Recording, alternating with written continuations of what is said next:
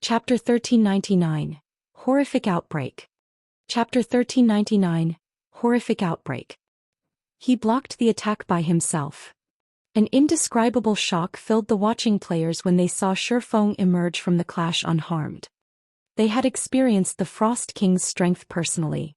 The Grand Lord had killed players with activated berserk skills as if they were a joke.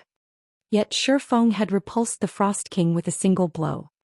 Although the Frost King had weakened slightly after finishing off the Inferno Demon with that powerful skill, players had no hope against its strength. I wonder what Heaven's Burial's reaction will be if Zero Wing takes down the Frost King?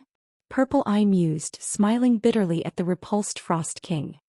She had hoped that the Star Alliance could use the Frost King to elevate its status in Star Moon Kingdom. Unfortunately, that plan was no longer feasible. However, the setbacks the Star Alliance suffered were nothing compared to those of Heaven's Burial.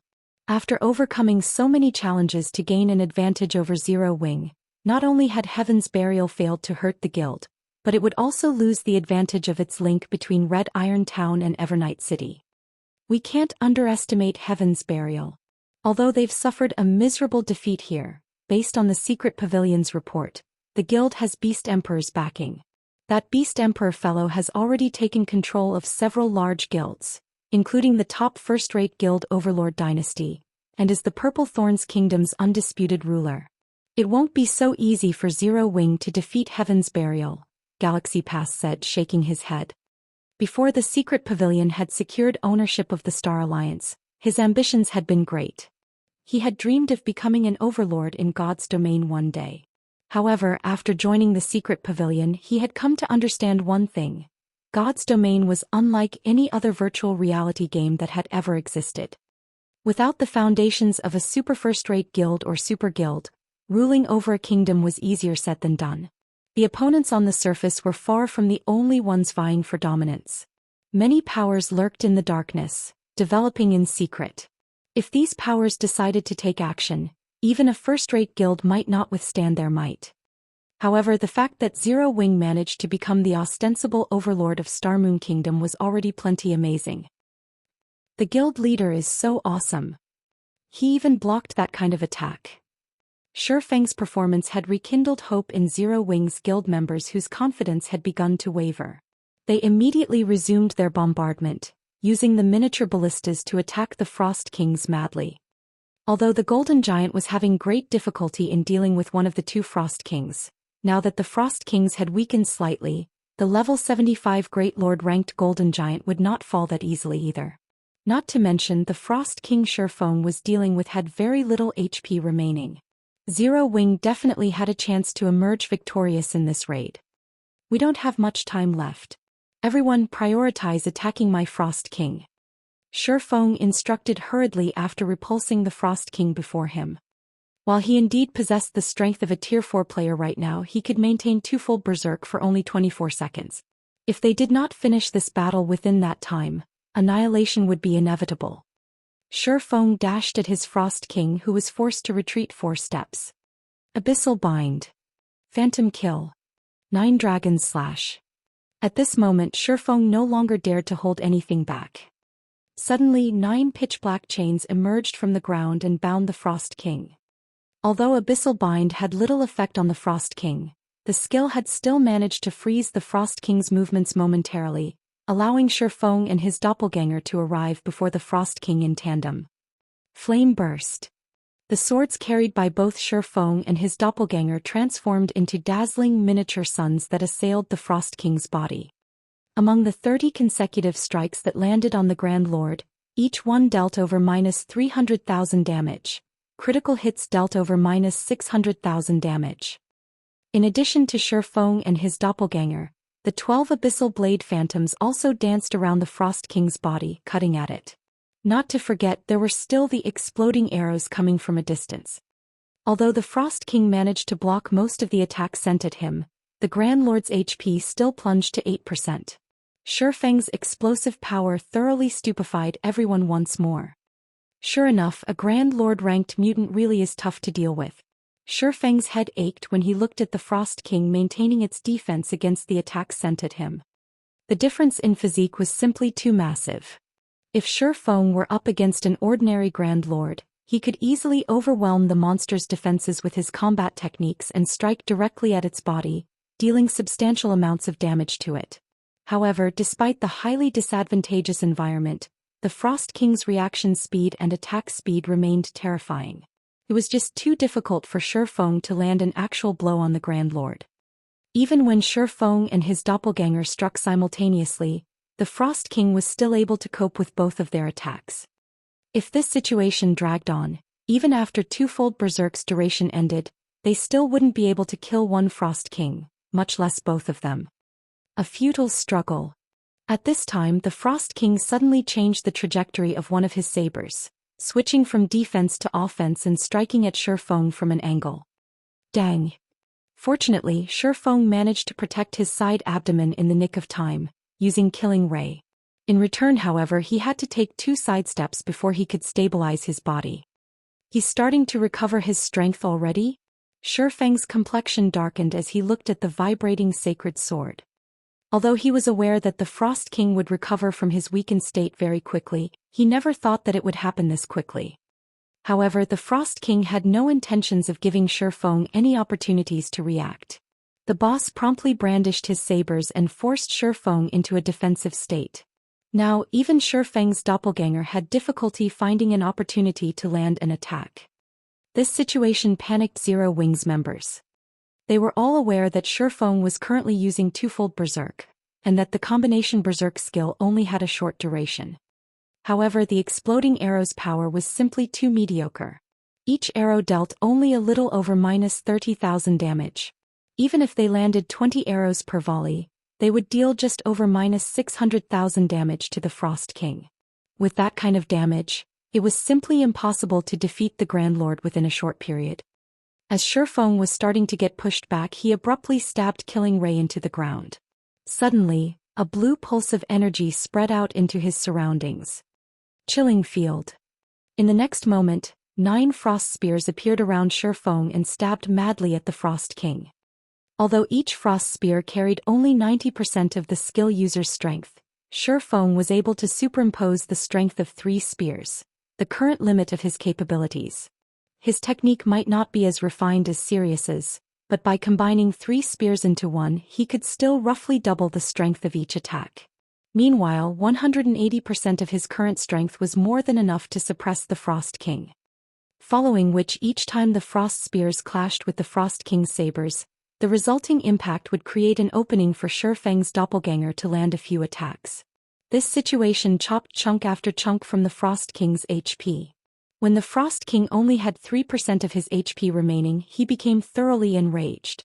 Suddenly, his snowy white body turned pitch black, and the aura he gave off was replete with an indescribable sense of evil. Despicable living beings! You all have truly angered me now. The enraged Frost King's HP abruptly fell by a sizable portion.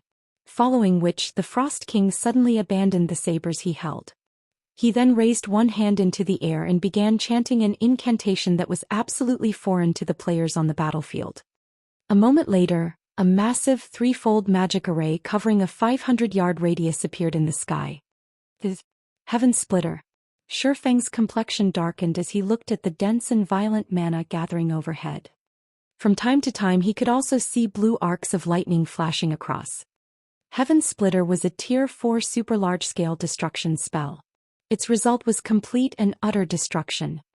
At this moment, Shi Feng went into a frenzy as he controlled Chilling Field to execute Sword's Orbit, launching a relentless stream of attacks at the Frost King. As the mana in the skies grew increasingly violent, the Frost King's HP likewise declined. 2%. 1%. Die! Shi Feng bellowed as he activated Divine Providence and Dragon Breath. Immediately, a white beam of light devoured the Frost King, reaping the final strand of his HP. Chapter 1400, King's Loot. Chapter 1400, King's Loot. When the HP of one of the Frost Kings reached 0, both Frost Kings suddenly turned into ice and shattered. At the same time, the heavy pressure on Zero Wing's members lifted, and they collapsed wearily to sit down on the ground. That was so close. Everyone from Zero Wing breathed out a sigh of relief when they noticed the magic array in the sky disappearing gradually. Had the magic array been allowed to gather mana for even a moment longer, this battle would definitely have ended in their annihilation. After the Frost King's death, everyone received a generous amount of EXP. Although not everybody managed to level up, their experience bars still increased by a sizable portion, equivalent to 1 day's worth of grinding. However, compared to the EXP they received, everyone paid much more attention to the loot of the Frost King. The reason for this was the loot's abundance. The Frost King actually dropped over 100 items when it died. Even the final bosses of leveling maps would not drop such a large number of items. Usually one would be fortunate to get 1 or 2 dozen items. Yet now there were actually over 100 items dropped. Just looking at the loot made everyone's heart race. What? So many items actually dropped. Envy suddenly filled the eyes of the distant spectating large guilds and independent players, many of them wishing they could charge forward and steal some of the items for themselves right now. However, the onlookers simply left their fantasies as fantasies. Setting aside how much time they would need to cross the long distance separating themselves and the loot, just getting through Zero Wing's experts to reach the loot would already be a near impossible feat. Crap. I bet there are going to be plenty of dark gold weapons and equipment among the loot. Dark gold rank? Aren't you underestimating the mutated Frost King a little too much? I recall that the last mutant that appeared in White River City had dropped epic items after it died. Since the Frost King was much more powerful than that previous mutant, most likely there are going to be many epic items among the loot. Even until now, our guild has only managed to obtain 1 epic item. Moreover, it was even taken by the guild leader. If I could have one as well, I'd definitely be willing to leave my guild and join Zero Wing. Everyone speculated on the Frost King's loot. What frightening loot! With merely a glance at the items dropped, Shifeng already spotted more than 10 weapons and equipment. Meanwhile, the majority of the loot consisted of various attribute gemstones and magic crystal treasure chests. Attribute gemstones were one of the hard currencies in God's domain. No matter what level players reached, attribute gemstones would not become obsolete. Meanwhile, the magic crystal treasure chest was something only Grand Lord ranked bosses and above had a chance of dropping, starting from level 50. Depending on the magic crystal treasure chest's quality, the number of magic crystals it rewarded would also vary. This could be considered a relatively good way for expert teams to obtain magic crystals. Common magic crystal treasure chests gave between 5 to 20 magic crystals, and on the market they sold for roughly 3 gold each. Bronze magic crystal treasure chests gave between 30 to 50 magic crystals and sold for roughly 12 gold each. Mysterious iron magic crystal treasure chests gave between 100 to 150 magic crystals and sold for roughly 37 gold each. Secret silver magic crystal treasure chests gave between 300 to 500 magic crystals and sold for roughly 120 gold each. Fine gold magic crystal treasure chests gave between 1,000 to 2,000 magic crystals and sold for roughly 450 gold each. Dark gold magic crystal treasure chests gave between 3,000 to 5,000 magic crystals and sold for roughly 1,200 gold each. Meanwhile, the Frost King had dropped a total of 5 magic crystal treasure chests, 3 secret silver rank, 1 fine gold rank and 1 dark gold rank. After another 10 minutes or so, Shifeng was finally done organizing the Frost King's loot. As he was doing so, he could not help but grow ecstatic. Among the loot there were 2 tier 4 magic scrolls. These things were extremely valuable treasures in God's domain. Not to mention one of these 2 scrolls was even a summoning scroll. The value of this scroll was simply incalculable. Aside from those, there were also various advanced recipes and designs for the various lifestyle classes. The one Shifeng loved the most was the Titan device design, which ranked near the top even among advanced designs. Or to put it in another way, the Titan device was one of the consumable items all players dreamed of obtaining. Like the strengthening device, the Titan device was similarly a consumable item. Only, unlike the strengthening device, which was used to extend the durability of equipment, the Titan device was used to increase the mana density around players. It allowed players to exert even more of their own strength.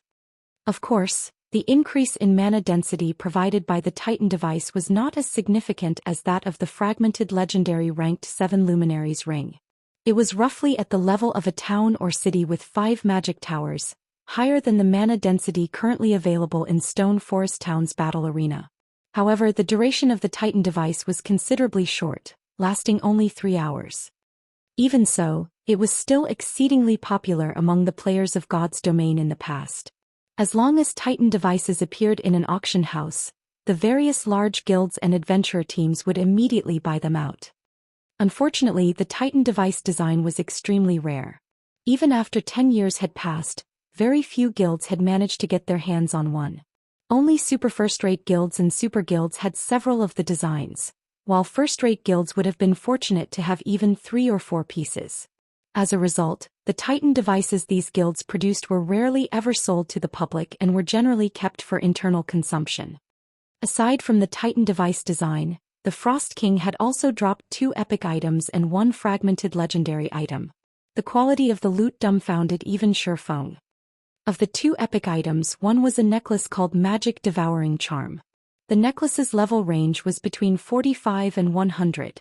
Unfortunately, the necklace's basic attributes were average at best. Moreover, the necklace had only 1 passive skill. In Shi Feng's opinion though, this necklace was definitely a top-tier necklace for magical classes. The reason for this was the passive skill Mana Body. Mana Body increased the wearer's spell completion rate by 3% and spell effectiveness by 30% while decreasing spellcasting time by 20%. This could be considered a godly skill for magical class players. Aside from the Magic Devouring Charm, the other epic item was a spatial bag. The value of this item exceeded even the Magic Devouring Charms. Although the spatial bag did not provide any attributes or skills to players, it could be stored inside a player's bag space and be used to store 12,000 slots worth of items, nearly double the available slots in Shi Feng's current bag space. Meanwhile, the most amazing aspect of this spatial bag was its built-in warehouse. Players could store non-bag space items such as diamond wood and 7 luminaries crystals inside this warehouse. Moreover, the spatial bag could store up to 300 non-bag space items, triple the amount the Hurricane sailboat could carry. If put up for auction, it could easily sell for over 50,000 gold. With this, transporting diamond wood will become much more convenient. As Shi Feng looked at the spatial bag, he quickly thought of many more ways of making money. Non-bag space items were generally very precious in God's Domain. Due to the trouble of transporting them, these items generally sold for very high prices. Hence, maritime adventurer teams were able to make a fortune by transporting items. As long as one transported some popular non-bag space items to a location that did not produce them, one would be able to sell the items for astronomical prices. Now that Shi Feng had the spatial bag, he could travel to various countries to purchase their local non-bag space items for a low price and resell these in other countries. After he was done looking at the 2 epic items, he could not help but shift his sights to a dazzling staff. Despite the 2 epic items earlier being worth tens of thousands of gold, the total value of these 2 items was not even worth 1/10 of this staff. The reason being, this staff was a fragmented legendary weapon. Chapter 1401. Advanced Garrison Order. Chapter 1401. Advanced Garrison Order. To current players, epic items were already godlike existences that were unobtainable. What more fragmented legendary items? Even until now, there had been no news of any guild or player that had managed to get their hands on a fragmented legendary item. Although there was the possibility that the ones who had done so were keeping it a secret like Zero Wing, the odds of it happening were very low. After all, in addition to fragmented legendary items being extremely rare, the difficulty of acquiring one was also exceedingly high. In the past, Shadow, which had been a second-rate guild, had never obtained a single fragmented legendary item. From this, one could imagine just how rare fragmented legendary items were. Meanwhile, the fact that the Frost King had dropped a fragmented legendary staff could definitely be considered exceptional luck. Compared to equipment and accessories, weapons were the foundations for improving a player's combat power. As expected of a fragmented legendary weapon, its attributes really are terrifyingly strong. Frost Flame Wrath, Two-Handed Staff, Fragmented Legendary Rank. Equipment requirement: Strength 600, Intelligence 1500. Attack power, 220% of intelligence. All attributes increases according to user's level. When equipped. Strength increased by 30%, agility increased by 50%, intelligence increased by 60%, endurance increased by 50%, vitality increased by 50%. Casting speed increased by 30%. Cast range plus 20. Magic damage increased by 30%. All spell effectiveness increased by 30%. Spell critical rate increased by 30%. Spell cost decreased by 10%. Completion rate of all ice and fire type spells and skills increased by 5%. Ignore levels plus 20. Additional passive skill 1 dash. Frost Flame Origin. Increases the power of ice and fire type spells cast by user by 1 tier.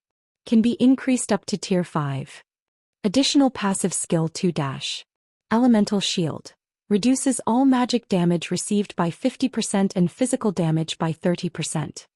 Additional active skill 1 dash. Frost Flame Hell. Deals ice and fire type damage to all enemies within a 50-yard radius for 10 seconds. Spell effectiveness will be 1 tier higher than user's current tier. Can be increased up to tier 5. Cooldown, 10 minutes. Additional active skill 2 dash. Frost Flame Space. With the user as the center, decreases the attributes of all enemies within a 100-yard radius by 30%. Increases user's attributes by 80% and physique by 50%. Also creates an ice-type doppelganger and a fire-type doppelganger. Doppelgangers will have 100% of users' basic attributes but can use only their corresponding type of spells. While inside Frost Flame Space, as long as either user or one doppelganger survives, user will not die. When Frost Flame Space's duration ends, user will recover back to peak condition. Duration, 1 minute. Cooldown 3 hours. Additional active skill 3 dash. Summon Mount.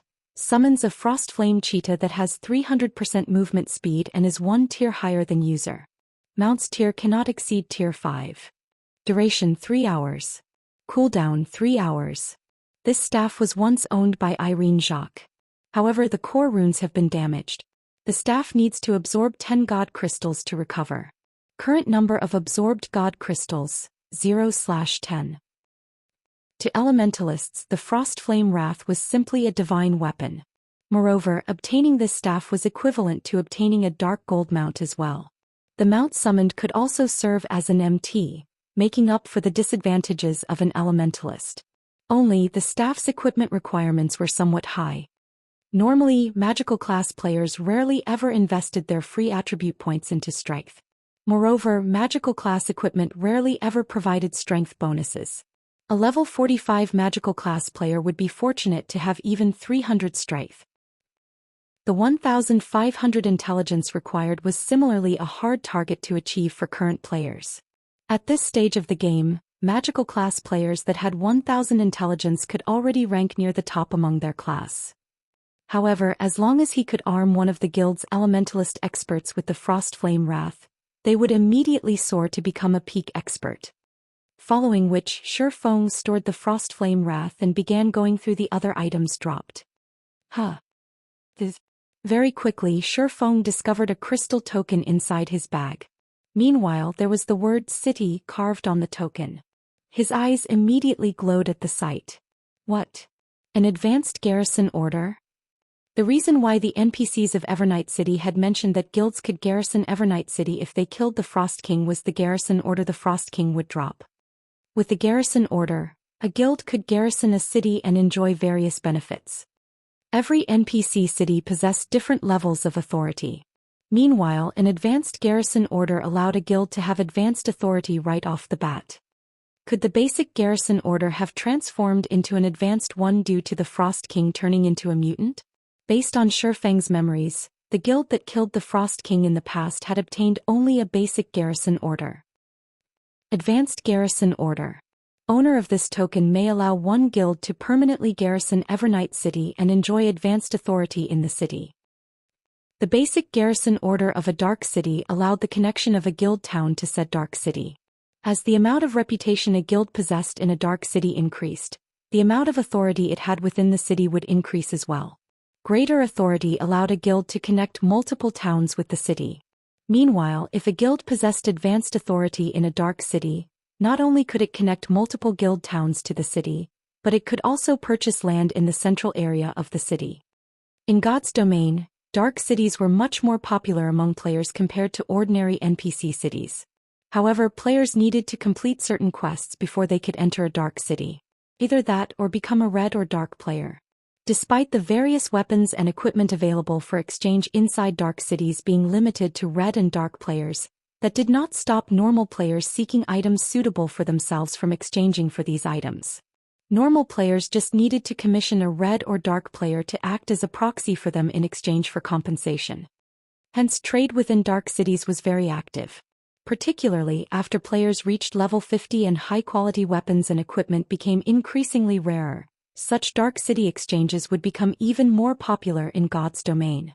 In the past, the population of dark cities had, at one point, even exceeded that of capital cities of kingdoms. One could just imagine how many players were conducting trades in dark cities. Of course, red and dark players could not freely exchange for high-quality weapons and equipment in dark cities.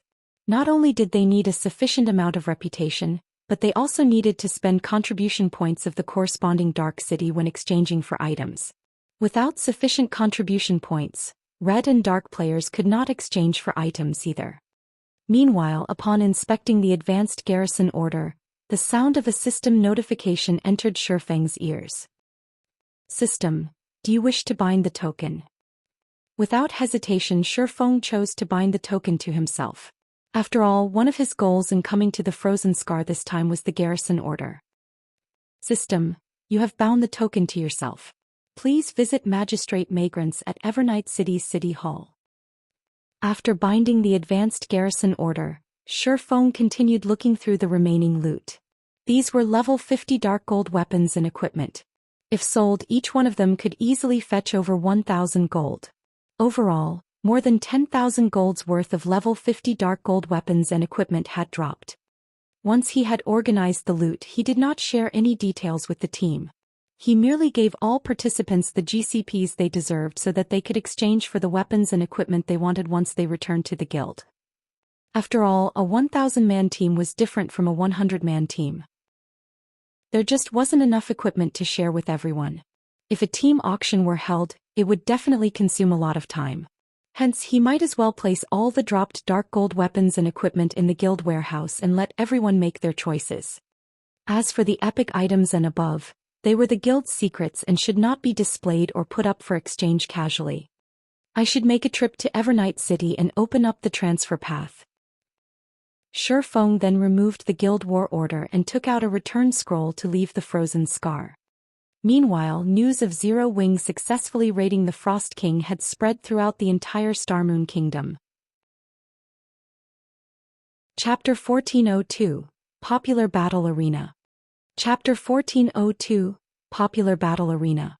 The news of the Frost King's defeat immediately caught the attention of many adventurer teams and independent players. This is a lie, right? I heard that many people got annihilated by the Frost King.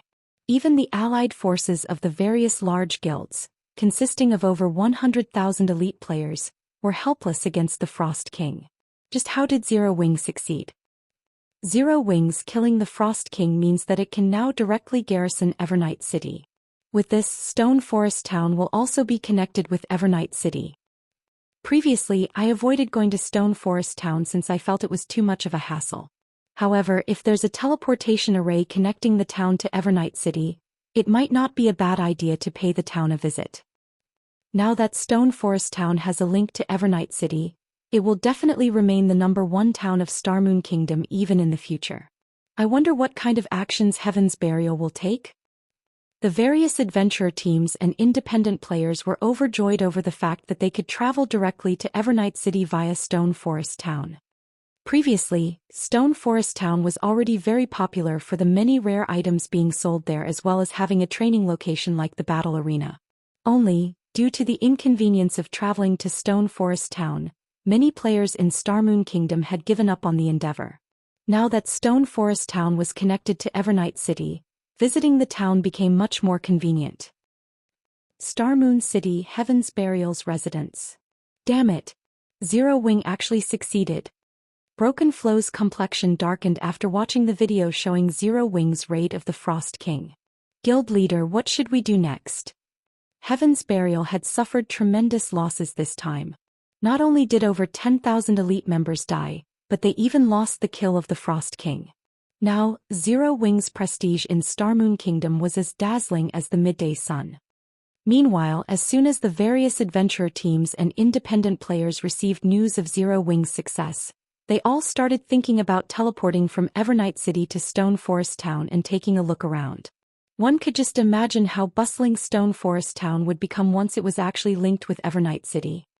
We'll let Zero Wing enjoy its success for now. It has merely opened a teleportation channel between Stone Forest Town and Evernight City right now. In God's domain, levels and resources are the truly important things. What we truly need to focus on this time is the Empire's Rise expansion pack. Moreover, Beast Emperor has just sent a message for our side to start preparing soon, Singular Burial said, sneering. However, we can't let Zero Wing off too easily either. Notify the personnel at the auction house. Tell them to increase the number of rare items we're putting up for sale as well as lower the processing fees a little. I want to see just how many merchant players and adventurer teams are really willing to go to Stone Forest Town.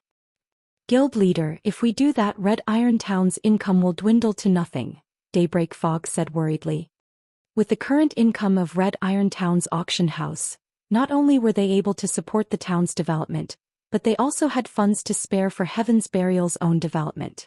However, if they lowered the processing fees they collected, they would only be able to sustain the town's development. To Heaven's Burial, which was currently in dire need of funds, this was not a beneficial situation. It's fine.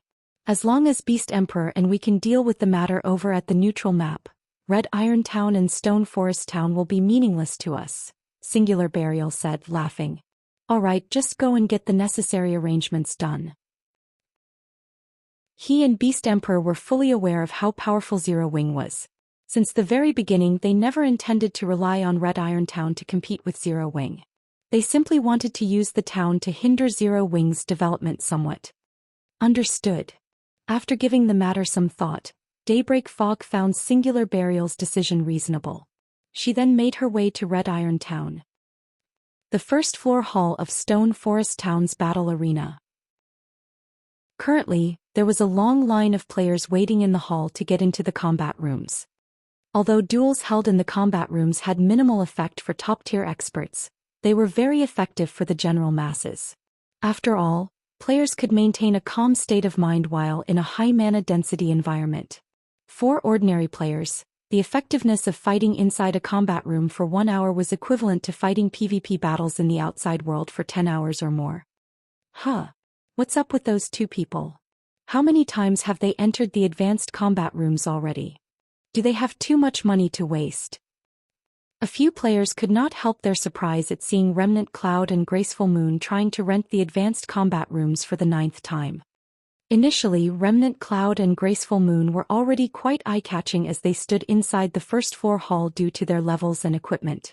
Adding on the fact that they would return to the first floor once every half an hour to rent the advanced combat rooms, they naturally would garner attention. Renting 2 combat rooms each time meant spending 4 magic crystals. Doing so 8 times meant spending 32 magic crystals. On the market, 32 magic crystals could easily fetch 8 gold or more. Many expert players did not even earn 1 gold a day. Although adventurer teams were generally wealthier than individual expert players, no matter how the waiting players looked at it, spending 8 gold in such a short time was simply extravagant. Yet now both Remnant Cloud and Graceful Moon were actually planning on renting the advanced combat rooms again. That was simply ludicrous. Sir, I'm very sorry, but as per our battle arena's rules, non-members are allowed to rent the advanced combat rooms only 8 times per day. If you wish to increase your number of entries, you'll have to become a member of the battle arena. In that case, you get 16 entries per day. If you become an advanced member, you can rent the advanced combat rooms without limit, the female NPC receptionist said, smiling as she looked at Remnant Cloud. I get to use the advanced combat rooms 16 times a day if I become a member? Remnant Cloud fell into deep thought. That is correct. The female receptionist nodded. If you wish to become a member of our battle arena, you'll have to deposit 1,200 magic crystals into your individual account. Having just arrived at Stone Forest Town recently, the players lining up at the counter next to Remnant Clouds were startled when they heard the prices quoted by the NPC receptionist. Has Zero Wing gone mad? There's someone willing to rent the expensive advanced combat rooms, yet Zero Wing has actually gone and limited the number of entries? Do they hate getting magic crystals that much? That's right. Only adventurer teams on Firecloud Fox's level would be willing to pay such a high price. If it were me, I would rather spend my magic crystals at the Trial Tower. Just as everyone was ridiculing the battle arena's regulations, Remnant Cloud suddenly opened his mouth and asked, "What are the conditions to become an advanced member here?" He dumbfounded everyone. What's going on? Is Firecloud Fox that wealthy? Everyone could not help but be shocked by Remnant Cloud's question. Although this was their first time hearing about the advanced membership, needless to say, the advanced membership fee would definitely be much higher than the basic membership fee. If you wish to become an advanced member directly, you have to deposit 3,000 magic crystals into your personal account. If you become an advanced member, not only will you be able to rent the advanced combat room without limit, but you'll also receive a 20% discount when using the normal combat rooms, the NPC receptionist explained. How fraudulent. If I had that many magic crystals, I would rather stay cooped up inside the Trial Tower than come here. Zero Wing is insane. Is there really someone who would be so foolish? A commotion broke out when the onlookers heard the NPC receptionist's explanation. Previously, the price of the Battle Arena's basic membership was already pretty fraudulent. However, the price of the advanced membership appeared utterly ridiculous. 3,000 crystals? A tight frown formed on Remnant Cloud's face. After a moment of deliberation, he said, "I just need to have a total of 3,000 magic crystals stored inside my personal account, right?" "That's right." The receptionist nodded. "If that's the case, carry out the basic membership procedures for the two of us for now," Remnant Cloud said, gritting his teeth as he paid 2,400 magic crystals to the NPC receptionist. This amount was already close to 1/3 of Firecloud Fox's stockpile of magic crystals. Of course, if it was possible, Remnant Cloud very much preferred to become an advanced member instead. That way he could keep improving himself inside the advanced combat room. However, he had brought less than 3,000 magic crystals this time. Hence he could only settle for basic membership for now. Understood. The NPC receptionist received the 2,400 magic crystals and started the membership procedures of the battle arena with Remnant Cloud and Graceful Moon. After completing the procedures, Remnant Cloud and Graceful Moon immediately turned around and dashed towards the staircase, apparently planning on entering the advanced combat rooms again. Is this a joke? Is he some actor hired by Zero Wing? The surrounding players wore a look of confusion on their faces as they watched Remnant Cloud and Graceful Moon leaving hurriedly for the 7th floor of the battle arena. They simply could not believe this situation. The two players were actually willing to become members of the battle arena just so that they could have more chances to enter the advanced combat rooms. Just what kind of magic does this advanced combat room possess? Wait a minute.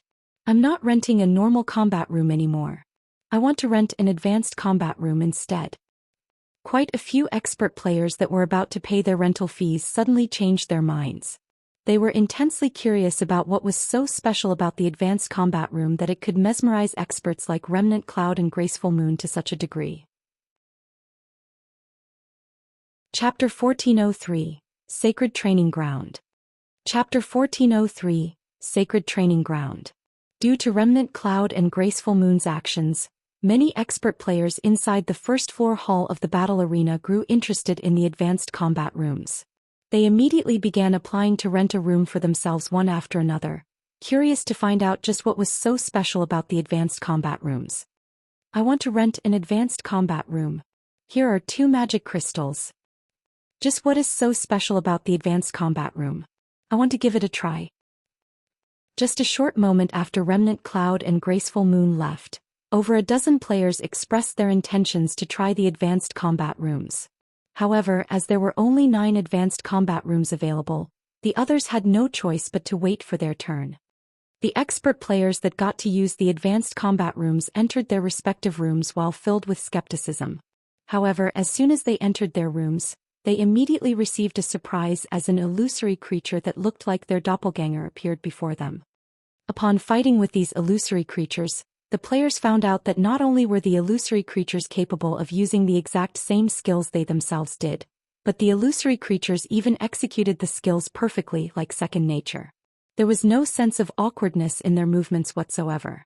Moreover, the might of the skills the illusory creatures executed were much more powerful than the players' own. After just a short clash, the players found themselves completely suppressed by the illusory creatures. Their defeat took less than 30 seconds. If not for the weapons and equipment they wore possessing powerful skills, they might not even have lasted 10 seconds. So strong. Is this for real? Can I really exhibit that kind of combat power? Why is there such a huge gap between the skill he used and the skill I used? Upon reviving, the players looked at their respective illusory creatures in shock. Originally, they could already exhibit greater combat power in the battle arena due to the high mana density here. However, they never imagined that they had the potential to elevate their combat power to such a degree. The illusory creatures' grasp on timing and skill completion rates in particular captivated them completely. Before they knew it, their respective illusory creatures had already killed them. Following which, the expert players inside the advanced combat rooms fully indulged in the wonders of the room. Even after 30 minutes had passed and they were ejected from their respective rooms, they still wore a dazed look on their faces. What? Didn't I just enter recently? It's over already? Why do I feel like only a few minutes passed? The expert players looked at the advanced combat rooms they were just kicked out from with great reluctance. However, as their time limit was up, they could only accept their fate and dash downstairs to get in line and rent the advanced combat room once more. What's going on with these people? The next batch of players queued up to use the advanced combat rooms stared in confusion at the last batch of players coming out from the rooms. They could not understand why these players were in such a hurry to go downstairs after leaving the advanced combat rooms. Commander, it seems that more and more people have found out about the secret of the advanced combat room. Should we continue queuing up for the rooms, or should we head to the Divine Colosseum instead? Graceful Moon frowned when she saw another batch of experts coming up to the 7th floor. She and Remnant Cloud had intended to keep the functionalities of the advanced combat rooms to themselves and monopolize the rooms for as long as possible. After all, only 9 advanced combat rooms were available. If other players found out about the wonders of the rooms, the advanced combat rooms would definitely be heavily contested.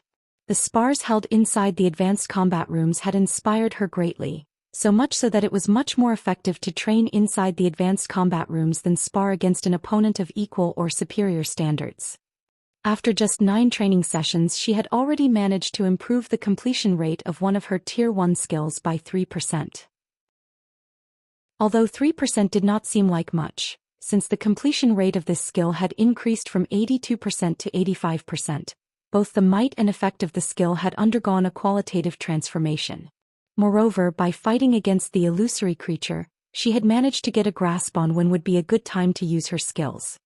The advanced combat room was so beneficial that she and Remnant Cloud had even delayed their plans to train at the Divine Colosseum in preparation for tomorrow's ranking competition. Not many people have discovered it yet, so the wait should not be that long. Let's continue queuing up for now. We'll return to the Black Dragon Empire only after the queue gets too long, Remnant Cloud said after giving the matter some thought. Previously, he had planned on heading to the Divine Colosseum to train after testing the advanced combat room once. However, just one try had gotten him addicted. Compared to the Divine Colosseum's trial tower, the advanced combat room could provide him with much greater aid, especially when it came to the improvement of skill completion rates.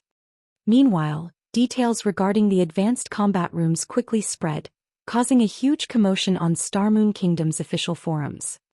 Amazing advanced combat rooms appear in Stone Forest Town. Shortly after this post appeared, it was already upvoted to the top 10 positions on the forums. This allowed everyone to find out about the advanced combat rooms. Is this a scam? Is the advanced combat room really that miraculous? Why would I need to lie to you? Right now, the advanced combat rooms are already in great demand. Just the number of players currently queued up for the rooms is already close to 300.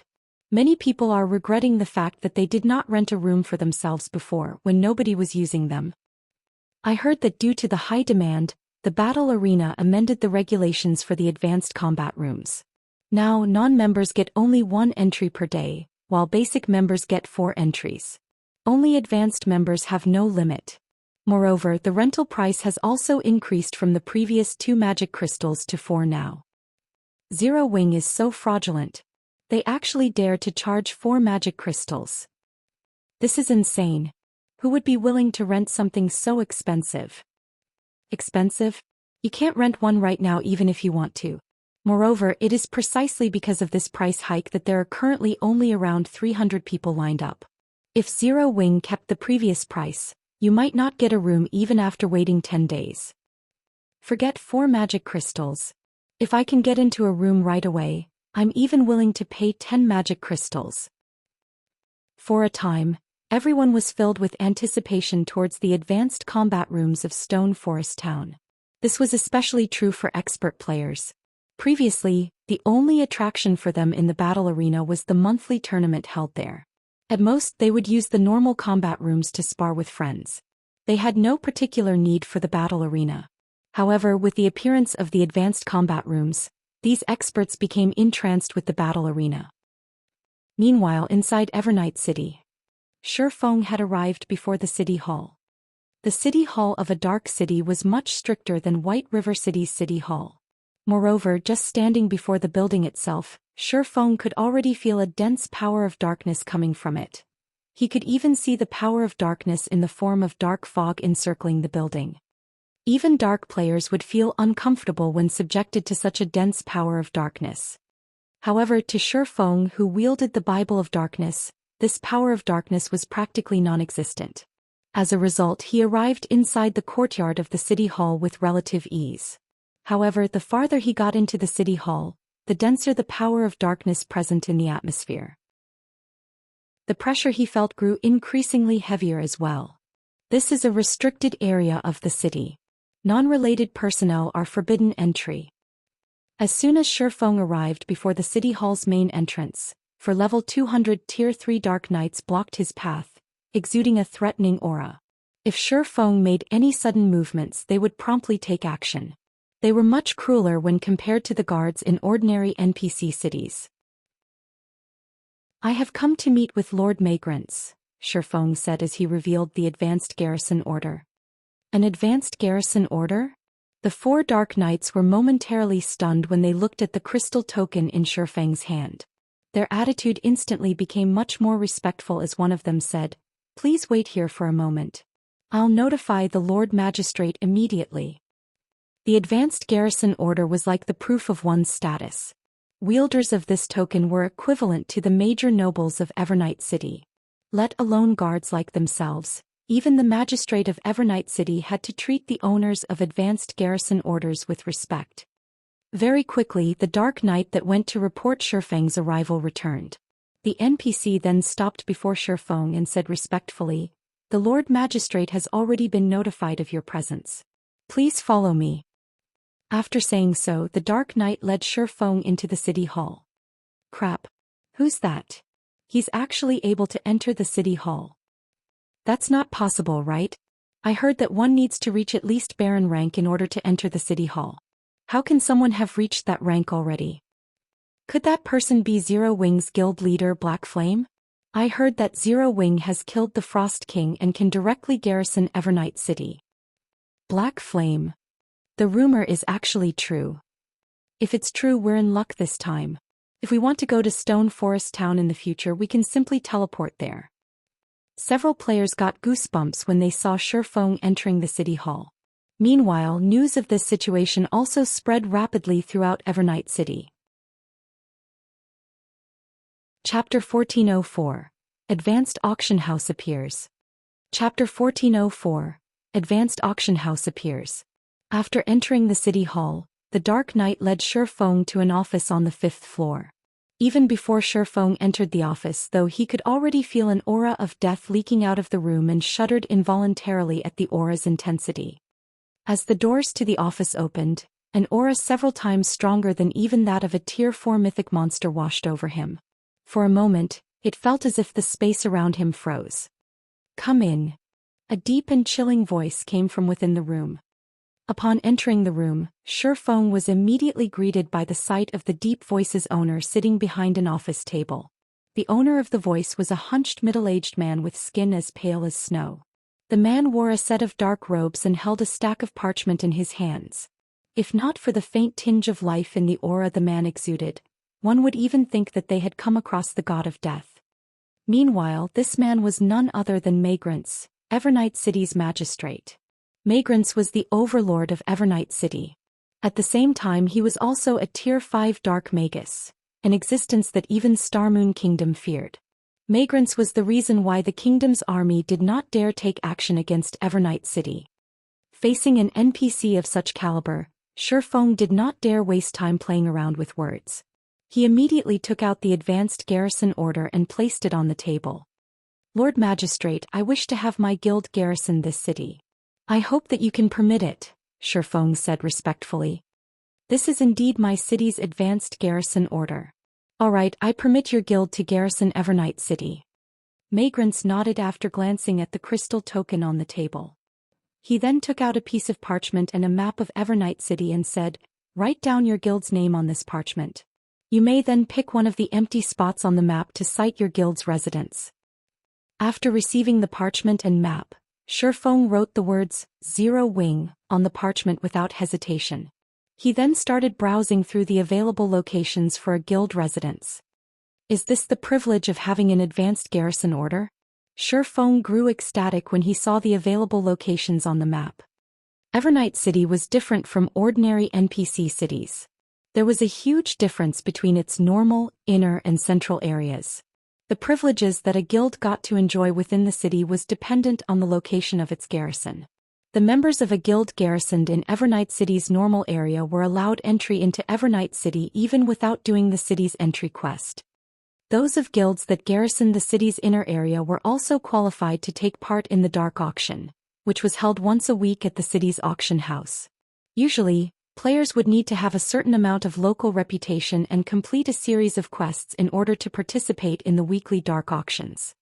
Lastly, the central area was where all guilds within Starmoon Kingdom wished to garrison. As long as a guild managed to set up a residence in the central area, its guild members could exchange for weapons and equipment in Evernight City without having to become a red or dark player.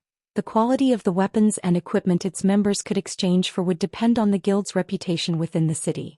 The only downside to this was that, unlike the items exchanged by dark players, the items exchanged by guild members who were not red or dark players were bound to themselves. However, the number of spots available in the central area of Evernight City was extremely limited. In addition, as there was no fee for garrisoning Evernight City, the 10 available spots would be distributed via an elimination system. Guilds would be ranked according to the number of city contribution points they accumulated each month, and those qualified to garrison the central area could compete for the 10 spots each month. With the advanced garrison order, Zero Wing could directly garrison the central area. On the other hand, Heaven's Burial only managed to garrison the inner area. "Lord Magistrate, I have already made my decision." After Shifeng made his selection, he returned the parchment and map to Magrance. "Excellent. From now on, Zero Wing will be one of the guilds garrisoned in Evernight City.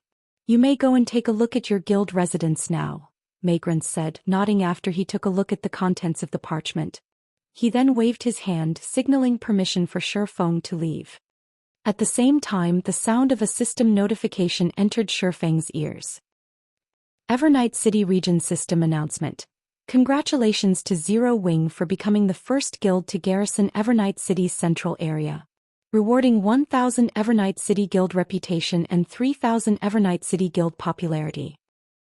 The system announcement repeated 3 times, notifying every player within Evernight City of its contents.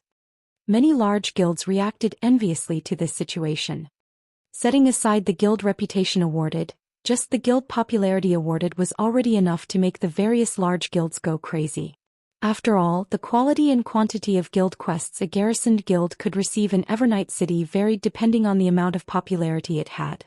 This would also have a significant impact on the amount of contribution points the guild members accumulated. Crap, Zero Wing is amazing. I heard that even until now Heaven's Burial has only managed to get into the inner area, after going through many difficulties. With this, Zero Wing's members are going to have an awesome time.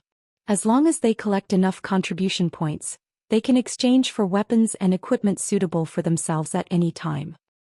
I heard that the benefits a guild receives for garrisoning the central area aren't limited to just that. It seems that guild members also receive a 30% discount when using the teleportation arrays of Evernight City. If that's the case, then I must join Zero Wing. I can save money and exchange for suitable weapons and equipment without having to rely on dark players. For a while, practically every player in Evernight City was discussing Zero Wing. This situation also frustrated the various dark players and dark guilds of Evernight City, who lost their opportunity to make a fortune.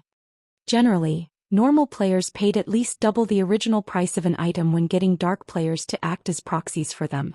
Now, however, normal players could just join Zero Wing and gather a sufficient amount of Evernight City contribution points to exchange for items themselves. With such an option available, only a fool would continue purchasing Evernight City's products from them. Back in Evernight City's City Hall, Shifeng spent 1,000 gold to establish a teleportation channel between Evernight City and Stone Forest Town. This matter immediately attracted the attention of many players. Guys, look. The teleportation array has 2 available destinations now. This is great. We can actually teleport directly to Stone Forest Town now. With this, I won't have to waste hours traveling to the town anymore. I previously did not bother visiting Stone Forest Town, due to the long distance. This is a good opportunity to visit it. I heard that Stone Forest Town opened a new kind of combat room. We can go there and give it a try now. In just a few short minutes, thousands of players had transferred to Stone Forest Town via teleportation array. Although it cost 80 copper to teleport to Stone Forest Town, it was much more convenient than traveling there from the nearest NPC town. As a result, many independent experts and adventurer teams began feeling that garrisoning Stone Forest Town was not a bad idea. After all, with Evernight City serving as a transfer point, they could save up on plenty of time. Meanwhile, the activation of the teleportation channel also caused the player population of Red Iron Town to decrease drastically. Black Flame, I'll let you have your fun for now. However, you'll soon know that all your efforts are in vain. Singular Burial sneered as he read the report he just received. He then looked at Daybreak Fog on the screen before him and said, "You all can begin operations now. Guild leader, leave it to us." Daybreak Fog smiled, her eyes filled with confidence. Meanwhile, Shifeng, who was surveying Zero Wing's residence in Evernight City, got a sudden call from Melancholic Smile. "Guild leader, the advanced auction house has been constructed. Should we open it to the public now?" Melancholic Smile asked, her face tinged with excitement. Chapter 1405. Zero Wing Auction House. Hearing Melancholic Smile's report, Shifeng could not help but grow joyful. He had been waiting for this moment for a long time now. Good. Send a few advanced NPCs from the battle arena to manage the auction house's affairs right away. Afterwards, announce to the public that we are only collecting a 1% processing fee. If one becomes a member of the Zero Wing Auction House, they can have the processing fee for the first 5 items they consign each day waived. Meanwhile, those wishing to become a member only need to pay a one-time fee of 10 magic crystals, Shifeng said. It's about time we kick Red Iron Town out of the competition. Guild leader, isn't this going a little too far? Melancholic Smile was somewhat astonished by Shifeng's declaration. The auction houses of NPC cities generally charged a minimum processing fee of 15%. Those in capital cities charged at least 20%. On the other hand, Red Iron Town's auction house charged a 10% processing fee. Although a 5% difference seemed small, that was far from being the case. For example, if one were to sell an item that was worth 1 gold, they would end up earning an additional 5 silver coins if they sold their items in Red Iron Town rather than an NPC city. Moreover, items that were put up for sale in auction houses were generally of high value. A 5% reduction in processing fees could allow the seller to save a large sum of money. Meanwhile, if Zero Wing's auction house were to collect only a 1% processing fee, it would be lucky to earn enough to maintain its operations. After all, there were only so many players in a town. Thus, there was a limit to the number of items that would be put up for sale each day. Besides which, the advanced auction house itself was a very large building requiring hundreds of NPCs to manage. Although they could oppress Red Iron Town by doing so, Zero Wing wouldn't be able to earn any money either. Don't worry about it. Just get it done, Shifeng said, chuckling, not bothering with explanations. He then took out a guild transfer scroll and teleported to Stone Forest Town's guild residence.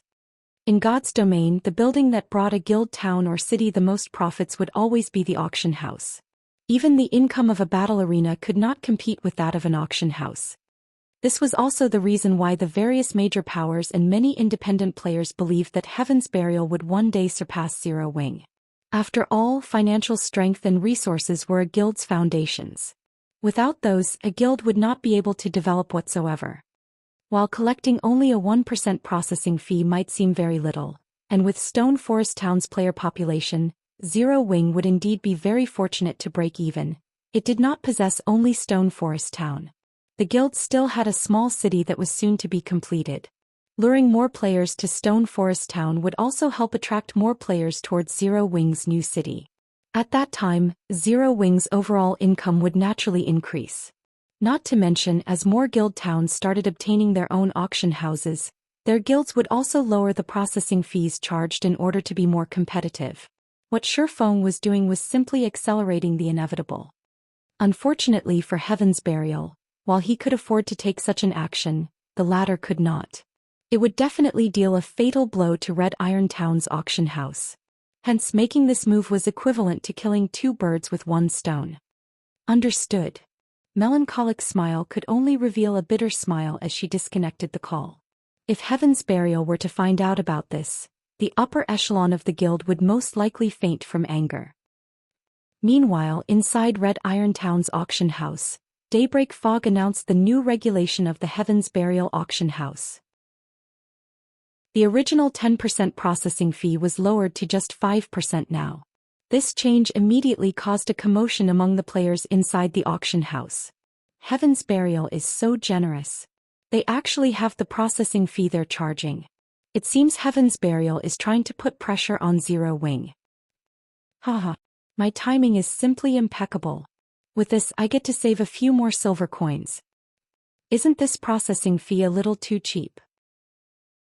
Even if I import items from cities other than Starmoon City, as long as I sell them at a sufficiently high price, I can still make quite a profit. Red Iron Town's rise is definitely unstoppable now. Many players inside the Heaven's Burial auction house were surprised at Heaven's Burial's crazy move. Meanwhile, news of the change also quickly entered the ears of the various powers of Starmoon Kingdom. Have the higher-ups of Heaven's Burial lost their minds? Are they not afraid of not making money by pulling such a stunt? It seems Zero Wing has truly angered Heaven's Burial this time. Although Heaven's Burial will lower their profits by doing so, the number of players visiting Red Iron Town will definitely reach scary heights in the future. The town's player population might even exceed Stone Forest Town's. With this, Stone Forest Town's position as the #1 town will no doubt get stolen very quickly. Haha. This will most likely put Zero Wing in a predicament. Heaven's Burial has actually played such a move right before the start of the candlelight auction. The number of players willing to purchase Stone Forest Town's private houses and shops will surely decrease significantly. Zero Wing must be fuming right about now. The various major powers within Starmoon Kingdom were greatly shocked by Heaven's Burial's crazy actions. However, they also felt joyous about this development. Currently, the players selling items at Red Iron Town mainly consisted of Starmoon City residents. Very few players from other NPC cities were willing to visit Red Iron Town just to utilize its auction house. The main reason for this situation was the expensive teleportation fees. With the processing fees charged by the Heaven's Burial auction house halved, the money saved could be used to cover the teleportation fees. This change would definitely attract large groups of players from other NPC cities. Hence, it was only a matter of time before Red Iron Town surpassed Stone Forest Town. Once the independent players and adventurer teams based in the various NPC cities of Star Moon Kingdom received this information, they started organizing their items, prepared to make a trip to Star Moon City. In less than half an hour since the announcement was made, Red Iron Town's player population increased by over 50,000. Now the town's total population was only a little over 100,000 away from catching up with Stone Forest towns. Big Sis Fog, the rare items the guild leader had us send over have arrived. Moreover, based on the reports we've received, many merchant players in Stone Forest Town have already begun leaving the town. By the looks of it, they are planning on going to Red Iron Town, a level 30+ female assassin reported. Good. Put the items up for sale in batches. After this, I want to see if there are still people willing to purchase the private houses and shops of Stone Forest Town, Daybreak Fog said, nodding. Although Heaven's Burial would not earn much by lowering the processing fees to such a level, being able to lure away the merchant players of Stone Forest Town was already more than enough, as doing so would decrease Stone Forest Town's popularity in turn. Meanwhile, in front of Stone Forest Town's advanced auction house, the massive size of the building had attracted the attention of many players. What a huge building! It's practically as large as the battle arena. Could Zero Wing be planning on setting up another battle arena? That shouldn't be the case. Towns and cities are limited to only one battle arena each. Quick look. The magic barrier hiding the building is starting to disappear. Just as the passers-by were discussing the newly constructed building in Stone Forest Town, the gigantic barrier shrouding the entire advanced auction house began shattering. A moment later, a building that could rival Stone Forest Town's battle arena in grandeur appeared before everyone's eyes. Meanwhile, at the entrance of this majestic building, the words Zero Wing Auction House were carved in large letters. Chapter 1406, Dominating Star Moon Kingdom. Chapter 1406, Dominating Star Moon Kingdom. An auction house. What?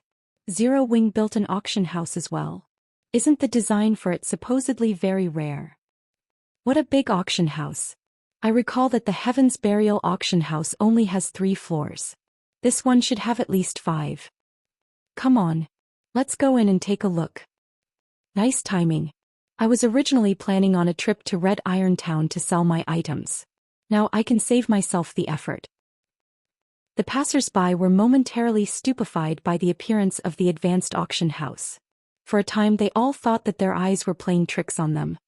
As for the guild spies stationed in Stone Forest Town, they were utterly dumbfounded when they saw the Zero Wing auction house. Ever since Heaven's Burial constructed an auction house, the various large guilds and superpowers had gone nuts searching for an auction house design of their own. Unfortunately, the design was simply too rare. Even now, there was no news of any super guild or any guild for that matter, successfully constructing another auction house. Shortly after the appearance of the Zero Wing auction house, the nearby players rushed into the building. As soon as everyone entered the auction house, they were stupefied. The reason for their reaction was the space inside the building being much larger than what they had seen from the outside. The size of the first-floor hall alone could already rival that of a sports arena. The various decorations adorning the hall also made them feel like they had just entered a palace. The Zero Wing auction house was much more luxurious than even the auction houses in most NPC cities and was only slightly inferior when compared to the auction house in Star Moon City. Moreover, the Zero Wing auction house had a total of 7 floors. The first floor was meant for consigning items, the second floor for purchasing items, the third floor for bartering, the fourth floor for NPC basic auctions, the fifth floor for NPC intermediate auctions, the sixth floor for NPC advanced auctions, and the seventh floor for large-scale private auctions. Isn't the Zero Wing auction house a little too amazing? There's actually a bartering function available as well. That's nothing. There are even NPC-hosted auctions here.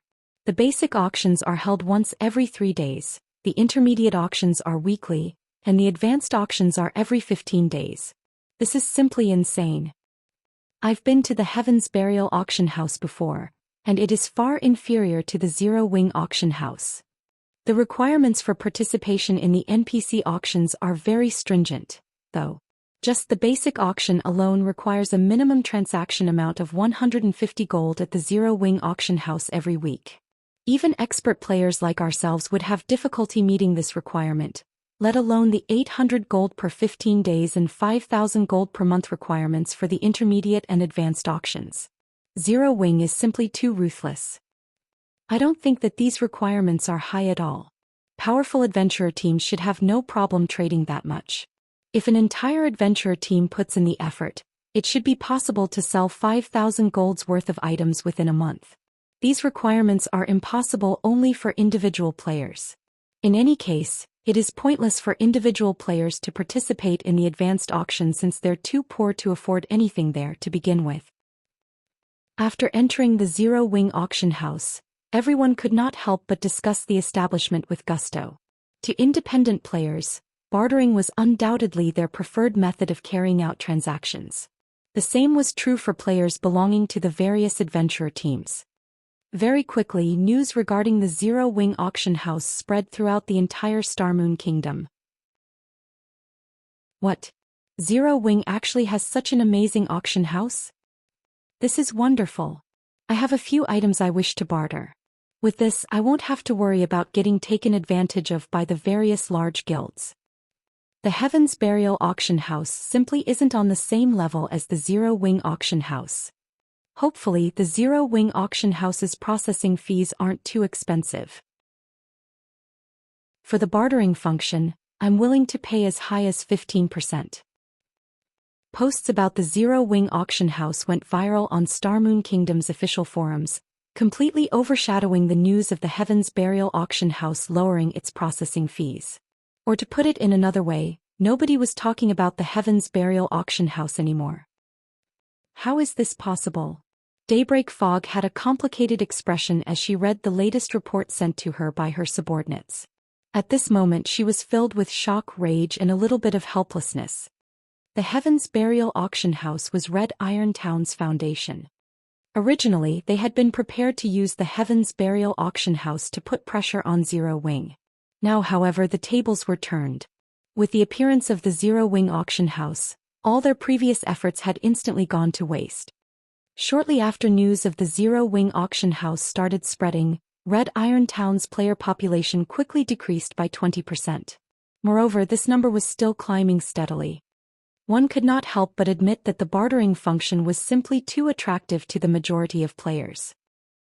Meanwhile, after the Zero Wing auction house's existence became public, Melancholic Smile followed Shifeng's request, releasing an announcement that the Zero Wing auction house would charge only a 1% processing fee on all transactions. In addition, players who became a member of the auction house would have the processing fee for their first 5 items sold each day waived.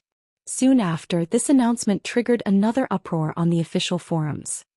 Has Zero Wing lost its mind? It's only charging such a small processing fee despite having such a great auction house? Is Zero Wing not afraid of making a loss? Such ruthlessness. Originally, I thought that Heaven's Burial was already plenty ruthless. Turns out, Zero Wing is even more ruthless. With this, the Heaven's Burial auction house is definitely a goner. Is Zero Wing planning on dominating Starmoon Kingdom's auction houses? At this moment, whether it was the independent players, adventurer teams, or large guilds, they all could not help but gasp when they saw Zero Wing's announcement. Now, not only did Stone Forest Town have a teleport channel with Evernight City, but it also boasted an auction house with a built-in bartering function. Moreover, the auction house was charging only a 1% processing fee on all transactions. To players who frequently sold their items at auction houses, the Zero Wing auction house was practically heaven. With such benefits available, players from the various NPC cities of Starmoon Kingdom would definitely surge to Stone Forest Town. At this rate, Zero Wing would truly dominate Starmoon Kingdom. Big Sis Fog, what should we do now? One of the players managing the Heaven's Burial auction house could not help but ask as she looked at Daybreak Fog. Shortly after Zero Wing's announcement, the number of players visiting the Heaven's Burial auction house had more than halved. At this rate, it was only a matter of time before the establishment lost all its customers. Zero Wing. Daybreak Fog practically shouted every syllable at the top of her lungs when she saw Zero Wing's announcement. With this, not to mention relying on the Heaven's Burial auction house to sustain Red Iron Town's development, they would already be fortunate to get back their investment in the auction house. Aside from Heaven's Burial's upper echelon, the adventurer teams garrisoned in Red Iron Town were also filled with regret when they heard about the Zero Wing auction house. So long as they remained garrisoned in Red Iron Town, they would not be able to set foot into Stone Forest Town. Like many other adventurer teams, they possessed plenty of rare items. Meanwhile, it would be a colossal waste to simply convert these rare items into coins. However, they also did not normally have an opportunity to barter for other items, unless they were prepared to get taken advantage of. Yet now, despite such a good opportunity having presented itself to them, they had crushed it with their own 2 hands. Meanwhile, due to the appearance of the Zero Wing auction house, Stone Forest Town's player population had suddenly increased by over 50%. Currently, the streets were packed with players. Among them, the visiting merchant players inundated Melancholic Smile with offers stating their willingness to sign all sorts of unbalanced agreements. Right now, she was already having trouble keeping up with the incoming calls and messages, much less do anything else. Guild leader, I've just received the latest statistics. Currently, over 3,000 players have become a member of the Zero Wing auction house. Moreover, this number is still rising rapidly. The transactions made at the auction house have also far exceeded our initial expectations. Just the processing fees we've collected thus far have already exceeded 200 gold. A big smile appeared on Melancholic Smile's face as she read through the report. Despite the Zero Wing auction house opening for business just recently, the results were already so overwhelming. At this point, it was already safe to say that the Zero Wing auction house would definitely surpass the Candlelight Trading Firm and Battle Arena in future income generation. Guild leader, it's about time. Can we hold the auction now? Chapter 1407. Manatite Mine. Chapter 1407. Manatite Mine. Upon hearing Melancholic Smile's reminder, Shifeng nodded in agreement. He too felt that now was a good time to hold the auction for Stone Forest Town's private houses and shops. Although the Zero Wing auction house was currently raking in money at a frightening pace, it would not be enough money to cover the various maintenance and construction costs of Zero Wing's future city. Moreover, Zero Wing's guild branch over at the Black Dragon Empire and Immortal Light over at the Apocalypse Empire both required considerable funds. As the era of mounts had already arrived, they needed to equip guild members with mounts as soon as possible to improve their leveling speeds. Fortunately, Zero Wing had a stable allowing it to save plenty of money on mounts. Only with Zero Wing's current funds, the number of mounts it could afford was like a drop in the ocean when compared to the number of members in the guild. Following which, Shifeng left the matter regarding the auction to Melancholic Smile to manage, while he returned to White River City to make preparations for claiming the Manatite Mine in the Sea of Death. Currently, although Zero Wing was capable of earning a lot of coins, its supply of magic crystals was grossly inadequate. Now, Shifeng also needed to supply magic crystals to the Ring of Gospel, in addition to the 3 magic towers in Stone Forest Town. The number of magic crystals that the battle arena was currently raking in was just not enough to sustain such enormous expenditures. Not to mention, once Zero Wing City was completed, the guild's magic crystal consumption would definitely become even more frightening. In God's domain, the various large guilds all wished to construct as many cities as possible. After all, a city represented the generation of a massive amount of wealth, both coins and credits. However, constructing a guild city was easier said than done. To put it simply, while constructing a city was easy, maintaining it was quite difficult. The reason for this was a guild city's consumption of extraordinarily frightening quantities of magic crystals. Hence, in Shifeng's previous life, even first-rate guilds could construct only a very limited number of cities. Only the various superpowers that had occupied or veins capable of producing magic crystals could easily maintain multiple guild cities. Ordinary large guilds would already be fortunate to be able to maintain a small city. Now that Zero Wing City was nearing completion, Shifeng naturally had to make some preparations ahead of time. White River City, Candlelight Trading Firm. When Shifeng arrived before the Candlelight Trading Firm's entrance, he noticed that the situation at the trading firm had changed quite remarkably. Currently, there was a long line of lifestyle players queued up outside the trading firm, many of whom had reached intermediate or advanced rank. Meanwhile, of the various lifestyle classes present, alchemists numbered the most. The candlelight trading firm's test is simply too terrifying.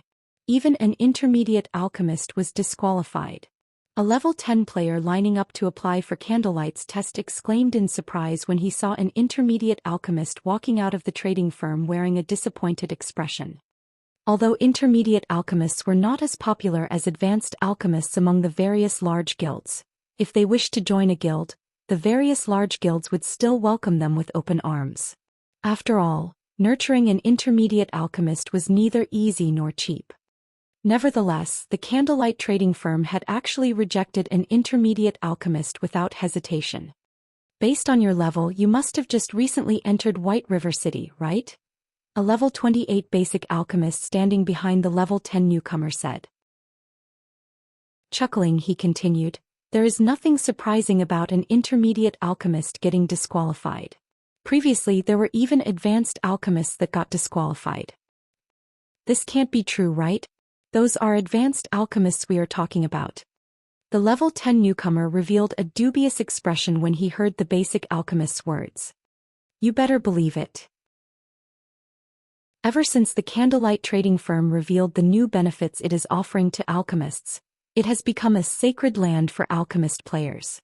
For your info, if you manage to become the 10th most skilled alchemist in Candlelight, you will get to use secret silver ranked alchemy tools.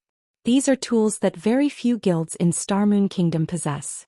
Moreover, this is the benefit provided to just the 10th ranking alchemist. If you manage to reach 4th place, you will get to use an entire set of secret silver alchemy tools. Meanwhile, the 1st ranking alchemist gets to use an entire set of dark gold alchemy tools. Due to these benefits, alchemists from all over Starmoon Kingdom as well as from several neighboring kingdoms have come to join Candlelight. As a result, Candlelight's criteria for alchemists have also increased significantly. You should feel fortunate that you are not an alchemist. Otherwise, as an apprentice, I'm afraid you won't even get through the first test.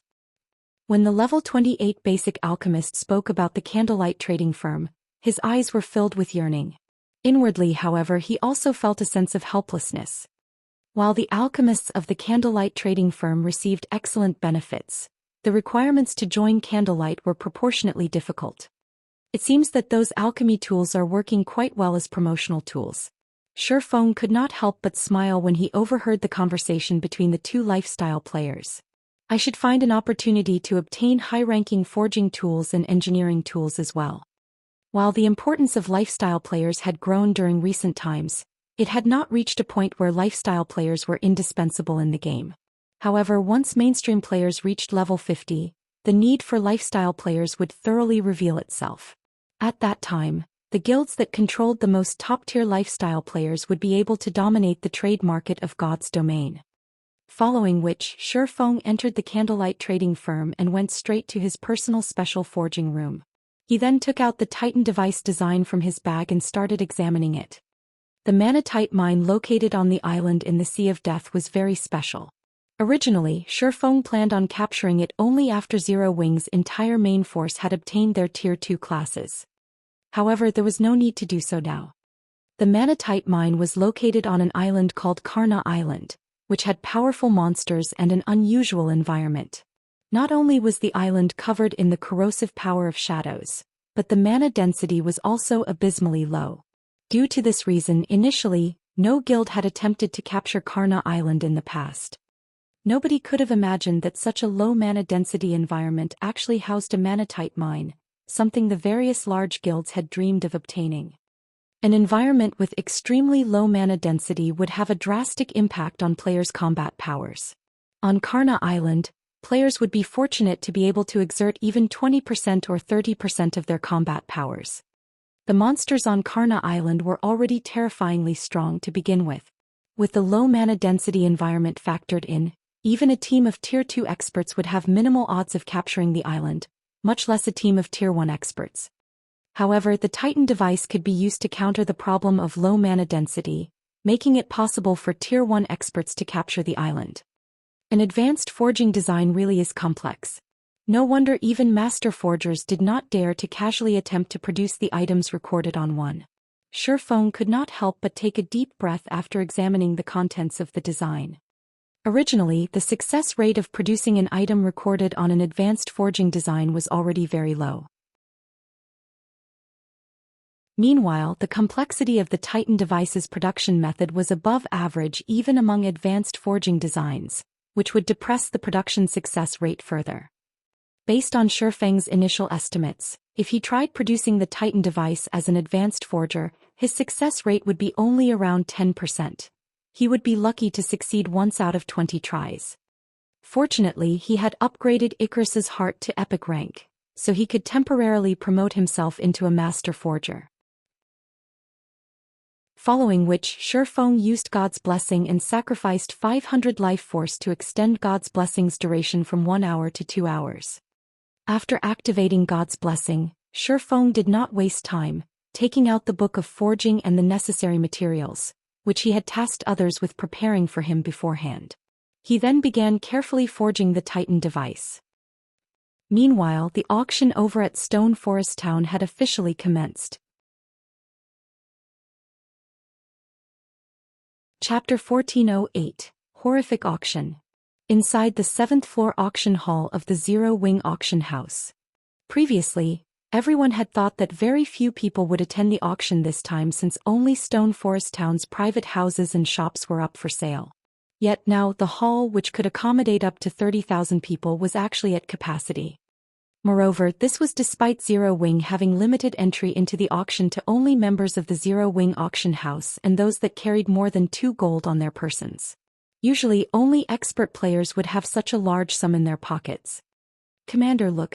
There are so many adventurer teams participating in the auction this time, not only from the Black Dragon Empire but also from other kingdoms. Graceful Moon was slightly shocked when she looked at the familiar figures around her. She had never thought that the Zero Wing auction would hold such a huge influence. However, after further consideration, she found it reasonable. After all, the current Stone Forest Town was simply too excellent. The town had a battle arena with advanced combat rooms, which allowed experts of her caliber to improve rapidly, as well as a high-class auction house, which had a system-operated bartering function. After finding out about these facilities, adventurer teams would be crazy not to want to develop here. Let them be. I've already had Flying Fox prepare quite a lot of funds. We don't need to fear being outbid by them, Remnant Cloud said, chuckling as he glanced at several well-known adventurer teams he was familiar with. These adventurer teams all ranked within the top 50 in the Black Dragon Empire. His original plan was to compete for the adventurer houses that were going up for auction at the Candlelight Trading Firm in a few days' time. However, after taking into account the current state of Stone Forest Town, he concluded that Firecloud Fox's financial strength was no match for that of top adventurer teams. Not to mention Zero Wing was planning to sell only 5 adventurer houses. Hence, he had decided to settle for buying 2 or 3 private houses in Stone Forest Town instead, enough to accommodate their adventurer team's main forces. Meanwhile, in order to surely obtain those private houses, he had mobilized the entirety of Firecloud Fox's forces and raised a total of 5,000 gold. With that kind of money, he could already purchase a relatively large private house in the Black Dragon Empire's capital. Just as everyone in the auction hall was discussing the Zero Wing auction, Melancholic Smile came out from behind the main stage and announced the start of the auction. Since only the private houses and shops of Stone Forest Town were being sold this time, Melancholic Smile did not bother with providing much of an introduction. Instead, she directly displayed the locations of the private houses and stated that the minimum price was 800 gold.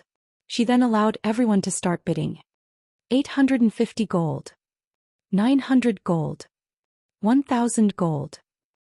In the blink of an eye, the price of the first private house shot up to 1,200 gold, stupefying the various independent players present. Meanwhile, the adventurer teams that had only several dozen members fell into despair.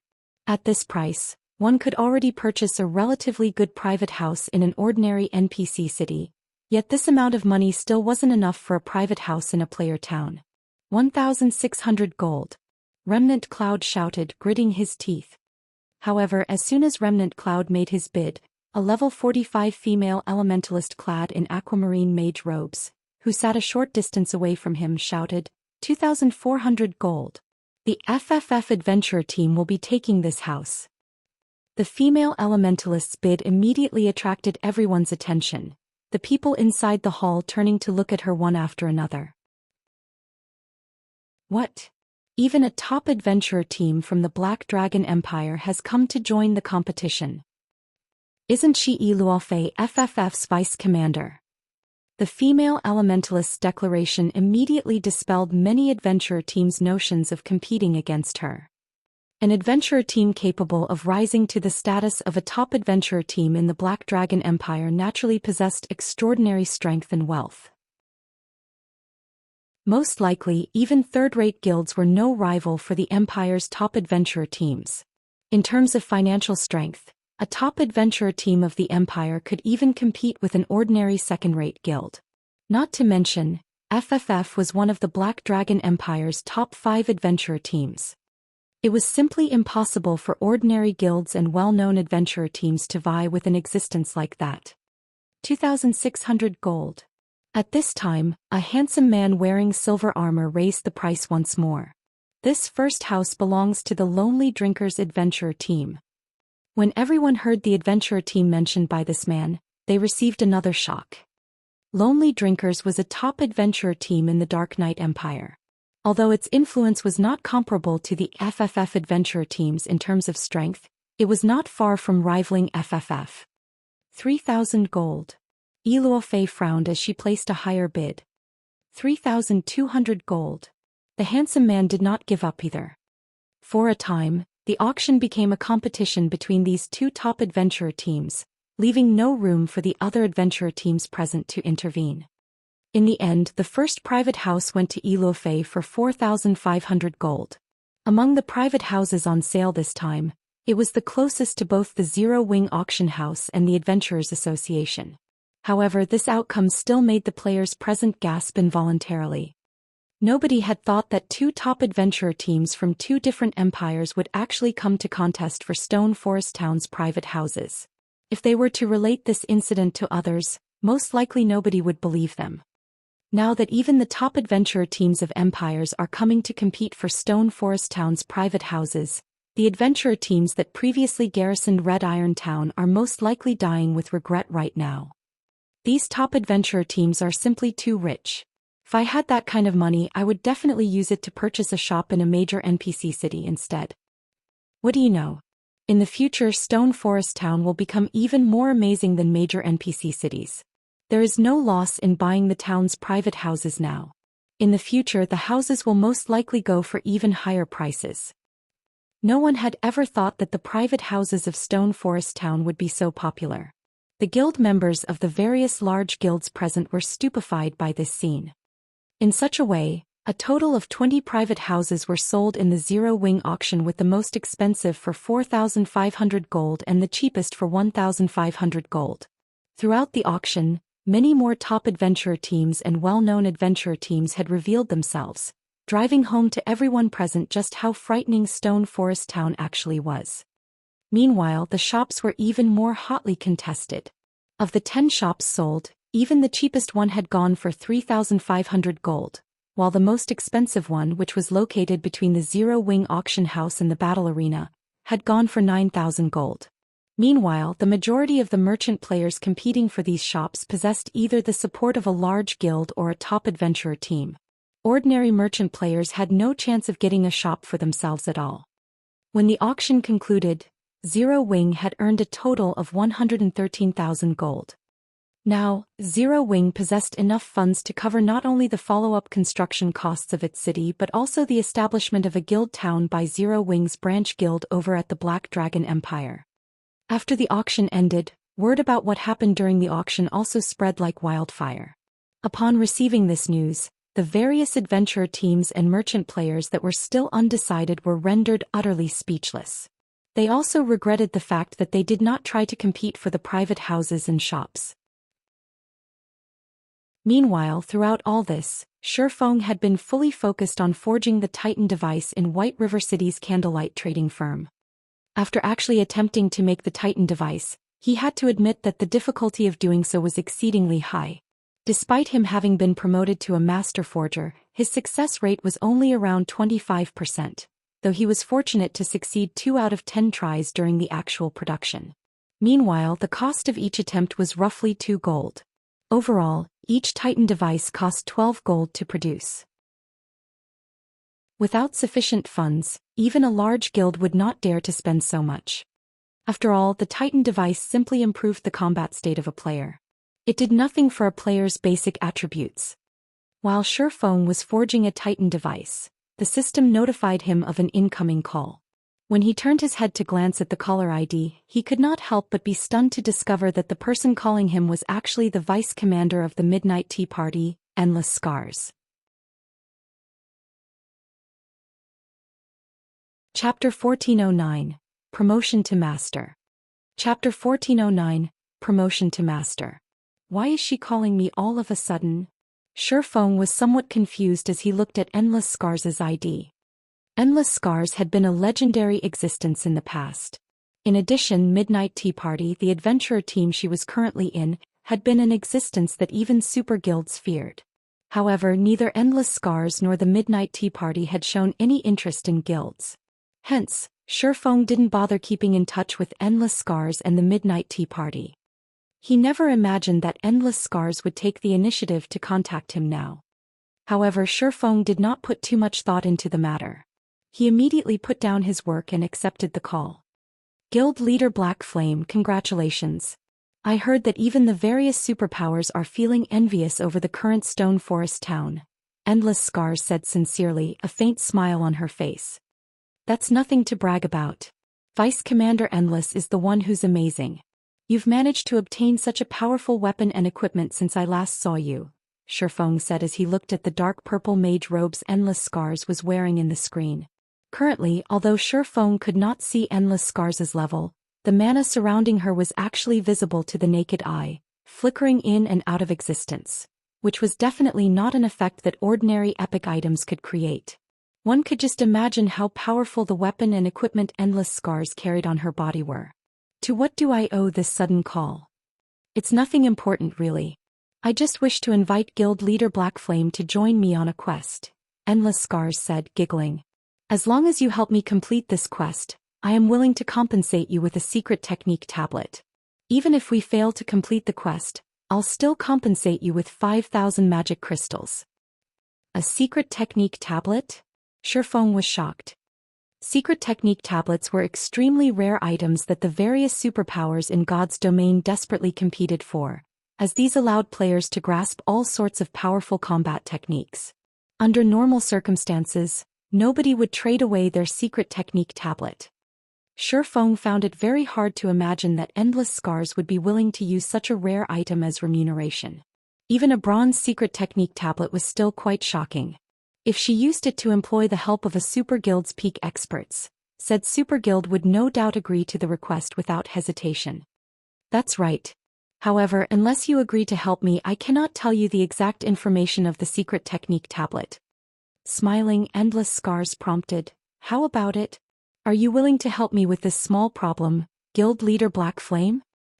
After giving the matter some thought, Zhou Xian asked, right now? No. When Zhou Xian did not agree to her offer right away, Endless Scars could not help but grow confused. Most likely, even super guilds would immediately agree to her request if they were offered a secret technique tablet, yet he was actually hesitating. A lot more preparations need to be done before we embark on the quest. It won't be possible to do so within a short period of time. Alright then. Zhou Xian currently had many tasks he still needed to deal with. In addition, there was the ranking competition tomorrow over at the Black Dragon Empire. Gentle Snow had already requested his presence at the event. If he went to help out with Endless Scars' quest now, he was almost guaranteed not to make it back in time for the competition. After all, a quest that forced someone like Endless Scars to ask for help in addition to using a secret technique tablet as payment, would surely not be a simple one. It would no doubt be impossible to complete quickly. Good. We have an agreement then. I'll contact you once my side is ready. At Zhou Feng's reply, a hint of joy appeared in Endless Scars' eyes, her lips curling up slightly. Oh right, as a bonus I'll let you in on something. The ranking competition being held in the Black Dragon Empire this time is slightly different.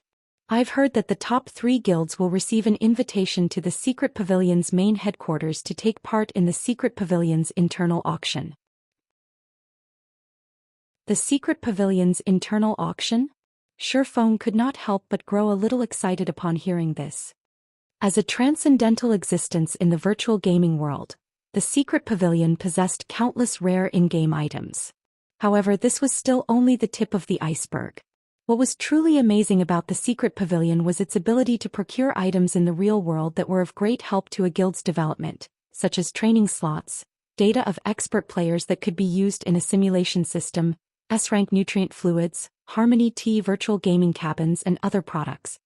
Even first-rate guilds would have a very difficult time procuring these things in large quantities, what more other large guilds. However, the Secret Pavilion only sold these items in its internal auction. Moreover, the auction was not held in the virtual world of God's domain, but in the Secret Pavilion's main headquarters in the real world. In the past, those qualified to participate in the Secret Pavilion's internal auction were first-rate guilds at the very minimum. Guilds of lower status had had no chance of participating in the event whatsoever. Of course, in order to obtain these items, the various large guilds would also have to pay a significant price. The currency used during these internal auctions was not credits but top-tier weapons and equipment as well as precious in-game items that were generally not sold to the public. Either that or magic crystals at the bare minimum. Even coins were not accepted. The internal auction was equivalent to using real-world resources to exchange for resources in God's domain. To Zero Wing, this was indeed an excellent opportunity. S-rank nutrient fluids and virtual gaming cabins were generally not things that could be purchased even if one had the money to do so. Yet these items were paramount to a guild's development. Even if one was reluctant to part with their resources in God's domain, they would still be willing to part with a considerable portion if it meant obtaining these items. To Shifeng, however, this was wonderful news. Currently he had plenty of resources in God's domain such as the advanced mana armor kits, magic devices and various exotic potions, and now the Titan devices. He also possessed advanced speedboats, which were important to the various superpowers at this stage of the game. If push came to shove, he could even use the miniature ballistas, soul water and soul crystals, items that a superpower like the Secret Pavilion would definitely want to trade. Not to mention he could also produce all of these items without limit so long as he had the materials. He was more than willing to convert these items into real-world resources. I heard that the Secret Pavilion has put in quite a lot of effort into its internal auction this time. Participation in it offers plenty of benefits for an up-and-coming guild like Zero Wing. It's best if you make some preparations for the auction.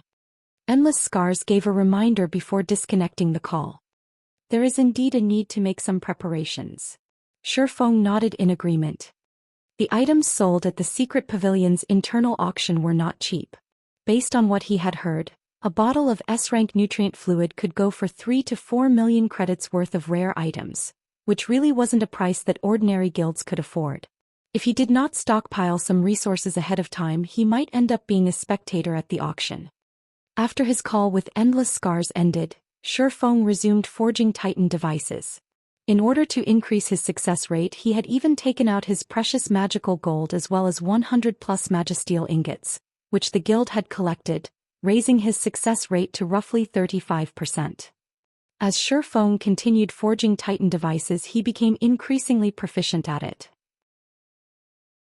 Moreover, when he recalled the scene where Celiora remolded and repaired Thousand Transformations, particularly how she utilized magic arrays to condense materials together, he could not help trying to condense materials using magic arrays himself, especially since he had the 7 Luminaries ring to increase the ambient mana density.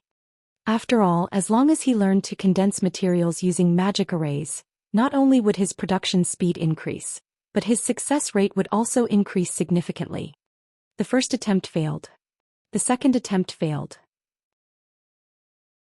After experiencing numerous failures, Shifeng started recalling and experimenting with the various magic arrays he had produced before. Suddenly, the celestial magic array came to mind. Out of curiosity, he tried using a foundational celestial magic array to condense the materials. As the materials took shape, the amount of mana gathered in the magic array became increasingly terrifying. 5 minutes later, a Titan device appeared before his eyes.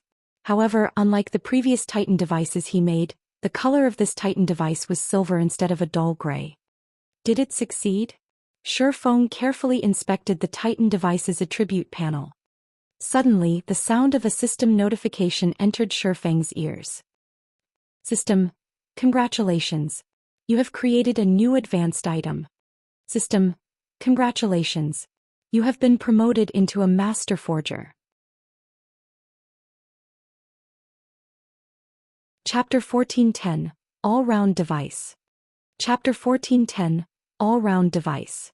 I got promoted into a master? Shifeng could not help his confusion as he looked at the system notification. He had long since maxed out his forging proficiency. However, he had not created any new items since becoming an advanced forger, so he had remained stuck at the rank all this time. It never occurred to him that creating a new advanced item would directly promote him into a master forger. With this, he would save a lot of time. Now that Shifeng had truly been promoted into a master forger, he could retrieve the master forger's insignia and further improve his production success rate. He could also start learning foundational forging skills, which were reserved for master forgers. These foundational forging skills were of great help to master forgers in creating new items. For example, there was material analysis, which allowed master forgers to analyze material to get a better idea of what materials would complement it. Aside from that, there was also attribute analysis, which allowed master forgers to produce weapons and equipment tailored to a particular player, allowing the said player to exert more of their actual strength. Due to the existence of these skills, master forgers enjoyed a much higher status than advanced forgers. There's no reward notification for becoming a master forger? Could someone else have become a master forger already? Shifeng felt slightly surprised as he took a look at the system notification once more. Reaching the master rank was not easy for lifestyle players, especially in the top 3 most popular lifestyle classes. A lot of effort was needed to do so. Even Cream Cocoa and the others, people supplied with all sorts of precious resources, had yet to become master forgers. Meanwhile, he had only managed to become a master forger so quickly due to his luck. He never imagined that there would actually be someone who had become a master forger even sooner than he did. However, Shifeng did not dwell on the matter. There were plenty of talents in God's domain. There was nothing strange about someone becoming a master forger ahead of him. After his joy from becoming a master forger faded, Shifeng shifted his gaze to the silver device sitting atop his workbench. Before, due to his excitement, he had completely neglected to inspect his creation. What amazing attributes! Shifeng's eyes glowed as he looked at the attribute panel displayed before him. Not only did the silver device increase the user's surrounding mana density by an additional 20% when compared to the Titan device, but it also amplified basic attributes. Although it only increased the user's basic attributes by 5%, this was still a rare bonus. After all, the Titan device was originally a tool specifically meant to counter low mana density environments. Now that it also increased all of its users' basic attributes by 5%, using it was equivalent to equipping an additional advanced mana armor kit. System. Please give the advanced item a name. You may also leave your personal mark on this item. Since it increases both attributes and the environmental mana, let's call it the all-round device. After giving the matter some thought, Shifeng wrote down the new name for his creation. With this, he could make as many copies of the forging design as he wished. However, he would allow only those who had become master forgers to attempt forging the all-round device. After all, the difficulty of forging his creation was slightly higher than that of the Titan device. It would be a miracle if an advanced forger could attain even a 10% success rate. After becoming a master forger, Shifeng did not immediately continue forging all-round devices. Instead, he made a trip to the Forging Association to collect his master forger's insignia. While he was at it, he also spent 20 gold to learn material analysis and attribute analysis. Master forger's insignia, dark gold rank item. Increases production speed by 20% and production success rate by 3%. User restriction Yifeng. Cannot be dropped. With the master forger's insignia, Not only did he take less time to forge the all-round device, but his forging success rate also increased considerably. In addition, due to him being the creator, he also received a slight bonus to his production success rate. Now, even without the support from materials like the magical gold, he still achieved a 40% success rate. On average, he could produce 2 all-round devices out of 5 attempts. With this, the cost of the all-round device was directly halved to only 6 gold. Moreover, the EXP awarded for successfully forging an all-round device was much higher than that for the Titan device. Each success awarded EXP equivalent to a chieftain of the same level. Meanwhile, Shifeng took roughly 15 minutes to successfully produce one all-round device, essentially spending 15 minutes to kill a chieftain of the same level. Although the efficiency was slightly poor, he could keep producing the all-round device as long as he had sufficient materials. This would be equivalent to him continuously killing chieftains of the same level, something rarely possible out in the fields. Overall, Shifeng's experience bar skyrocketed. Following which, Shifeng forged one all-round device after another, passing more than half a day unawares. Meanwhile, he also reached 76% of level 57. As long as he continued forging the all-round device for another day, he would reach level 58. In the eyes of other players, this would definitely be an astonishingly fast leveling speed. Just as Shifeng was about to start forging another all-round device, Gentle Snow suddenly contacted him. Guild leader. The ranking competition is about to start soon. Why aren't you here yet? Don't tell me you've forgotten about it? Gentle Snow asked, a frown on her face. It's starting already? Shifeng automatically checked the time and discovered that he had actually unknowingly spent close to an entire day cooped up inside his special forging room. Alright, I'll head over immediately. His harvest today was considerably good. Due to his increasing proficiency with the forging process, he managed to forge a total of 131 all-round devices and over 100 Titan devices. Not only did he have enough for his trip to Karna Island, but he also had some leftovers he could sell or use as a guild benefit. Although the Titan device only improved the mana density around its user, if it was used appropriately, such as in the exploration of low mana environments, its value would increase several-fold. In reality, there were quite a few low mana environments in God's domain, many of them locations that guilds and adventurer teams wished to explore. Only, due to the environments severely affecting one's combat power, players were generally forced to give up on ranging through these areas. Take the Dragon's Graveyard, a well-known forbidden land in the Black Dragon Empire, for example.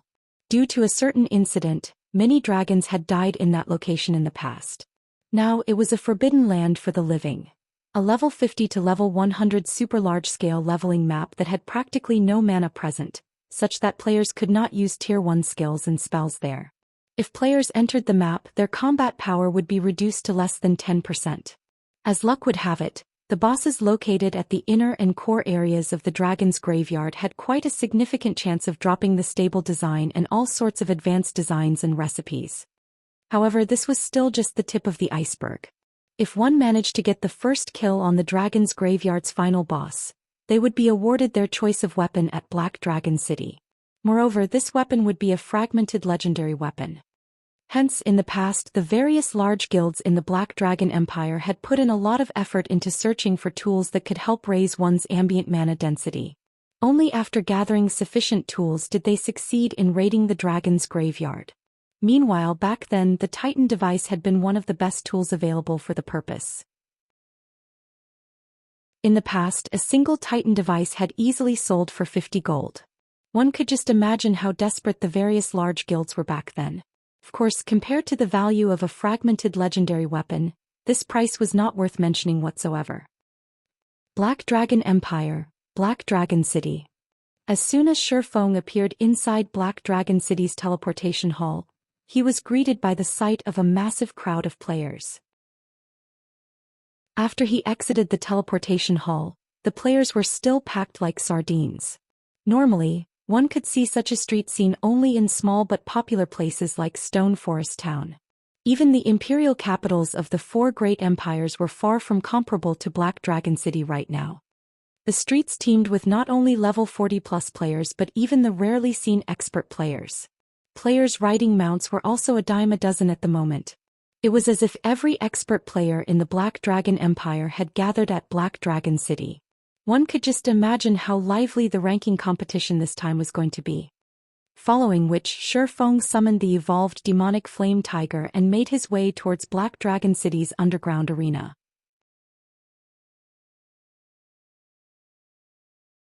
Chapter 1411. Initial Appearance in Empire. Chapter 1411. Initial Appearance in Empire. Black Dragon City, Underground Arena. Currently, the street outside the arena was crowded with players. However, the players that could actually enter the facility numbered extremely few. Players who wished to enter the underground arena needed an invitation from the secret pavilion or to have passed the qualifiers for the official competition. Everyone else could only stand outside the arena. Of course, catering to the general public's interest, the secret pavilion would also live-stream the competition on the large screens outside the underground arena, allowing people on the streets to watch the matches. This was a privilege available only to players that had rented the entire underground arena. However, it cost around 15,000 gold to rent the underground arena of an imperial capital for an entire day. Most likely, only the secret pavilion was capable of carrying out such a feat. Other superpowers would balk at spending so much money just to host a competition. Aside from playing on the screens outside the underground arena, the live stream of the competition would also be uploaded to the official forums, allowing all players in the Black Dragon Empire to watch it as well. Hence, a player who achieved a good battle record in the competition could definitely become famous throughout the empire. Meanwhile, the members of guilds that received an invitation from the secret pavilion were currently entering the underground arena one after another. Quick look. Those players in that group seem to be from the first-rate guild Undefeated Dynasty. Their levels are so high. They're all actually above level 45. Look. Those people seem to be Fantasy Shrines members. The equipment they're using is so good. Every one of them is actually geared with 1 or 2 pieces of epic equipment. The bystanders were stunned by the 5 first-rate guilds that were entering the underground arena. The weapons and equipment worn by the expert players they normally saw were already plenty amazing. However, now they were looking at the representatives of the 5 first-rate guilds whose levels and items surpassed those of expert players by leaps and bounds. Meanwhile, each of the 5 first-rate guilds attending the competition this time had sent between 8 and 12 representatives.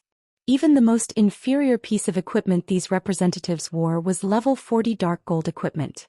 As for epic weapons and equipment, although not everybody was equipped with one, each first-rate guild boasted at least 7 or 8.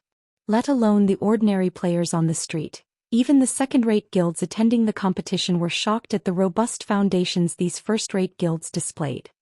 "Snow, is the guild leader not here yet?" Zhao Yueru asked as she walked out of the underground arena. Currently, she was dressed in a set of dazzling crimson robes and held a blue crystal staff in her hand. Meanwhile, the instant Zhao Yueru appeared, she immediately attracted the attention of many players on the street. However, while part of the reason why so many players had their attention stolen by her was the contrast between her devilish body and angelic countenance, the greater reason was her personal fame. Just recently, Zhao Yueru had annihilated the expert team of Corpse Soul all by herself. Meanwhile, Corpse Soul was an infamous dark guild in the Black Dragon Empire. The top-tier experts of the Dark Guild were existences that gave the various large guilds headaches. Many second-rate guilds and even first-rate guilds had to treat the Dark Guild cautiously. Yet due to one of Corpse Soul's experts provoking Zhao Yueru, the latter had annihilated the entire 20-man team said expert belonged to. Enraged by this situation, Corpse Soul had dispatched several of its top-tier experts to assassinate Zhao Yueru.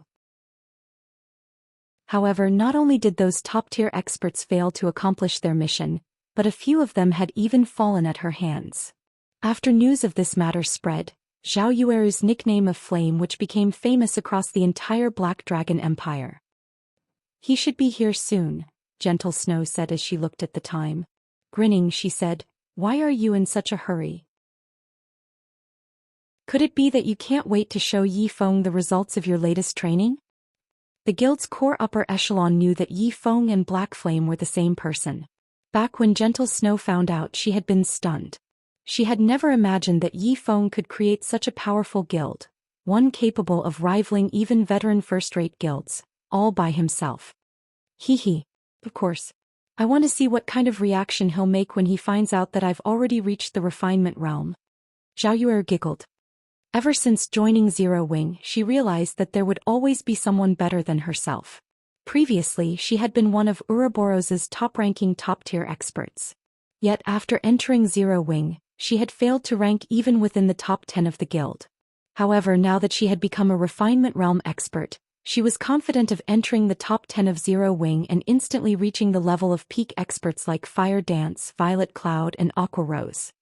While Gentle Snow and Zhao Yueru were chatting, another team of players walked out of the entrance of the underground arena.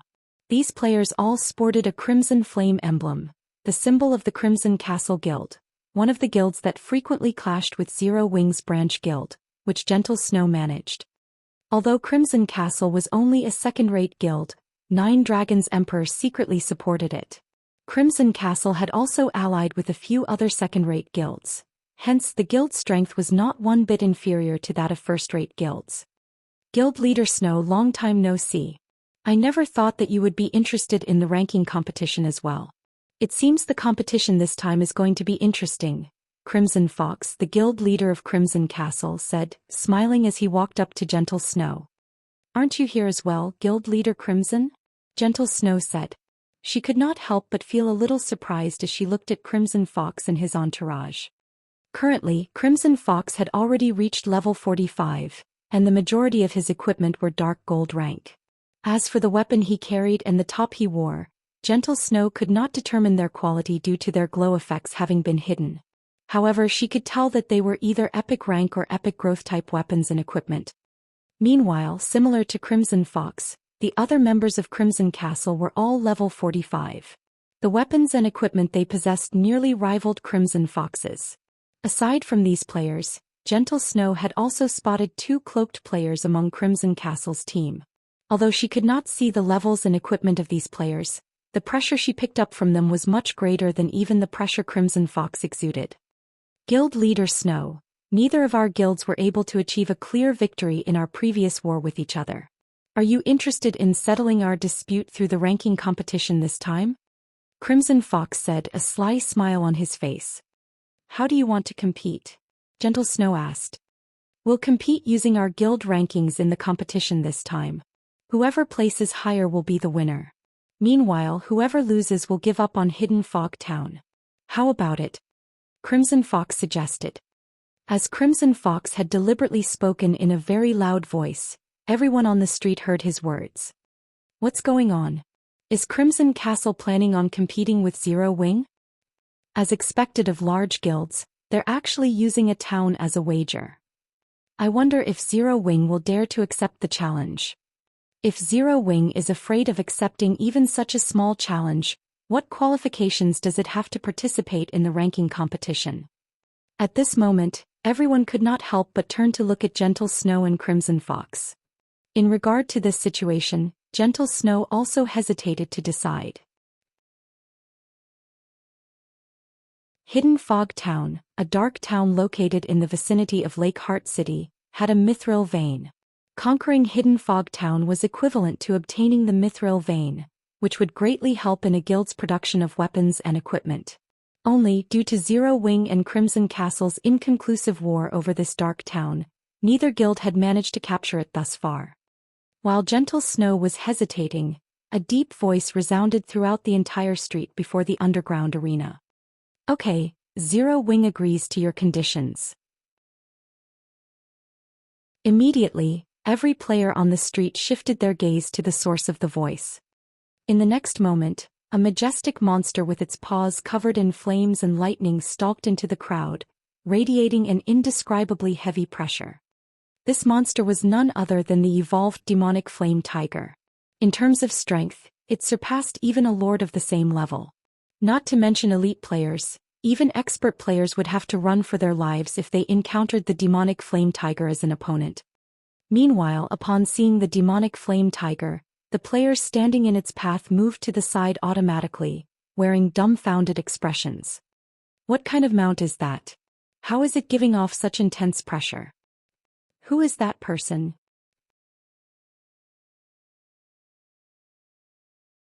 Chapter 1412.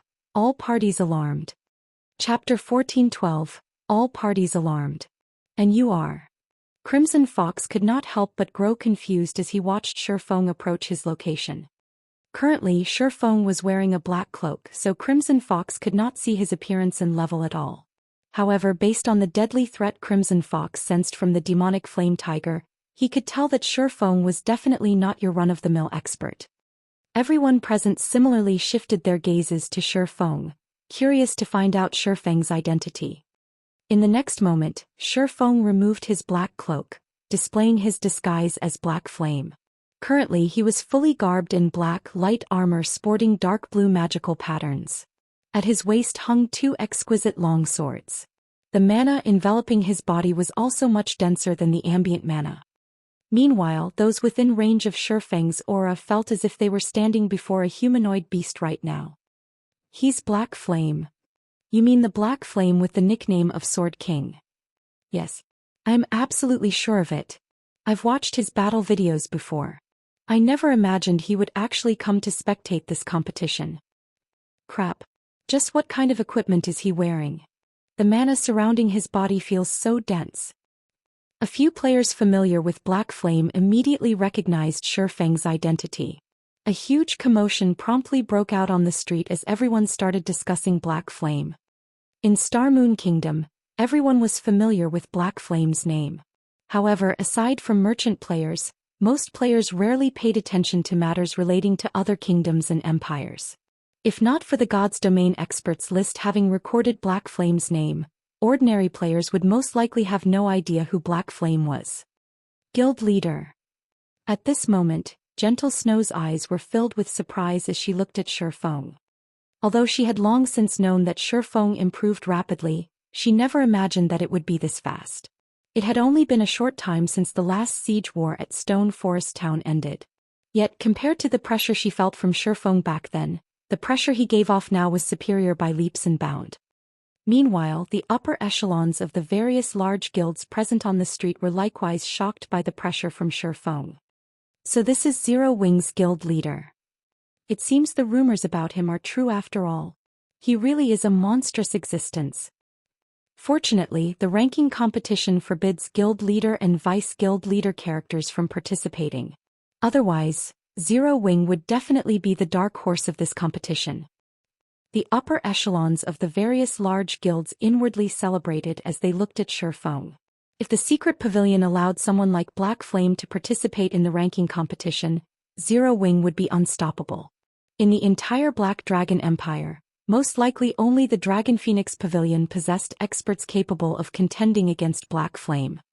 As Shifeng approached the members of Crimson Castle on the demonic flame tiger, the aura he exuded also grew increasingly powerful.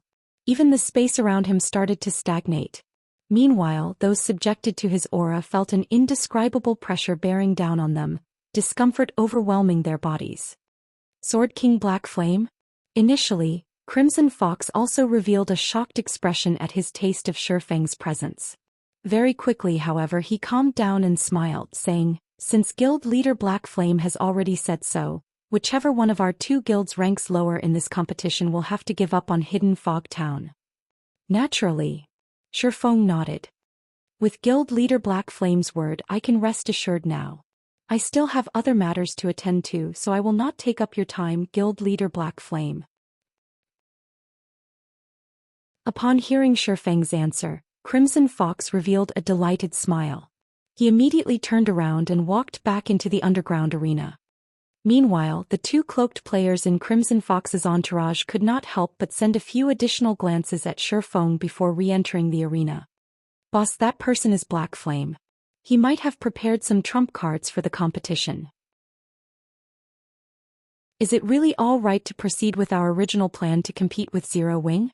A level 45 shield warrior standing beside Crimson Fox asked worriedly. What's there to worry about? The Dragon Phoenix Pavilion has long since investigated everything there is to know about Zero Wing. While the top-ranking experts of Zero Wing are indeed scary, none of those experts are among the representatives Zero Wing has dispatched for the competition this time. Zero Wing's representatives consist solely of the experts that originally belonged to Ouroboros. There is no need to be fearful of them, Crimson Fox sneered. Even if Black Flame does have some kind of backup plan, do you think our side doesn't possess one as well? Boss, what do you mean? The shield warrior asked in confusion. The Dragon Phoenix Pavilion has always found Zero Wing to be an eyesore. Do you think they would secretly send only 2 experts to help Crimson Castle? Crimson Fox whispered. Rest assured. Zero Wing has no chance of winning against us. Most likely, even getting into the top 10 will be a problem for them. After all, among the participants in the competition this time, many are newcomers nurtured by superpowers. After the shield warrior gave the matter some thought, he found his guild leader's words reasonable. In order to ensure its conquest of Hidden Fog Town, Crimson Castle had made plenty of preparations. The shield warrior then unconsciously turned to look at the 2 cloaked men some distance behind him. His body shuddered involuntarily when he felt the killing intent the 2 were radiating. He had personally witnessed the strength of these 2 players before. Even when these 2 players went up against 5 of Crimson Castle's top 10 experts all by themselves, they had easily emerged victorious, not even losing 1/10 of their HPs. Moreover, this was while the 2 players were keeping many of their trump cards hidden. If those 2 players went all out, they could trounce all 10 of Crimson Castle's strongest experts, even if the latter teamed up. Guild leader, you shouldn't have agreed to their bet so hastily, Gentle Snow said helplessly as she looked at Shifeng. It is obvious that Crimson Castle has come prepared this time. The 2 cloaked experts following behind Crimson Fox have never appeared in our investigations of Crimson Castle before. It is highly possible that they are Crimson Castle's trump cards this time. Although those 2 experts had hidden their levels and equipment, the killing intent they radiated was no laughing matter. They must have experienced countless battles to have gained that kind of killing intent. Moreover, she could tell that those 2 experts were already actively restraining their killing intent. Only, as the killing intent they cultivated ran bone deep, they couldn't conceal it completely. She had no doubt that those 2 experts were frighteningly powerful. Otherwise, Crimson Fox would not have so willingly agreed to such a risky bet. That's right. Guild leader, the pressure I felt from them is much stronger than even what the top-tier experts of Corpse Soul gave off.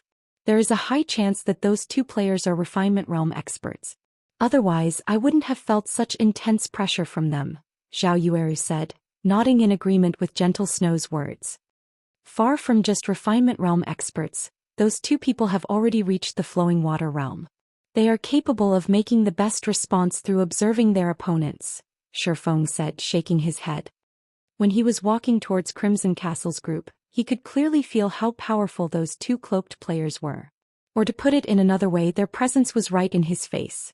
Hence, he had deliberately released his aura in order to test the 2 cloaked players' reactions. And indeed, just like he had guessed, both of them were definitely experts. The instant he directed killing intent towards Crimson Castle's group, only these 2 players had prepared to retaliate straight away. It was obvious that they had perceived and reacted to the subtle actions he made. As for Crimson Fox and the others, they had not shown a single reaction whatsoever. Guild leader, why did you agree to the bet then? Gentle Snow could not help but grow anxious. Going up against 2 Flowing Water Realm experts was no joke. In a situation where both sides possessed similar levels and attributes, either one of these Flowing Water Realm experts could easily annihilate all 5 members that Zero Wing had dispatched. With these 2 players taking the field, Crimson Castle had a sporting chance of contesting for the top 3 positions. If the first-rate guilds taking part in this competition did not dispatch any powerful experts, it might even be possible for Crimson Castle to win the championship. As for the Dragon Phoenix Pavilion, a super first-rate guild like itself would not take such a ranking competition seriously. At most, it would only field some of the newcomers it nurtured to let them gain some experience. Won't it be interesting that way? Shifeng retorted, laughing. Not to mention, if even Crimson Castle has some trump cards, do you think Zero Wing doesn't?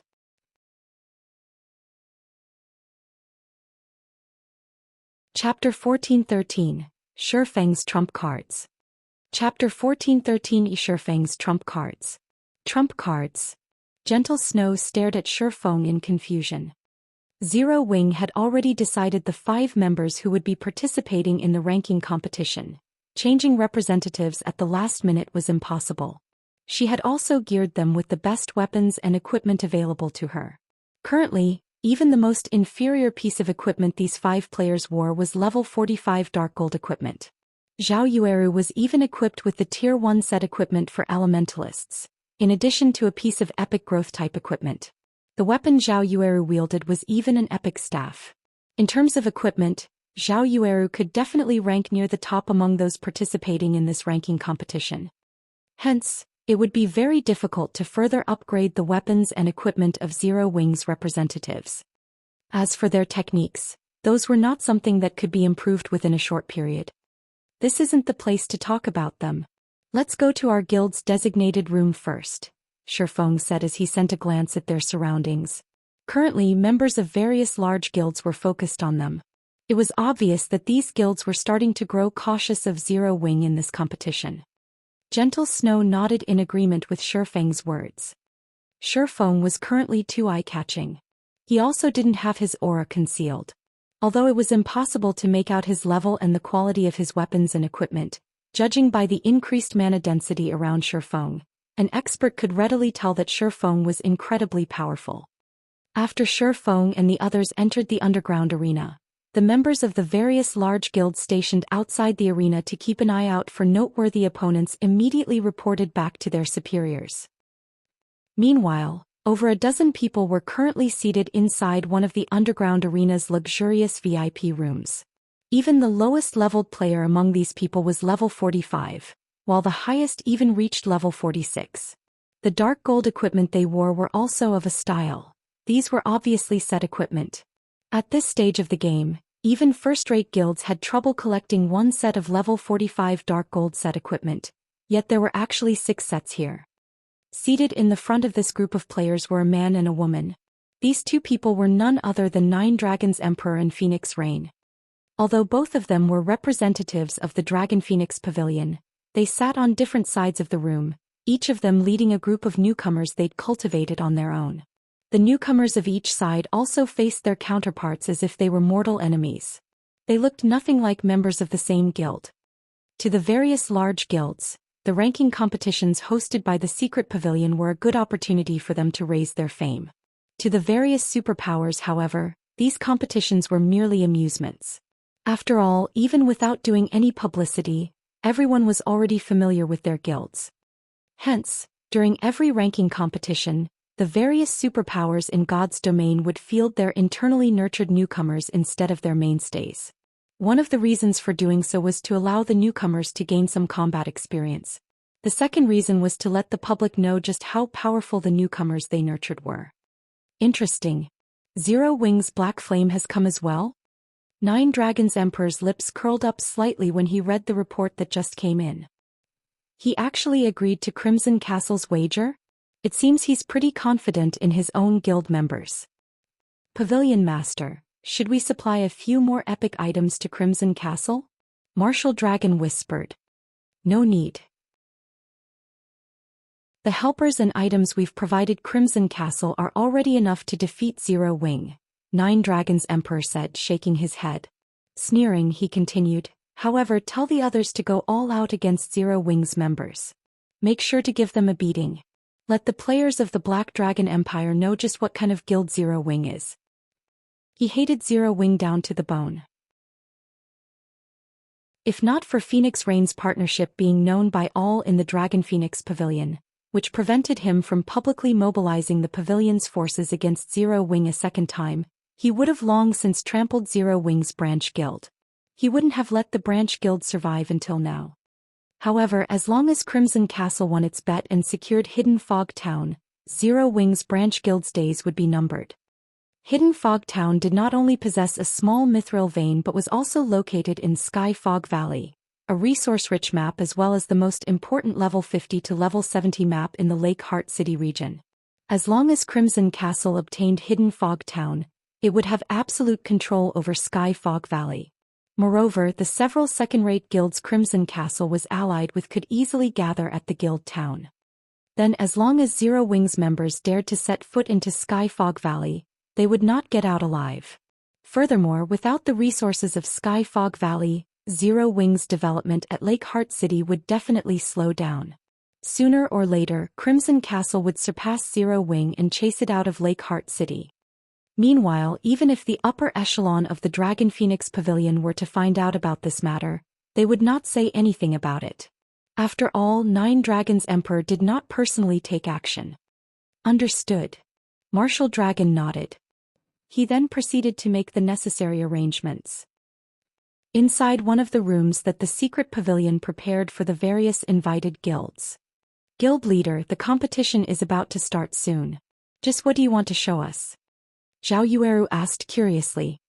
At this point, it was already impossible for them to further increase their combat power, unless they took the equipment of Aqua Rose and the guild's other peak experts.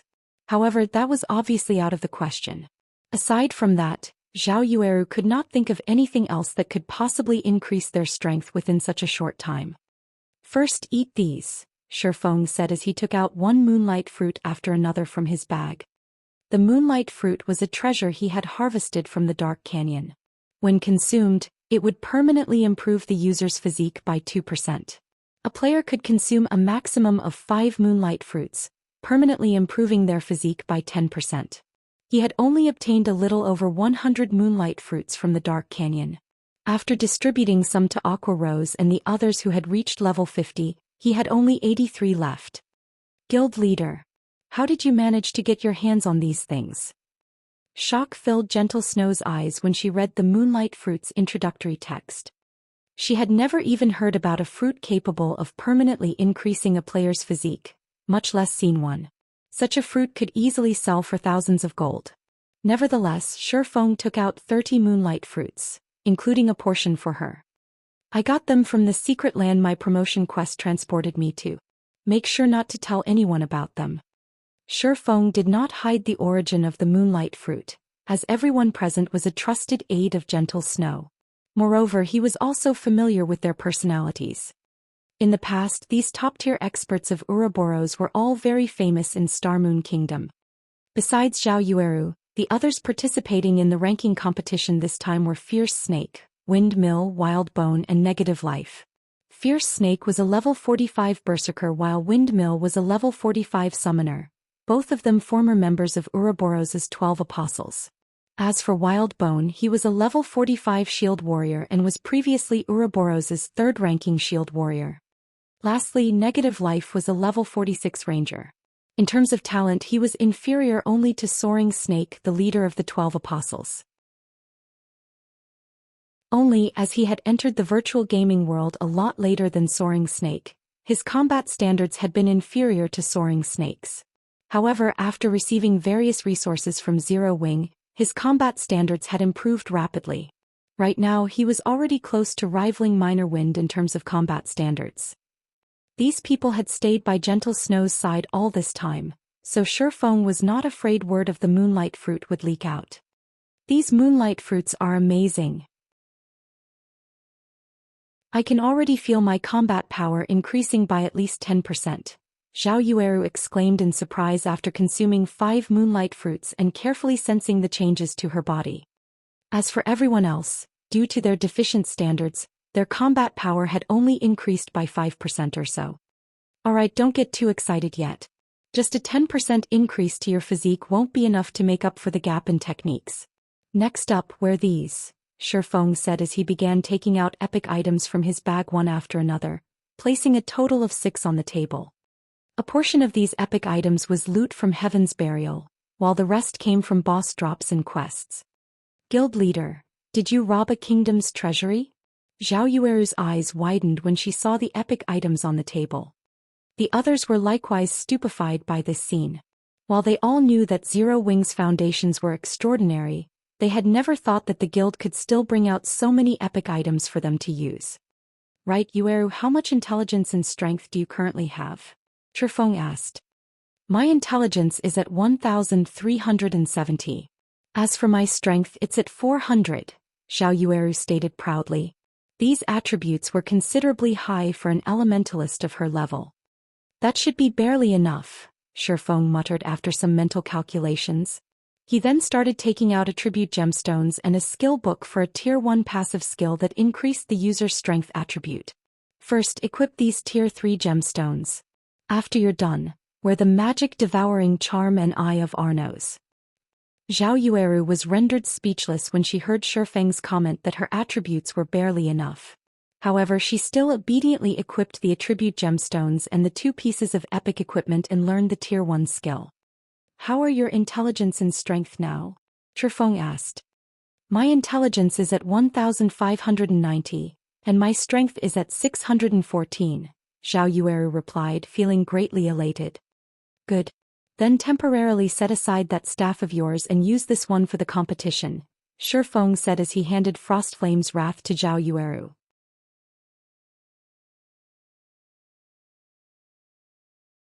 Chapter 14:14 Competition starts.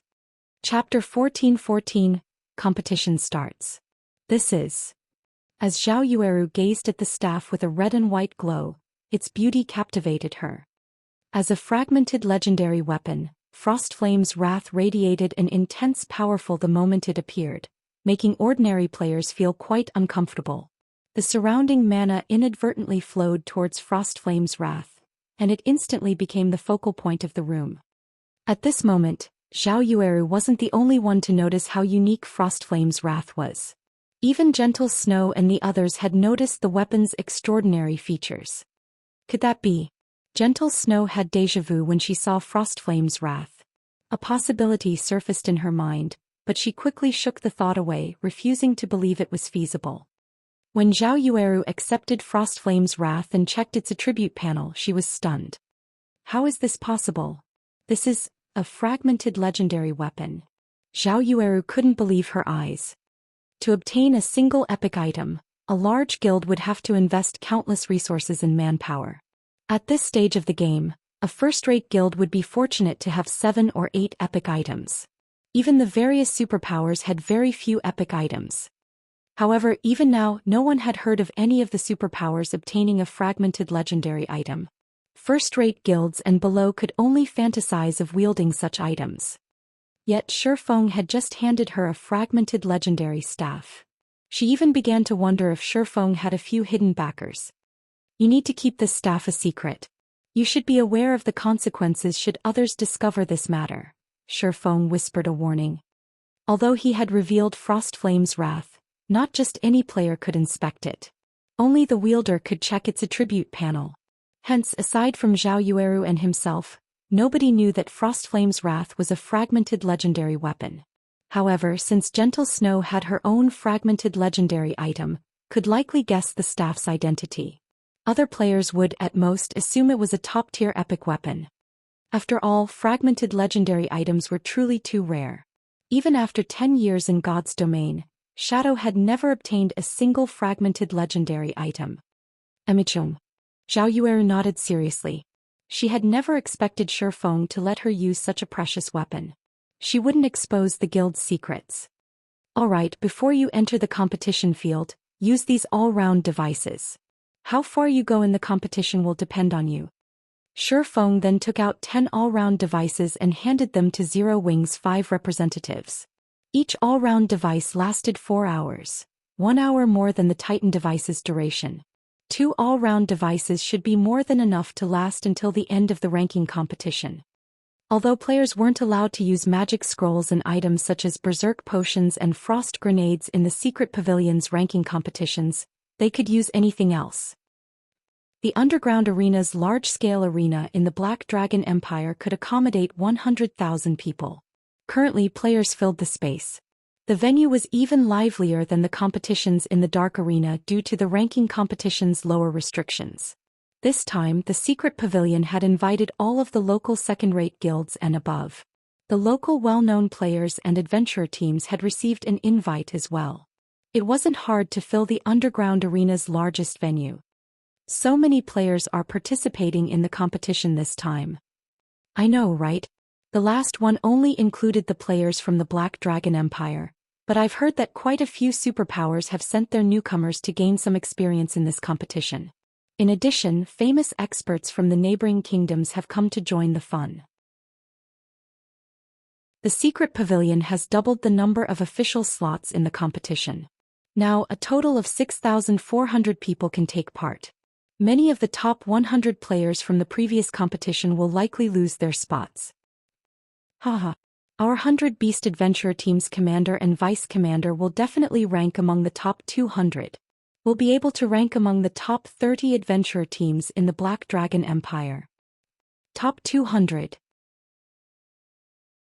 Your commander only ranked 40th during the last competition.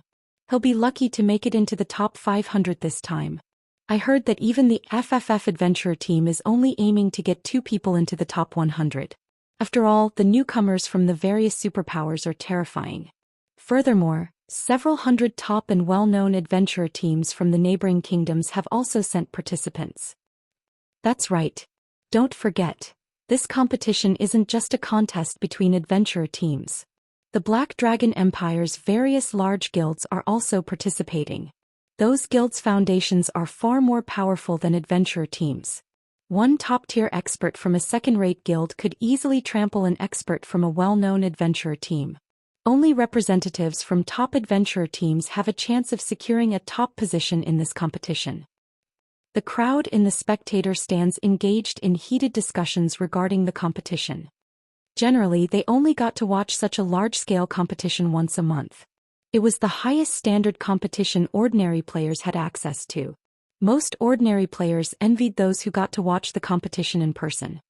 However, these players were even more jealous of the players in the 30 VIP rooms. From these rooms, players could see the 10 stages as if they stood next to them. The difference between the experience of sitting in a VIP room versus sitting in the spectator stands was like the difference between heaven and earth. Unfortunately, there was a limited number of VIP rooms available. After prioritizing the superpowers, the secret pavilion handed these rooms to the first and second-rate guilds before dividing the rest among the top 5 adventurer teams in the Black Dragon Empire. Everyone else could only look upon these rooms in envy. While players chatted, Yuan Tiexin, the host of this ranking competition, appeared on the main stage. Immediately, cheers erupted throughout the venue. Ladies and gentlemen, I welcome you to watch the Black Dragon Empire's monthly ranking competition. As there are a lot more participants this time, we've modified the competition slots and rules slightly. First, there are 6,400 official participants this month. These participants will be categorized into 10 stages. Each participant will fight in 30 matches. The system will randomly determine these matches' competitors. Each victory will grant 1 point. In the end, the top 100 participants of each stage will move on to the competition's main phase. During the main phase, guilds and adventurer teams that rank within the top 3 of their respective categories in terms of average strength will receive an invitation to the secret pavilion's internal auction. I won't continue to waste everyone's time, so let the competition begin. The moment Yuan Tiexin announced the start of the competition, the audience cheered once more. At the same time, the various participants felt a heavy pressure weigh them down. They hadn't realized that the first phase alone would eliminate 5,400 players. Every one of the 6,400 participants was an expert, yet so many people would be eliminated so quickly. This competition would be far crueler than the previous events, which had only included 3,200 players. After Yuan Tiexin finished speaking, the system began to distribute the 6,400 participants randomly into 10 groups. Each group had 640 participants. However, only 100 players would proceed to the final phase. The various guilds and adventurer teams' ranks would be determined based on their average results during this final phase. Haha. Zero Wing is pretty lucky. All 5 of its representatives have been selected for the competition's 2 death groups. Ranking among the top 50 won't be a problem, not to mention ranking among the top 10 guilds in the Black Dragon Empire. Crimson Fox could not help but laugh when he saw the system-generated lists, sneering as he glanced at the VIP rooms above him.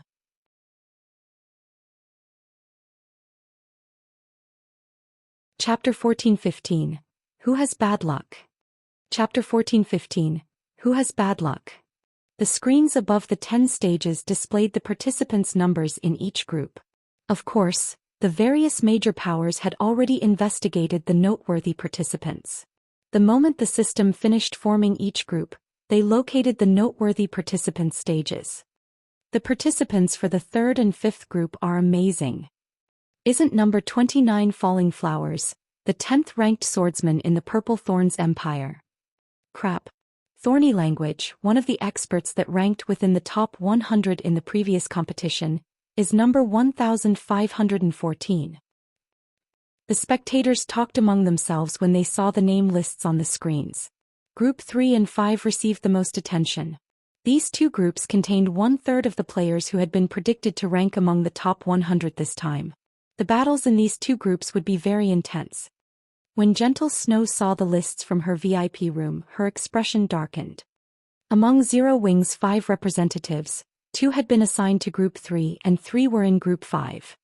It wouldn't have been a problem if these groups had slightly more experts than the others, but that clearly wasn't the case. Among the Superpowers newcomers, 13 were in Group 3 and 19 had been assigned Group 5. These two groups alone included more than half of the newbies from the various superpowers. In addition, each of these two groups had over a dozen representatives from first-rate guilds.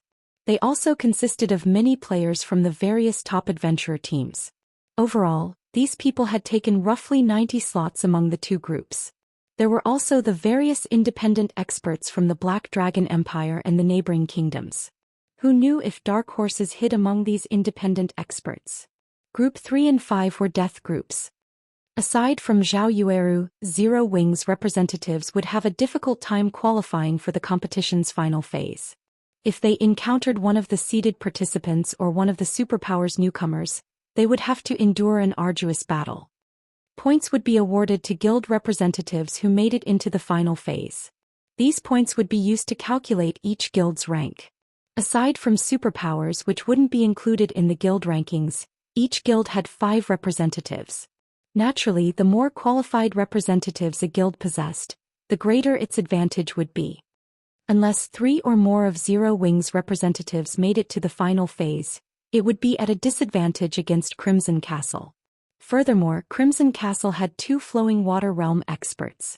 Those 2 experts were almost guaranteed to rank quite high during the final phase. Relax. None of them should have any problem qualifying for the next phase, Shifeng reassured, chuckling when he noticed Gentle Snow's worried look.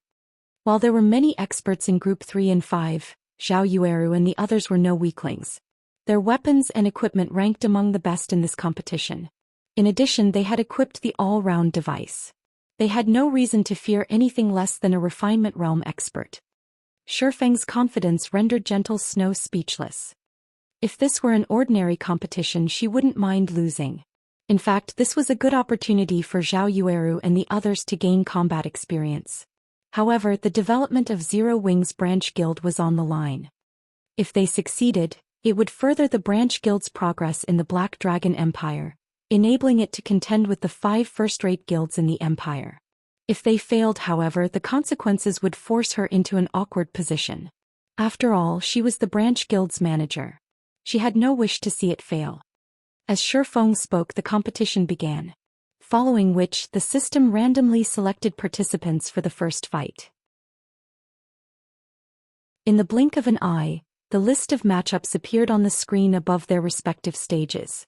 These participants simply needed to enter their respective stages to begin the match. Group 1, number 4187 vs number 712. Group 2, number 1714 vs number 6024. Group 3, number 584 vs number 5513. Matches occurred simultaneously on the 10 stages. While the audience could watch all 10 stages at the same time, the large screens outside the underground arena would only stream the most noteworthy match. That shield warrior with the crimson shield is so amazing. He actually killed that level 43 berserker after losing less than 1/10 of his HP. He's pretty powerful. He either blocked or dodged every one of the berserker's attacks. The shield warrior's defense is impeccable. By my guess, he should rank among the top 100 shield warriors. The players crowding the open-air bars outside the underground arena heatedly discussed the players as they watched the live-streamed matches. Most of the matches ended quickly. Generally, each match lasted less than 1 minute. Even in a stalemate, the match would end after a certain amount of time, as this was the competition's initial phase. The victors of these matches would be determined by how much remaining HP each participant possessed. As one match after another came to an end, Fierce Snake, who was in Group 3, was called to the stage. His first opponent was a level 45 Guardian Knight. That berserker Fierce Snake really is unlucky. He has to face Flaming Arm, the 37th ranking Guardian Knight in the Empire, in his first match. He can only blame himself for such poor luck. After ranking 37th in the class rankings during the previous competition, Dragon's Abyss, one of the top 5 top adventurer teams in the Empire, recruited Flaming Arm immediately. With the guild's nurturing, Flaming Arm must have improved quite a lot. He shouldn't have any issues ranking among the top 30 in his class rankings. When Flaming Arm appeared on Group 3's stage, many among the audience shifted their attention to his stage. After all, he was an expert capable of ranking 37th among the Black Dragon Empire's Guardian Knights. In a first-rate guild, he could become one of the guild's core MTs. Moreover, when comparing classes, Guardian Knights had an advantage over Berserkers. The match's outcome was obvious. Haha. Zero Wing is actually going to lose its very first match. Crimson Fox laughed as he glanced at Fierce Snake. During the initial phase, each participant had to fight 30 matches. Among the 640 participants in each group, only the top 100 would qualify for the final phase.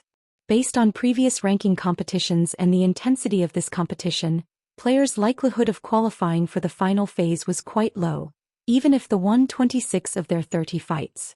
Only those who win 27 matches were guaranteed to qualify. If Fierce Snake lost his very first match, he would have to win 27 of his 29 remaining matches. Such a feat would be ridiculously difficult. Crimson Fox was also quite familiar with Fierce Snake's strength since he was one of the top-tier experts in Zero Wing's branch guild. Crimson Castle had investigated the Berserker thoroughly. Based on the reports, Fierce Snake would only rank among the top 70 Berserkers in the Empire.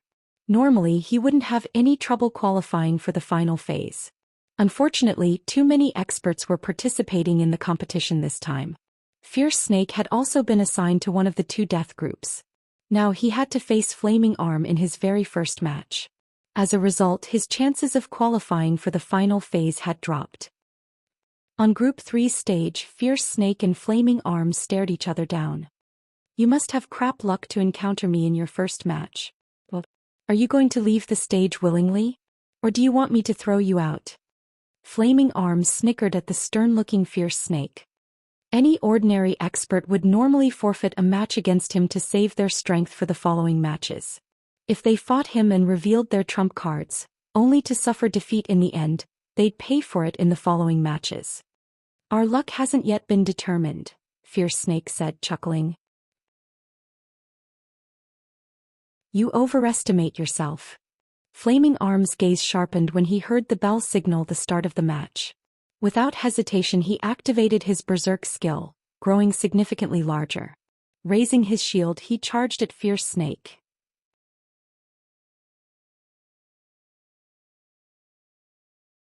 Chapter 14:16. Initial Appearance. Chapter 14:16. Initial Appearance. When Flaming Arm was less than 10 yards away from Fierce Snake, he shouted abruptly. Suddenly his body released a golden glow. Divine swords began to appear around him, rotating as he moved. Tier 1 skill, Divine Storm. When activated, the skill would deal divine damage to all enemies within an 8-yard radius 3 times. Each attack contained 130% of player's strength and dealt 200% weapon damage. Flaming Arm is merciless. He's using his signature move right off the bat. Signature move. While it looks like he's trying to finish his opponent off with Divine Storm, in reality he's only using it to trick his opponent into defending themselves or dodging his attack. When his opponent has lost the power to resist, he'll finish them off with Divine Adjudication. Divine Adjudication is an unavoidable skill, and Flaming Arm has relied on it to pass the initial phase during previous competitions. A few participants who were familiar with Flaming Arm could not help but pity Fierce Snake. Although Flaming Arm was a Guardian Knight, he had dumped the majority of his free attribute points into his strength. Moreover, his gemstones were all strength-based. He operated more like a DPS player than an MT.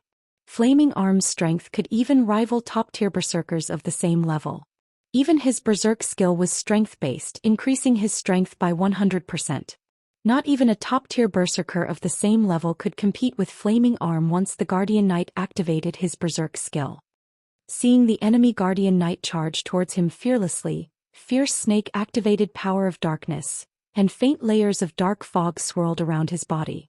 He then rotated as he swung his greatsword horizontally. Whirlwind Slash. Immediately, a black tornado dominated Group 3's stage. What a fool. Flaming Arm sneered as he put even more power into his charge. When the black tornado and the golden tornado clashed, a powerful shockwave tore through the stage. When the tornadoes scattered, everyone watching was stupefied. Impossible. He blocked Flaming Arm's attack. How high is Fierce Snake's strength? Flaming Arm was a Guardian Knight famed for his strength. Very few players had ever blocked his signature move, but if an opponent could block the first assault and retain their stance, Flaming Arm would lose his opportunity to follow up with Divine Adjudication. Flaming Arm's expression hardened as he glared at his opponent. During the previous collision, Fierce Snake had only been forced to retreat by one step. On the other hand, he had taken 3 steps back. He had also lost over 500 HP. The difference between their strengths was obvious. How is his strength so high? Flaming Arm refused to accept this. To help him score well in the competition, his adventurer team had lent him a set of epic bracers, which boosted his strength considerably. With these bracers equipped, he was even confident of securing one of the top 100 positions. Yet he had lost to an unknown berserker's strength. This all-round device the guild leader had me equip is amazing. Fierce Snake couldn't help his shock when he saw his skill completion rate. In truth, his strength attribute was only slightly higher than Flaming Arm's. The main reason behind the outcome of that clash was his Whirlwind Slash's completion rate. He had achieved a 90% completion rate with his counterattack. This was the first time he had executed Whirlwind Slash so smoothly. As long as a skill's completion rate rose past 85%, every 1% increase would boost the attack's power. Upon reaching 90%, the skill would undergo a qualitative transformation. It was only natural that Flaming Arm had difficulty blocking his attack. Since I can't overcome his strength, let's see who lasts until the end. Flaming Arm calmed very quickly. Immediately he activated Protection Blessing. Then while disregarding his defense he attacked Fierce Snake ruthlessly, intent on exchanging blow for blow. Protection Blessing halved the damage he received. Even if there was a difference in strength, he had the advantage in an exchange of blows since berserkers didn't have any skills that reduced incoming damage. As everyone assumed that Fierce Snake would dodge Flaming Arm's attacks, the man rushed forward to meet the Guardian Knight in battle rather than retreating. Is his brain broken? He clearly has the advantage in this fight. He could easily win if he just waited out Flaming Arm's Protection Blessing, yet he's charging towards his death. Fierce Snake's behavior confused the spectators. Fierce Snake and Flaming Arm engaged in a vicious battle, attacking and defending. However, a Guardian Knight had a much easier time defending against attacks than a berserker. With a slight adjustment of his shield, Flaming Arm could easily guard a large portion of his body. In contrast, Fierce Snake could only protect a limited space even with large swings of his greatsword. The difference between their damages was also clear. Even when Fierce Snake's greatsword struck his opponent, his normal attacks only dealt around -3,000 damage. On the other hand, Flaming Arm's normal attacks dealt over -6,000 damage. Meanwhile, Flaming Arm had over 80,000 HP, while Fierce Snake only had around 70,000 HP. When Fierce Snake's HP fell to 50%, Flaming Arm still had over 2/3 of his HP left. However, the more Flaming Arm fought Fierce Snake, the more afraid he became. As the battle dragged on, he could sense his opponent's combat standards improving. Moreover, the more Fierce Snake fought, the more natural the berserker's actions became. As a result, it became increasingly difficult to land an attack. On the other hand, Fierce Snake had an easier time hitting him. After another 5 seconds, Fierce Snake had only 1/3 of his HP remaining. However, Flaming Arm had the same. What? Flaming Arm is losing. No one could believe their eyes as they watched Flaming Arm's HP fall below Fierce Snake's, the gap between them growing wider as the seconds ticked by. How is his combat standard so high? Has he been toying with me all this time? When Flaming Arm saw his HP drop to a critical level, he knew that he had lost his chance of winning. Not only was the difference between their combat standards so great, but his protection blessing's duration was running out. What Flaming Arm didn't know was that due to the sudden increase of mana density around Fierce Snake, he couldn't fight at his peak, but as the match progressed, Fierce Snake adapted to the increase brought about by the all-round device. Honestly, Fierce Snake could have ended the battle already. However, fighting a top-tier expert like Flaming Arm was inspiring. Hence, he hadn't bothered to use any of his skills, toying with the enemy Guardian Knight. When Fierce Snake eventually eliminated the final strand of Flaming Arm's HP, gasps of amazement echoed from the crowd. Zero Wing's Fierce Snake is so amazing. I never thought that, aside from the several well-known peak experts, Zero Wing had someone like this. I've underestimated Zero Wing. It seems we'll have to be more careful of this berserker later on. His melee combat abilities are too strong. After the match, the various major powers representatives were a little afraid of this berserker Fierce Snake.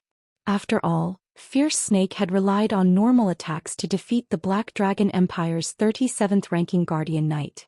If he had used his skills, he would have wiped the floor with Flaming Arm. After Fierce Snake's match, Windmill, Wild Bone and Negative Life completed their matches. Without suspense, they won their respective battles. Moreover, they also won their matches without any skills. No one had seen the true depth of their prowess. As the ranking competition grew more intense, Zhao Yueru's turn eventually came. Group 5, number 9 18 vs number 29. What? The flame which is going up against Falling Flowers. Both are experts capable of qualifying for the final phase. To think the system would pit them against each other. This is going to be interesting. Falling Flowers is one of the top 10 swordsman experts in the Purple Thorns Kingdom. I've heard that some time ago she even defeated Whistling Sword, the 394th ranked player on the God's Domain experts list. On the other hand, even the Dark Guild Corpse Soul is helpless against the Flame Witch. This will be an intense fight. Everyone grew excited as they watched the two women approach Group 5 stage. As soon as the match began, both sides activated their berserk skills. Upon doing so, Zhao Yueru executed triple casting. Although she had only cast 2 Tier 1 spells and a Tier 0 spell, both her spellcasting speed and her spell's power shocked the audience. Fireballs, flame spears and flaming chains shot towards Falling Flowers in rapid succession. Despite being a refinement realm expert, Falling Flowers couldn't keep up with the attacks. After exhausting of her life-saving skills, the dozens of fireballs and flame spears killed her instantly.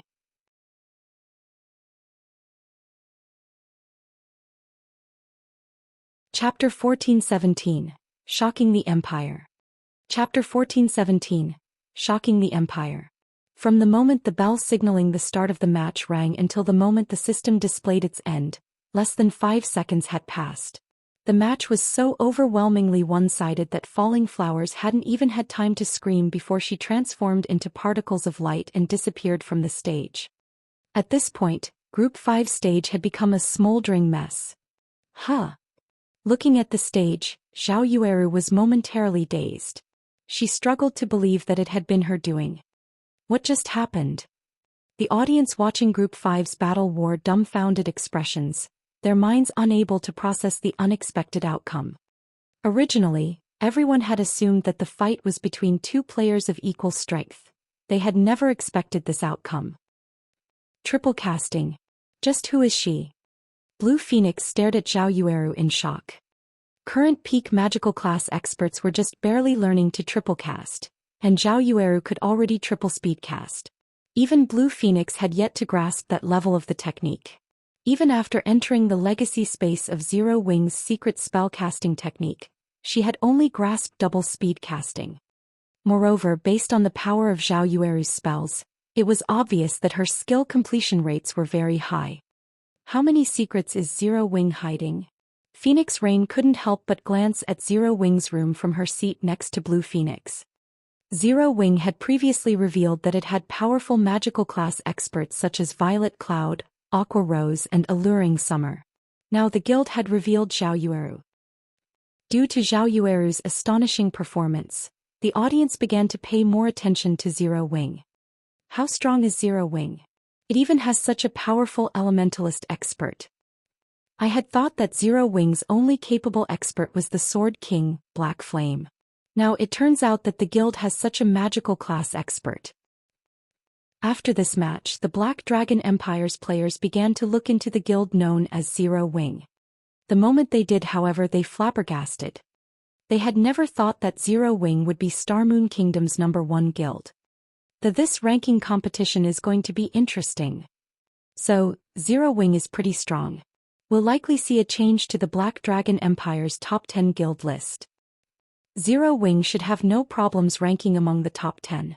However, getting into the top 5 will probably be a challenge. After all, the 5 first-rate guilds in our empire have many powerful experts. Why would it be easy to surpass them? While everyone discussed Zero Wing, the various large guilds turned their attention towards the guild as well. They began to search for a method to deal with Zhao Yueru. Although Zhao Yueru's ability to triple speed cast was powerful, she wasn't undefeatable.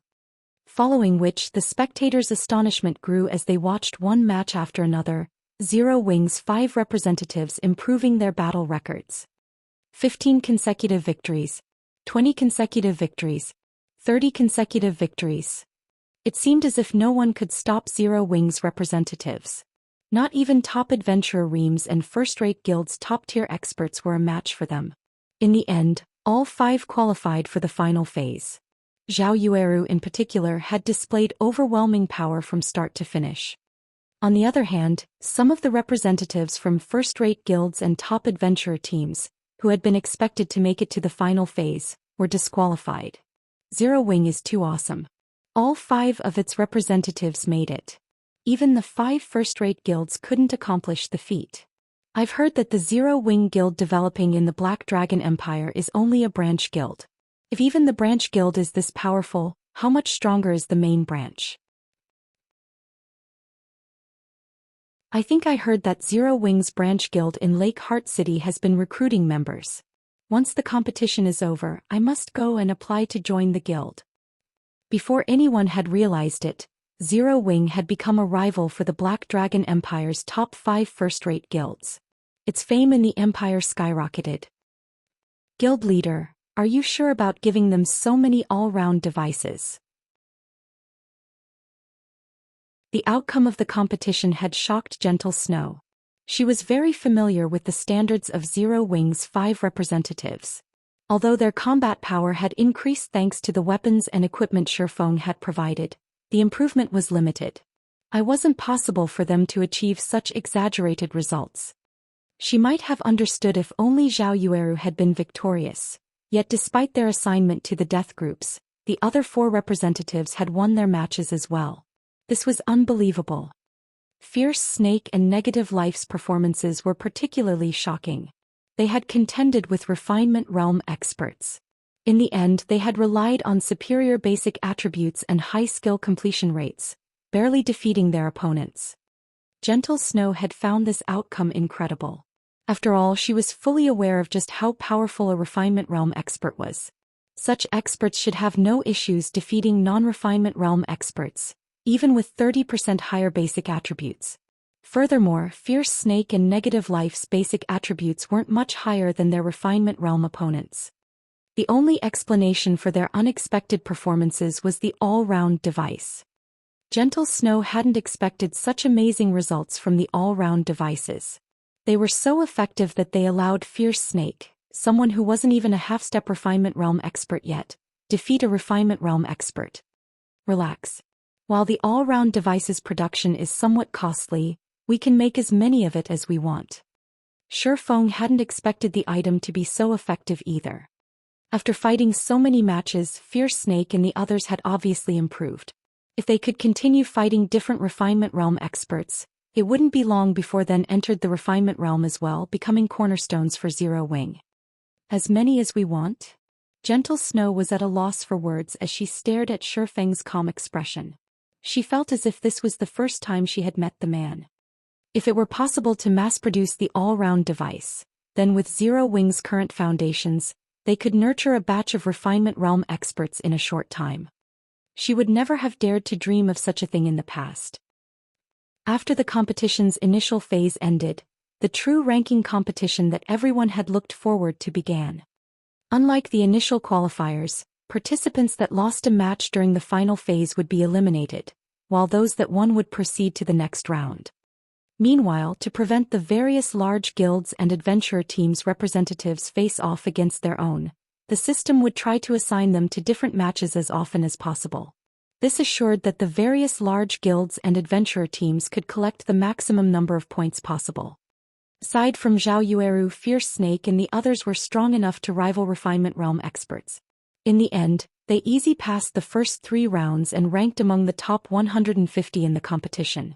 However, 3 had lost the 4th round due to Refinement Realm expert opponents with epic items. In the end, only Zhao Yueru and Negative Life had won their 4th matches in the final phase. During the 5th round, a Refinement Realm expert with more than 1 epic item had eliminated Negative Life. He had lost with little resistance. Guild leader, Zero Wing is far more powerful than we had expected. What should we do now? The shield warrior named Lonely Castle asked Crimson Fox worriedly in Crimson Castle's VIP room. Although the 2 experts 9 Dragons Emperor had sent had made it to the 5th round, the other 3 representatives had been eliminated in the 2nd match. What's there to worry about? Didn't you see Zhao Yueru's next opponent?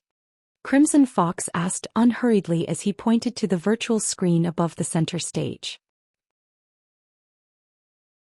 What? Lonely Castle was stupefied when he saw the names on the screen. He was instantly elated. Zhao Yueru's opponent for the 5th round was Yi Luofei, the FFF Adventure Team's vice commander. She had the nickname Frost Empress and was one of the Black Dragon Empire's 4 great elementalists. The Dragon Phoenix Pavilion had even offered her the position of vice commander over its main force to recruit her.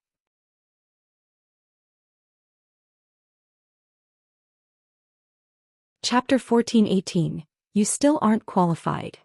As the current match on the main stage was about to end, everyone shifted their gaze to the screen hovering above the stage, excitement and joy sparkling in their eyes. The next match is going to be awesome. The Frost Empress and Flame Witch? How unfortunate. Both clearly have the strength to rank in the top 30, yet they have to face each other in the 5th round. I wonder who's strongest. Do you even need to ask? It's definitely Yi Luofei. After all, she is the 3rd-ranked elementalist in the Black Dragon Empire. She even ended in the top 20 during the previous competition. In the Black Dragon Empire, practically everybody knew about FFF's Frost Empress. She had soared to fame during the previous ranking competition. Her beautiful face and graceful body had made it into everyone's hearts. Although she hadn't left many battle records in the Black Dragon Empire after the competition, the battle records she had left were terrifying. In one instance she had annihilated a dark guild by herself. In another instance she had fought the 5th-ranked player on the Black Dragon Empire's red list, the assassin Hell Prison. To be more specific, Hell Prison had ambushed Yi Luofei. In the end, however, she had defeated the assassin, and he had been forced to retreat. Hell Prison had killed several second-rate guild leaders. Although he had never killed a first-rate guild's leader, he had come very close to succeeding several times. This had earned the various large guilds' hatred. However, they were powerless against the assassin expert, yet after a single failed attempt, Hell Prison had declared that he had given up targeting Yi Luofei. No one knew why he had done so, but the fact that Yi Luofei had forced an assassin like Hell Prison to give up showed how powerful she was. The assassination attempt had been a while ago. Yi Luofei had certainly grown stronger since then. Big Sis Rain, it seems that Zero Wing may be in trouble. Yi Luofei is highly talented. The Secret Pavilion has even labeled her as a monster-level genius. Based on the information we currently have, she has grasped at least 2 combat techniques. Moreover, one of them is an advanced combat technique. The Secret Pavilion has tried to recruit her, but she rejected their offer. Based on our reports, it seems that the Flower of Seven Sins has contacted her as well, Blue Phoenix whispered when she saw the combatants for the next round. If Zero Wing is defeated here and loses its bet with Crimson Castle, Nine Dragons Emperor will use the opportunity to crush Zero Wing's branch guild. The Flower of Seven Sins didn't just contact her in secret, Phoenix Rain said, smiling bitterly. The Great Pavilion Master informed us to give up on recruiting Eluofei and to avoid provoking her. She's already become one of the Flower of Seven Sins reserve upper echelons. The Flower of Seven Sins values her. What?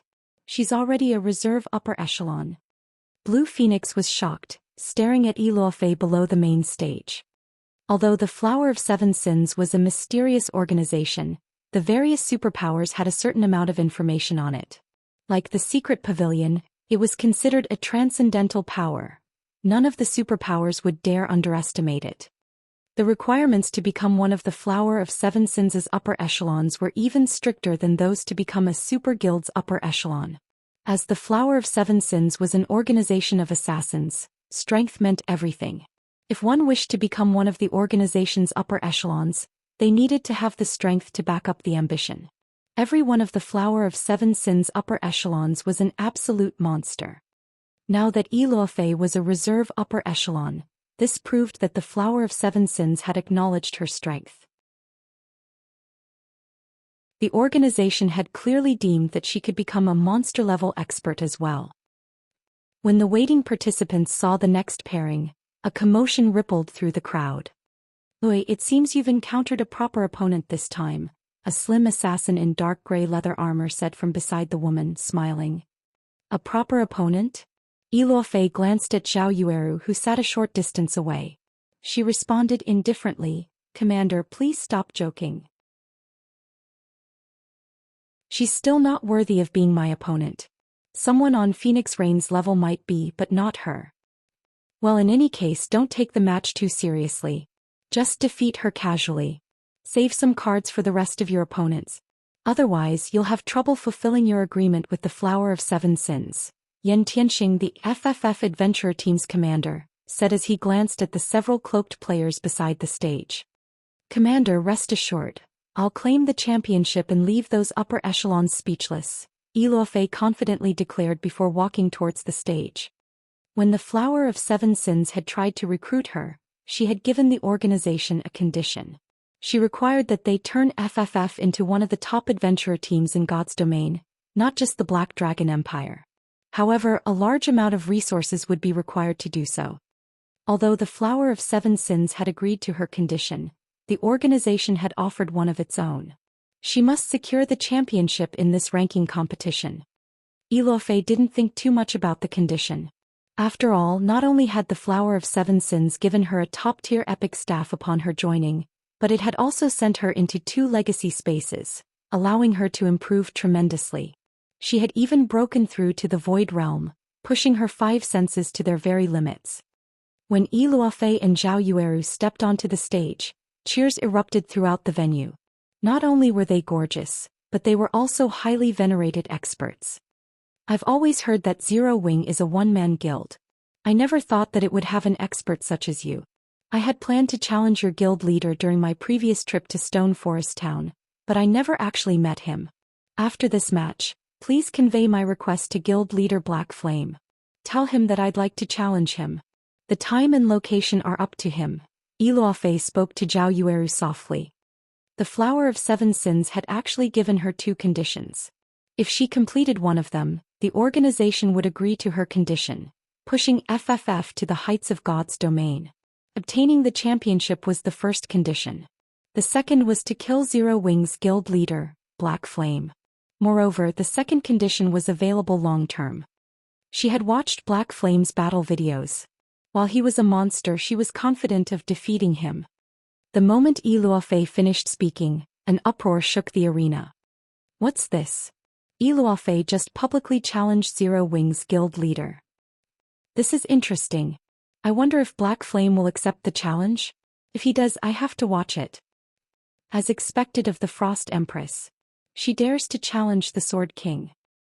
Everyone here was quite familiar with the name Black Flame. After all, he ranked among the top 100 on the God's Domain experts list. The secret pavilion had even given him the nickname Sword King. When he had received it, it had caused quite a stir throughout God's Domain. However, while the crowd cheered over the matter, Zero Wing's members wore ugly expressions. Fierce Snake and the others who sat below the main stage were furious. A measly vice commander of an adventurer team had dared to issue their guild leader a challenge. Zero Wing was Starmoon Kingdom's #1 guild. Luo Yifei's blatant challenge was no different than spitting on Zero Wing's reputation. She simply wasn't taking Zero Wing seriously in the least. Haha, nicely done. As expected of someone the Flower of Seven Sins has acknowledged. Nine Dragons Emperor laughed in his VIP room. Black Flame really is famous everywhere, Phoenix Rain muttered, sighing as she looked at Zero Wing's room. Although she did not believe that Luofei could defeat Black Flame, this challenge humiliated Zero Wing, Starmoon Kingdom's overlord. If Luofei defeated Zhao Yueru, the challenge would deal an even greater blow to the guild's reputation. You wish to challenge our guild leader? Zhao Yueru's gaze chilled as she glared at Luofei. Unfortunately, you still aren't qualified.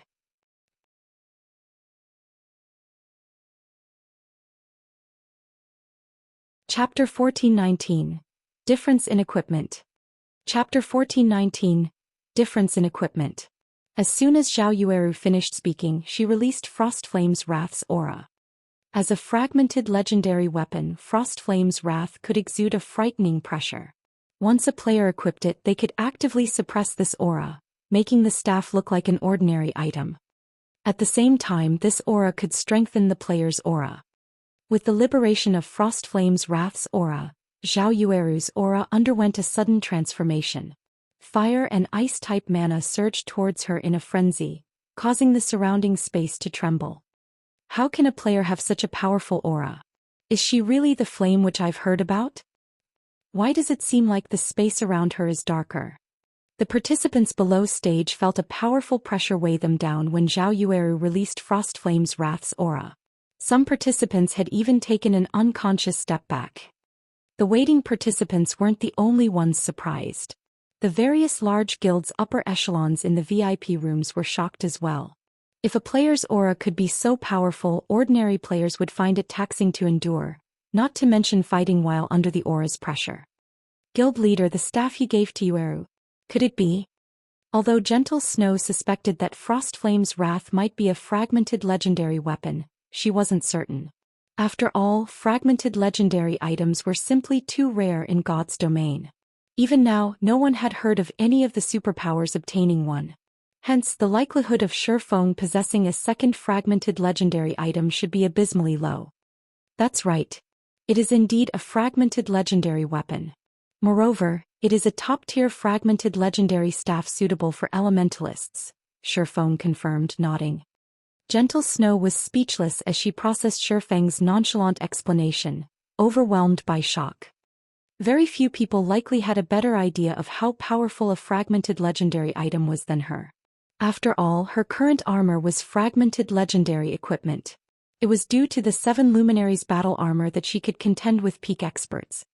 At the moment, she was only a refinement realm expert. She was worlds apart from Super Guild's peak experts. Yet with the power of fragmented legendary equipment, she compensated for the difference in their combat standards. Meanwhile, the fragmented legendary item Zhao Yueru wielded was a weapon, the item that provided the largest boost to a player's combat power. Only now did Gentle Snow understand why Shifeng had agreed to Crimson Fox's bet without hesitation and why he had remained so calm throughout the competition. If peak experts from Super Guilds participated in this ranking competition, it'd be no different than adults bullying children. Thus, the various superpowers only sent in their newbies that they had nurtured internally. Otherwise, all the players from the various large guilds and adventurer teams would be able to do little more than watch from the sidelines. Meanwhile, although the match had begun on the main stage, neither side hurried to attack. Rather than the expected indifference, surprise colored Luofei's face. She had never expected to feel such an intense pressure from a refinement realm expert like Zhao Yueru. This was the first time something like this had ever happened. I've really underestimated Zero Wing, To think the guild had hidden an expert like you, Iluofei commented seriously as she watched her opponent. After getting a good look, however, Iluofei smirked as she continued. However, you can only rely on this empty aura. It might be effective against ordinary experts, but it is useless against me. Saying so, Iluofei activated her berserk skill. She then began to chant incantations as she wrote runes in the air. Iluofei's chanting speed was extremely quick. She wasn't slower than Zhao Yueru in the least. Moreover, compared to Zhao Yueru's chants, Iluofei's pronunciation was more accurate. Furthermore, not only did she draw her runes as easily as a graffiti artist, but she also had no inconsistencies. What precise triple speed casting! Blue Phoenix was shocked as she watched the terrifying amount of mana gather around Iluofei. Unlike skills, spells had additional variables known as incantations and runes. Meanwhile, due to these two aspects' special characteristics, one could determine the spell's completion rate based on the amount of mana that gathered around the caster even before the spell fully activated. The fact that more mana gathered around Iluofei despite both combatants' triple speed casting proved that her skill completion rate was higher. Naturally, her spells would be more powerful. Not one to be outdone, Zhao Yueru had activated Power of Darkness at almost the same time as Iluofei activated her berserk skill, increasing all her basic attributes by 100%. Similarly, Zhao Yueru followed up with triple speed casting. A moment later, both elementalists completed their spells. Waving their staffs simultaneously, they gestured to their opponents.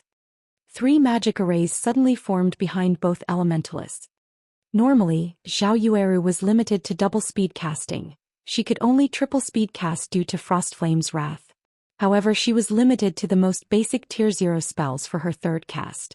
This time she had chosen Flame Barrage. As for her other 2 spells, she went with the Tier 1 Flame Spear and Tier 1 Flame Chains. The former possessed extreme destructive power, while the latter had a certain degree of destructive power while allowing her to restrict her enemy. On the other hand, Iluofei, who had relied on her own abilities to triple speed cast, had chosen Tier 1 spells for all 3 casts: Frozen Web, Frost Prison and Ice Blast. Despite both being elementalists, one woman controlled fire and the other manipulated ice, creating a dazzling scene on the stage. Although you're very strong, it's a pity that your skill completion rates are too low. Your triple speed casting is a mere facade compared to the real deal. Iluofei smiled calmly as she watched Zhao Yueru's flames. She then controlled her ice-type spells to meet Zhao Yueru's spells. Unlike melee players, a clash between magical class players did not rely on one's control of their body. Rather, it relied on one's control over an external object. Many of God's domain spells were ranged. If a magical class player lacked control of their spell, it would be very difficult to hit a moving target. When fire and ice collided, a series of explosions erupted across the stage. Half of the stage transformed into a flaming hell, while the other half had become an icy nightmare. The results were extraordinarily spectacular. However, when their spells clashed, Iluofei, who had been confident of her victory, revealed a grim expression. She currently wore 2 pieces of epic equipment, a shirt and a pair of shoes. Her staff was also epic rank, increasing her completion rate with ice-type spells to a certain degree. She could almost achieve an 80% completion rate with all 3 of her spells. No matter how she looked at it, Zhao Yueru's completion rates shouldn't exceed 70%. Yet when she pitted her spells against her opponents, her spells were crushed, and Zhao Yueru's spells maintained a significant amount of their power as they continued towards her. This outcome was simply inconceivable.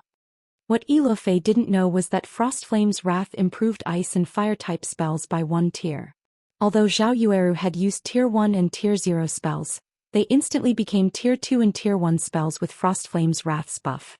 Even if her skill completion rates were no more than 70%, Tier 2 spells far surpassed Tier 1 spells with 80% completion rates. Facing the incoming flames, Iluofei had no choice but to dodge them with Blink. After all, magical class players weren't like melee players. Their attribute point allocation was different. Dodging multiple attacks at once was very difficult for magical class players. Following which, Iluofei ran around the stage, becoming a more difficult target for her opponent. Unfortunately, this meant that she couldn't triple speed cast. She could only rely on double speed casting. In contrast, Zhao Yueru could stand still and attack Yi Luofei freely.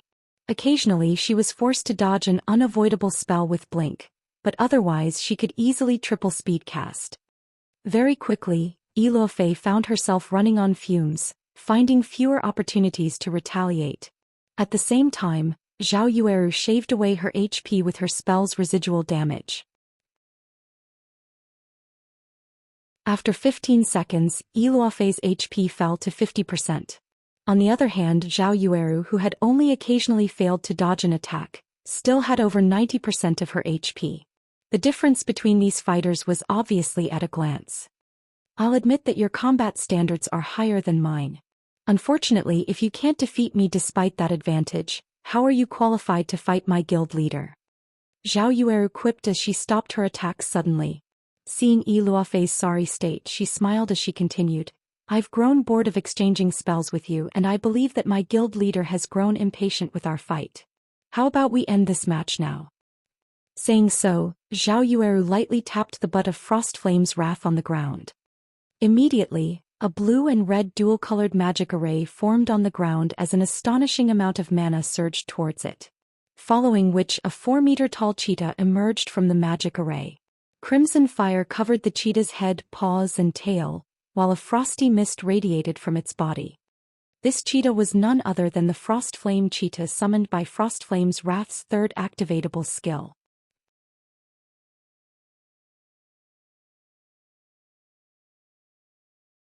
Chapter 1420. Overwhelming Power. Chapter 1420. Overwhelming Power. The tall and mighty Frost Flame cheetah's appearance stupefied everyone in the arena. What? Aren't magic scrolls banned? How did she summon such a powerful monster? That's not right.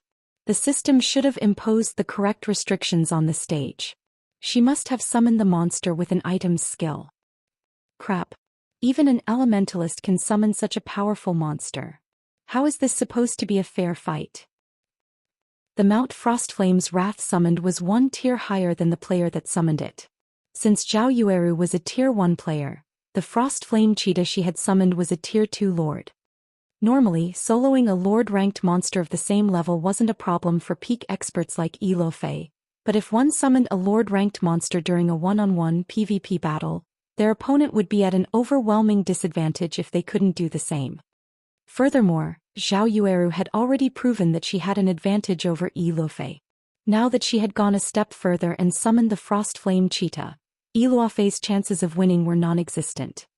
However, Yi Luofei had no intentions of giving up just yet. She immediately responded by casting the Tier 1 curse, Extreme Frost Waterfall, and the Tier 1 spell Frost Barrier. Walls of solid ice began to form around Zhao Yueru, trapping her within. Meanwhile, a massive blue magic array appeared above her, gusts of cold air blasting down from the array. Zhao Yueru didn't attempt to dodge the incoming cold air. Instead, she waved Frost Flame's Wrath and used the Tier 1 spell Flame Dragon's Dance. Immediately, a crimson magic array formed beneath Zhao Yueru's feet. 2 serpentine dragons of fire then emerged, intertwining as they flew to meet the frost gusts of air. Boom. When ice and fire tangled, white mist filled the space above Zhao Yueru. Not only did Flame Dragon's Dance crushed Yi Luofei's extreme frost waterfall, but the high temperature also melted the ice walls trapping Zhao Yueru.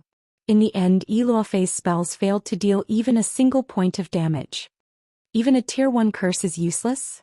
Yi Luofei was dazed for a brief moment after watching her extreme frost waterfall fail. A Tier 1 curse rivaled Tier 2 spells. Such a spell could even injure Lord-ranked monsters, yet such a powerful attack had been utterly useless against Zhao Yueru's Tier 1 spell. The various guilds' upper echelons in their VIP rooms were stunned. A Tier 1 spell crushed a Tier 1 curse?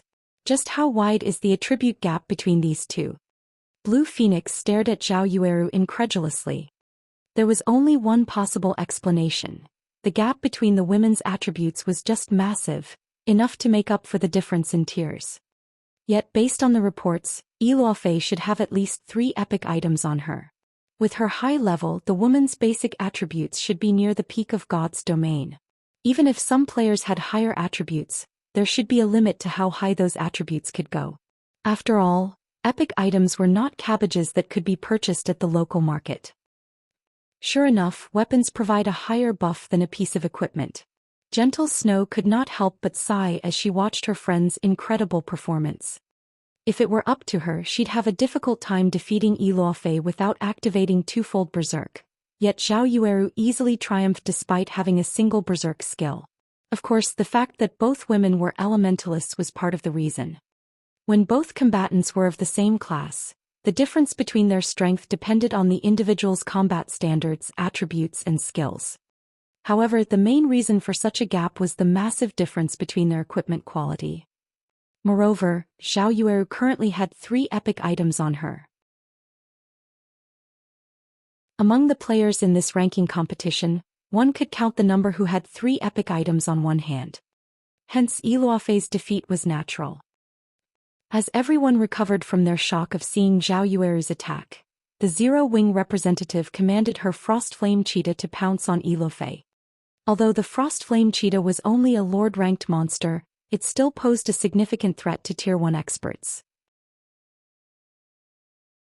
This was especially true for magical classes, who were not fond of speed-type monsters. Iluofei was forced to turn her spells against the Frost Flame Cheetah while keeping an eye on Zhao Yueru's movements. Seeing the cheetah distract Iluofei, Zhao Yueru revealed a smile and waved Frost Flame's wrath before pointing it to the sky. A large magic array then covered over half of the stage as it manifested above the fighters. The waiting participants gasped. Despite being below the stage and knowing that they were safe from the current battle, the participants felt the threat of death loom over them. Even a fool could tell that Zhao Yueru had cast a large-scale destruction spell. Die! Zhao Yueru abruptly swung down her staff. Immediately, the entire stage trembled as the area's ice and fire-type mana went berserk. This move was none other than Frost Flame Hell, one of Frost Flame's Wrath's activatable skills. When activated, it dealt a combination of ice and fire-type damage to all enemies within a 50-yard radius every second for 10 seconds. With the Frost Flame Cheetah keeping her busy, Iluofei had no hope of escaping the AoE in time. Noticing the wave of fire and cold air surge towards her, Iluofei activated Frost Barrier, becoming invulnerable to all attacks for a short time. However, despite having upgraded the spell to Tier 1, it would only last for 8 seconds. She was simply delaying the inevitable. The seconds ticked by quickly. When the 8 seconds were finally up, the Frost Barrier shattered, and the rampaging ice and fire-type mana killed Iluofei instantly. As Frost Flame Hell dissipated, the spectators could see how miserable a large portion of the stage looked. Silence filled the waiting area below the stage. Although the system had announced the victor, none of the waiting participants cheered. Watching this match had inspired a deep despair in every one of them. They all thought that Zhao Yueru had simply been too cruel. First, Zhao Yueru had summoned a Tier 2 Lord to distract her opponent. Then she used a large-scale destruction spell to end the match. Even with a skill that provided invulnerability, Zhao Yueru's spell would eliminate any opponent unless their life-saving skill lasted for more than 10 seconds. As for closing in on Zhao Yueru and facing her in close quarters, such a strategy would be suicidal with the woman's ability to triple speed cast. The closer one was to the spellcaster, the harder spells were to dodge. Players would also have to deal with a Lord-ranked monster harassing them. Who could possibly beat Zhao Yueru in a one-on-one? Her power was overwhelming. To deal with someone like Zhao Yueru, one would need an ally or the ability to summon a powerful monster with their weapons or equipment. Otherwise, the woman was nearly invincible. She lost. Yan Tianxing could not help his bitter smile as he watched Zhao Yueru on the stage. He had never imagined that a monster like Zhao Yueru occupied the Black Dragon Empire. When she got serious, she could even render a peak expert like Iluofei utterly powerless. When Iluofei resurrected below the stage, her gaze shifted to her previous opponent. Her declaration to challenge Black Flame was nothing more than a joke now.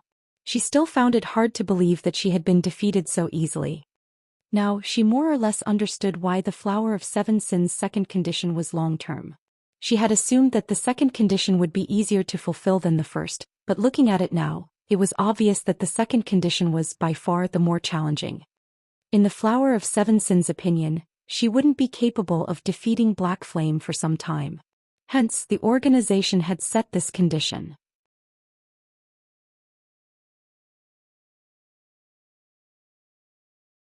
Chapter 1421, Dragon's Graveyard. As Zhao Yueru descended from the stage, the waiting participants instinctively stepped aside, opening a path for her. They had heard that she had killed a dark player twice after some dark guild had provoked her, dealing a heavy blow to the guild.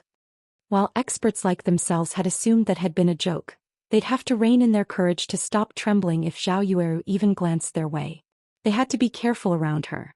Should they accidentally annoy the woman, they might die the moment they left the city. The Flame Witch is too awesome. She might even secure one of the top 10 spots. Top 10? More like top 5. The combination of that Lord-ranked monster and the large-scale destruction spell is invincible in a duel. Only a handful of participants may be able to close in on the Flame Witch before she activates the combination attack. Aside from those few, she can likely blast everyone to smithereens. The Frost Empress was pretty unlucky this time. If she hadn't come across the Flame Witch, she might have ranked among the top 15, yet now she won't even stand among the top 50. With the Flame Witch on Zero Wing's side, Zero Wing should get a spot among the top 5 guild rankings. Unlike the participants below the stage, the audience in the stands fell into a heated discussion about Zhao Yueru.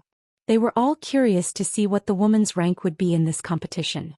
As for Yi Luofei, who had been defeated, they couldn't help but lament for her misfortune. Damn it! Why did things end up like this? Crimson Fox cursed as he watched Zhao Yueru step down from the main stage. To think they've hidden a trump card like Zhao Yueru all this time. Zero Wing is quite cunning. Guild leader, what should we do now? Lonely Castle, the shield warrior beside Crimson Fox, asked anxiously. The higher one ranked in the competition, the more points they would receive. Moreover, the point scale was steep. Players that ranked between 1000th and 501st would receive 5 points. Players' points would double if they ranked between 500th and 249th, increasing to 10 points.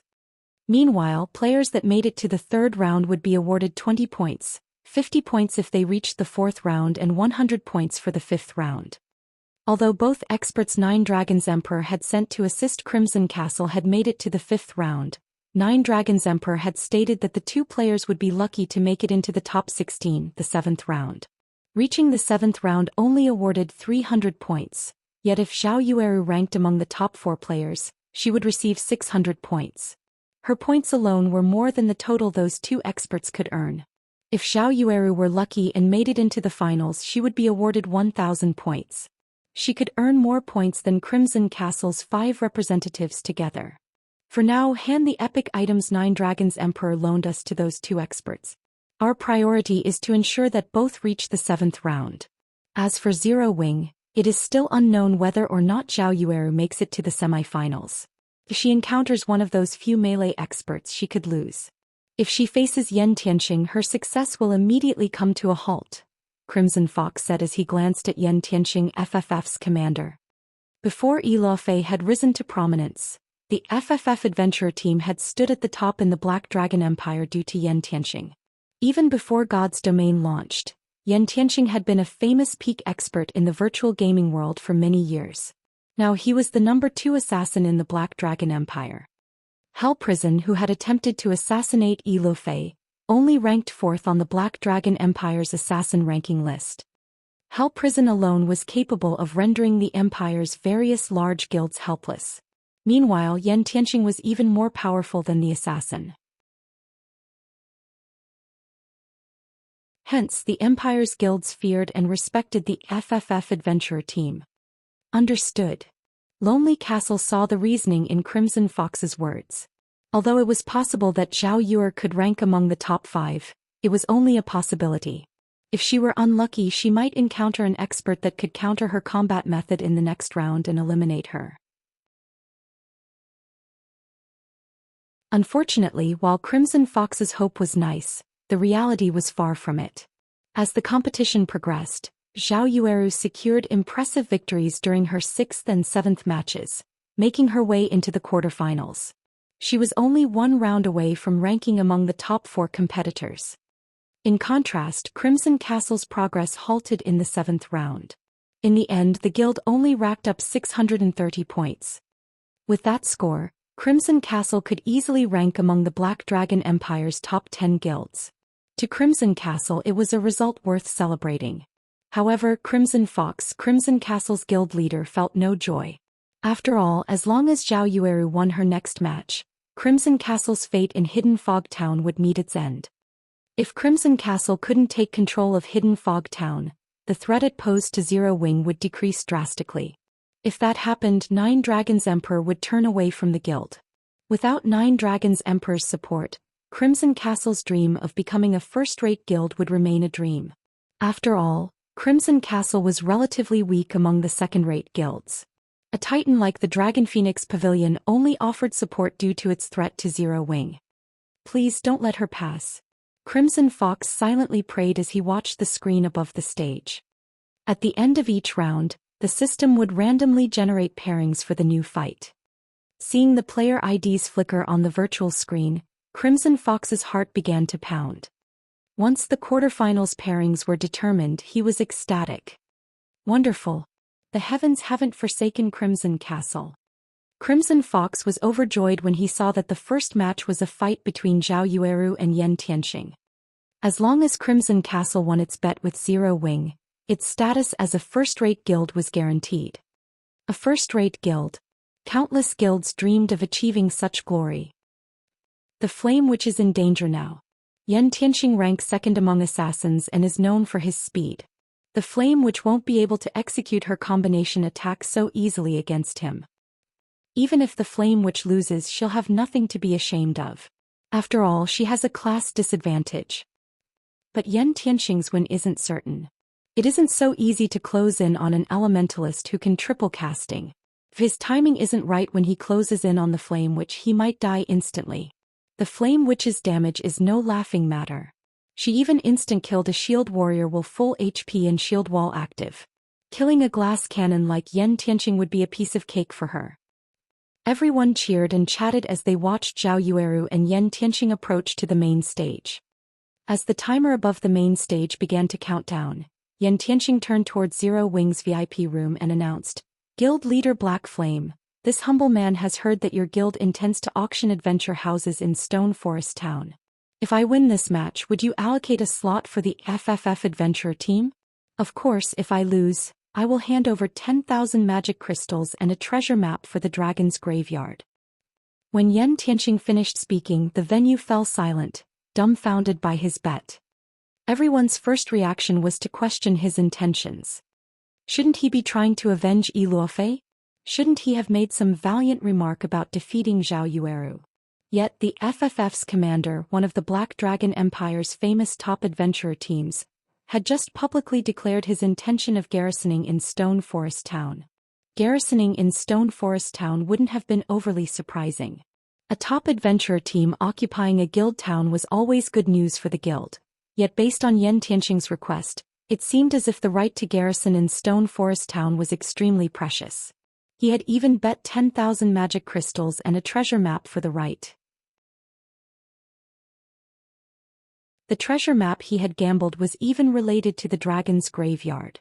This was just ludicrous.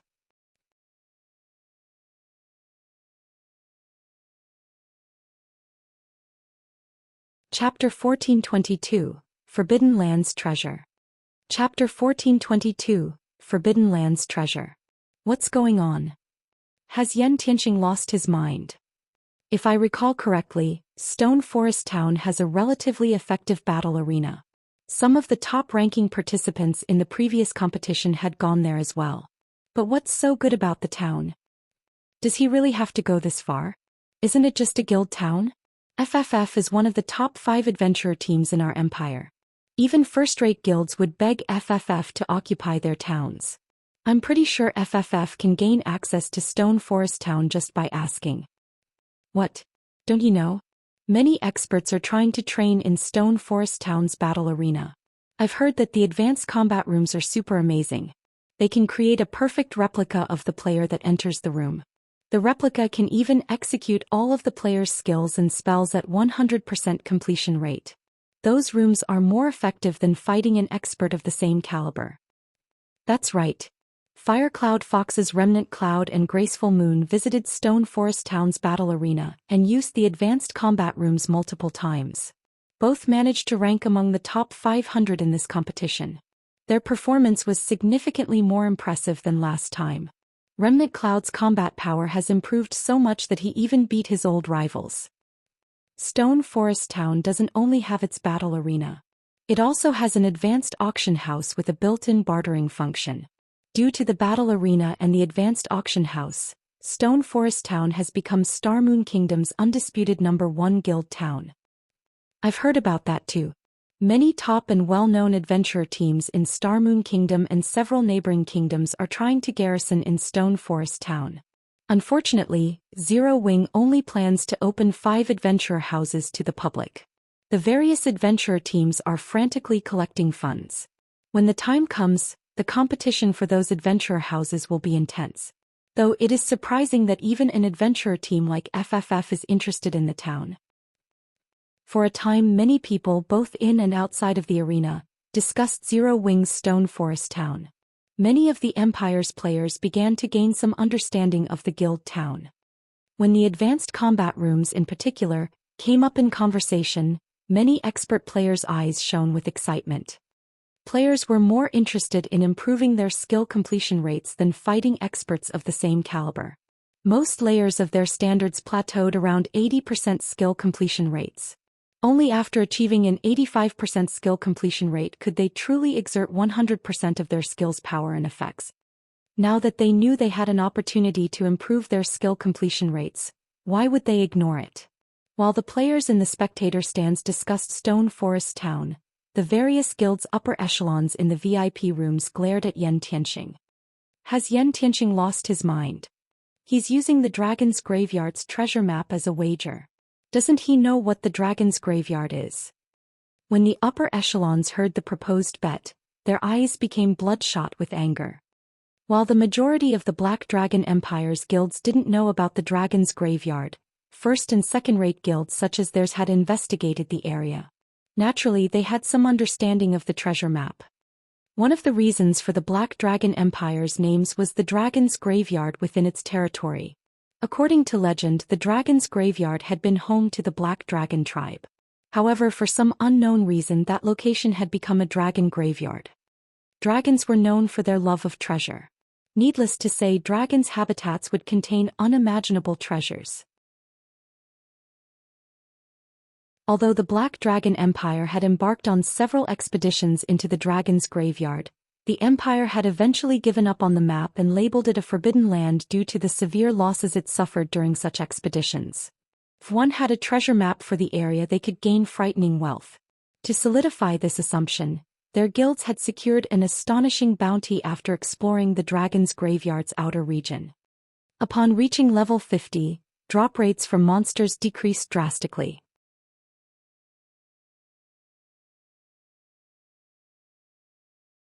Before the competition had begun, Shifeng had forbidden her from using all of her strength in battle. His reasoning was very simple. Every additional trump card she had was an advantage. Their priorities in this competition were to defeat Crimson Castle and earn enough points to rank among the top 3 guilds in the Black Dragon Empire. Yes, he is very strong. If you hold back, you might lose, Shifeng confirmed. Hearing that she could go all out, Zhao Yueru's eyes sparkled with excitement as she shifted her gaze towards Yen Tianxing. My guild leader has agreed to your conditions so long as you don't regret making them later on, Zhao Yueru said, smiling. I have never gone back on my word before. Besides, I made the bet in front of so many people, Yen Tianxing responded, smiling. Since we have an agreement, let us begin. Saying so, Yen Tianxing activated his berserk skill and vanished as if he had never existed in the first place.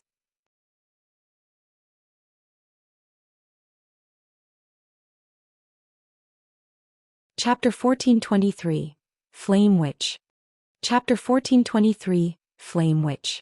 The instant Yen Tianxing activated stealth and disappeared, Zhao Yueru summoned the Lord-ranked Frost Flame Cheetah beside her. She then proceeded to double-speed cast. Tier 1 spell Flame Orb. Tier 1 spell Flame Rain. Both spells were AoE attacks, and among the best, Zhao Yueru had to locate a stealthed assassin. As long as a player could reveal an assassin, the stealthed player's combat power would decrease by half. An assassin's most powerful advantage was its assassination capabilities. The first strike was particularly powerful. In a confrontation, however, they were even weaker than berserkers and swordsmen. In the blink of an eye, a sea of fire swept across Yan Tianqing's previous location. But even after the two spells decimated the stage, the assassin was nowhere to be seen. The flame witch reacted so quickly, but she still couldn't expose Yan Tianqing. How fast is he? As expected of the second-ranked assassin in the Empire. His concealment technique is amazing. Despite seeing him the moment he disappeared, I still can't lock onto his aura. I even activated enhanced 5 senses, yet I can't detect him either. The participants below the stage were shocked as they watched the sea of fire engulf the stage. By the time the match began, Zhao Yueru had already begun casting her spells. There had only been a 2-second delay before her attack struck Yan Tianqing's starting location, yet neither AoE had revealed the assassin. What shocked these players even more was the man's concealment technique. The magic barrier around the main stage contained attacks within. Meanwhile, observation and perception skills wouldn't be affected. Despite the waiting participants activating their perception skills, no one could detect Yan Tianqing. This was the first time they had encountered such a situation. These skills' specific purpose was to counter the stealth skill. Zhao Yueru had also activated her own perception skill, which allowed her to detect all stealthed players within a 40-yard radius. Generally, if magical class player allowed a stealthed assassin to ambush them, they'd die instantly. Only plate armor classes with high HP and defense could survive an assassin's first barrage. She could not allow her opponent to close in. A futile struggle. Ilofei, who stood below the stage, smiled as she watched Zhao Yueru. The true orb Yan Tianqing had obtained improved assassin's strength tremendously. The commander wouldn't have challenged Shadow Light, the #1 assassin in the Black Dragon Empire, without it. Not even the Dragon Phoenix Pavilion could do anything against that man. Meanwhile, one of the true orb's effects increased stealth-related skills by 100%. This halved the effectiveness of other players' perception-related skills. As a result, perception skills with a 40-yard range would only detect Yan Tianqing when he was within 20 yards. Although the difference was only 20 yards, it could determine whether or not a player died. Within that range, assassins could use shadow steps, appearing directly behind a player. Yan Tianxiang quietly circled to 25 yards behind Zhao Yueru, but he didn't rush in to attack. Although shadow steps allowed him to appear behind Zhao Yueru instantly, Zhao Yueru was an elementalist. If she reacted quickly enough, she could use an invulnerability skill or blink to escape.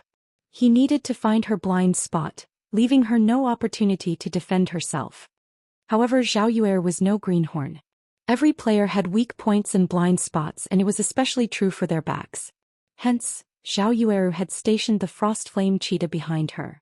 Not only would this hinder Yan Tianqing's vision and boost her defense, but she could also launch a powerful counterattack on the off chance Yan Tianqing attacked or stunned her. For a time, all anyone could see was Zhao Yueru standing in the center of the stage with the Frost Flame Cheetah watching her back as she launched one Tier 0 spell after another. Meanwhile, Yan Tianqing continued to circle his opponent, searching for an opportunity to strike. After nearly 3 minutes, Yan Tianqing could not help but admire Zhao Yueru's tenacity. The elementalist left him no openings. The Frost Flame Cheetah in particular posed a huge problem. Seems that I'll have to use that move. Yan Tianqing smiled bitterly as he examined Zhao Yueru's impeccable defense. Suddenly, Yan Tianqing split into 2 identical copies with the same attributes. The 2 clones were impossible to differentiate. Both copies remained stealthed. This move was one of the True Orb's skills, True Phantom. It allowed the user to summon a doppelganger that had 100% of the player's attributes and every skill the user had learned. The skill had a 3-minute duration. If either the doppelganger or the main body survived the duration, the user would as well. When Yan Tianxing had activated True Phantom, Zhao Yueru had ceased her bombardment. Taking a deep breath, she examined her surroundings. Since you don't want to come out, I'll force you to. Zhao Yueru waved Frostflame's wrath. With Zhao Yueru as the center, a translucent barrier ballooned outward. In the blink of an eye, the barrier enveloped a radius of 100 yards, half of the stage. This was Frostflame's wrath's second active skill, Frostflame Space. When activated, its effects would resemble that of a domain. Yan Tianxing immediately felt his attributes decrease. In the blink of an eye, he only had 70% of his total attributes remaining. In contrast, Zhao Yueru's aura had grown significantly more powerful. What? Eluofei stared at his enemy in shock. Suddenly, two more Zhao Yueris appeared on the stage. One of them wore flaming red robes, while the other was clad in icy blue. These two doppelgangers possessed 100% of the caster's attributes, and both radiated a terrifying aura of their own. Die. Yan Tianxing quickly realized how severe his situation was. If Zhao Yueru and her two doppelgangers bombarded the stage randomly, they would find him. Immediately, Yan Tianxing responded with shadow steps, appearing behind Zhao Yueru's real body. He thrust his silver daggers towards the woman's head and back. His actions were utterly silent and without a hint of killing intent. So fast. Despite her five senses pushed to their limits, the flame which only noticed that she was under attack after the assassin's daggers were moving. However, when Yan Tianxing's daggers were only an inch away from reaching Zhao Yueru, the latter vanished and reappeared 15 yards away. Close 1. Zhao Yueru breathed a sigh of relief as she saw Yan Tianxing, whose figure had finally appeared. If not for this being a match in her heightened senses, she would have fallen prey to the man's daggers. However, as soon as relaxed her guard a little, another Yan Tianxing appeared behind her. Tier 1 Taboo Skill, Hidden Blade. The Yan Tianxing vanished again before immediately reappearing before the elementalist. Before Zhao Yueru could react, 6 black shadows flew towards Zhao Yueru's heart, each attack dealing over -30,000 damage. The woman's HP instantly plummeted to 0. What? Everyone in the arena was dumbfounded when they saw Zhao Yueru hit the ground. Who could possibly avoid such an attack? Despite everyone's belief that the match was over, the bell never signified its end. Unexpectedly, Zhao Yueru's doppelgangers smiled from beside her real body. Both responded by waving their staffs.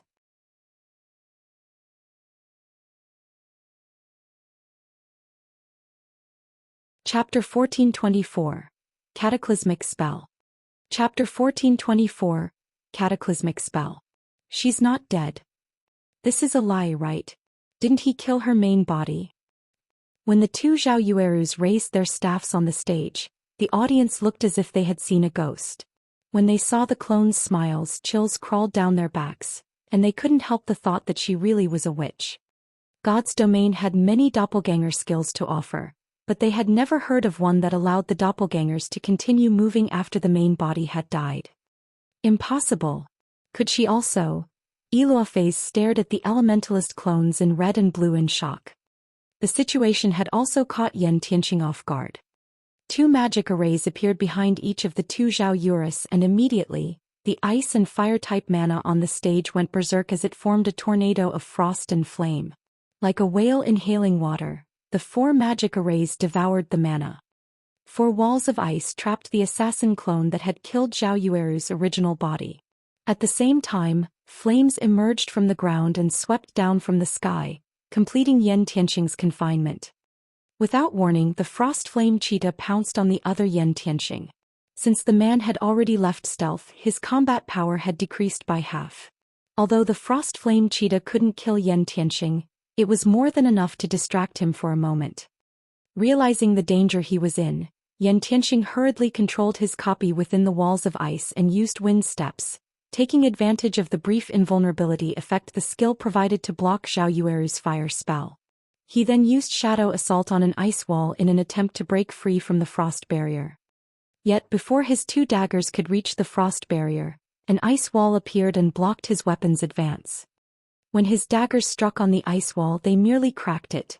They did not shatter the barrier. If he wanted to shatter the ice wall, he would need to attack again.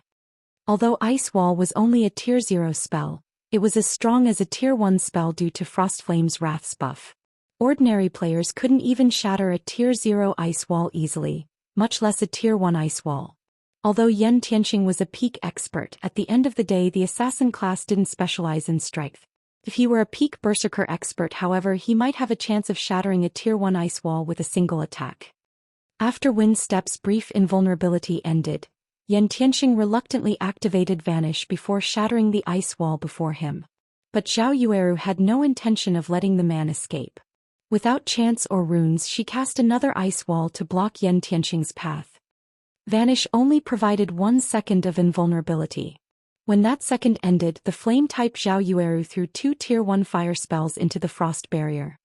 Without any invulnerability skills left and his shadow steps still on cooldown, Yan Tianqing had nothing left to counter the incoming fire spells.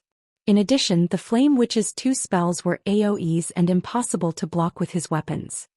As a result, the 2 flame spells, enhanced by Frostflame's Wrath to Tier 2 spells, killed the Yan Tianqing in the frost barrier instantly. Now only the Yan Tianqing the Frostflame cheetah had pinned down remained. What a brutish way to fight. Crap. Wouldn't this be considered quadruple casting? The Flame Witch is invincible. The way Zhao Yueru fought stunned the audience. Her 2 doppelgangers could actually double cast. It wasn't much different than if she had cast 4 spells simultaneously.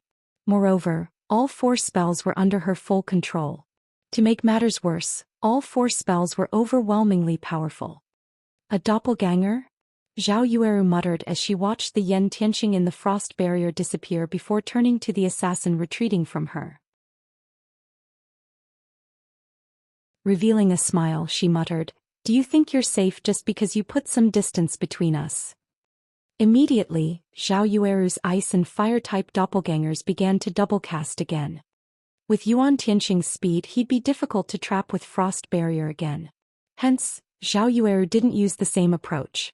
Instead, she switched to Tier 1 spells that focused on crowds. In the next moment, over 70 fire arrows, fireballs, ice spears, and ice arrows formed behind the doppelgangers. These spells then flew towards their target. Everyone fell silent as they watched the ice and fire-type spells fill the sky.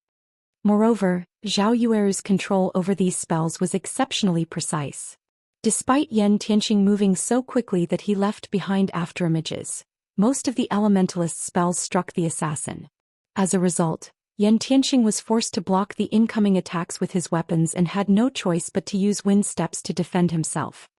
However, while Yan Tianqing's speed was astonishing to ordinary players, to Zhao Yueru, whose physique had improved by 50% thanks to Frostflame's space, Yan Tianqing wasn't particularly fast. At best, he was only as fast as an ordinary expert. She had no issues landing her attacks. Meanwhile, the agility-specialized assassins couldn't easily block spells with Tier 2 power. Yan Tianqing's HP fell with each hit he took. It was only a matter of time before his opponent carved it all away.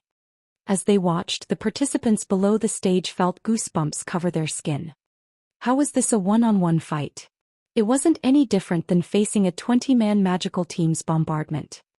Who could survive such ruthless attacks? In the past, these players had assumed that the assassin class countered magical classes, but Zhao Yueru had destroyed that idea. She had actually hidden her strength during our fight? Frustration and rage burned in Yiluofei's gaze as she glared at Zhao Yueru. She wasn't particularly frustrated about her defeat. After all, she had suffered countless losses before becoming famous, but this was the first time she had met someone who could best her while hiding so much of their prowess. Moreover, she and her opponent were nearly the same age. On the stage, Yan Tianqing struggled to hold on and was forced to use Vanish, disappearing again. If Zhao Yueru discovered him before his skill's cooldowns finished, now that he had used his trump card, he'd be powerless against the woman's attacks. However, if he could stay hidden until his skills were available again, he could turn the battle around. "I've been waiting for you to use this move." Despite her opponent vanishing, Zhao Yueru didn't panic. She licked her lips playfully as she said, "Let's put an end to this match." If the main body died after she used Frostflame's space, she wouldn't be able to use any of her weapon or equipment skills.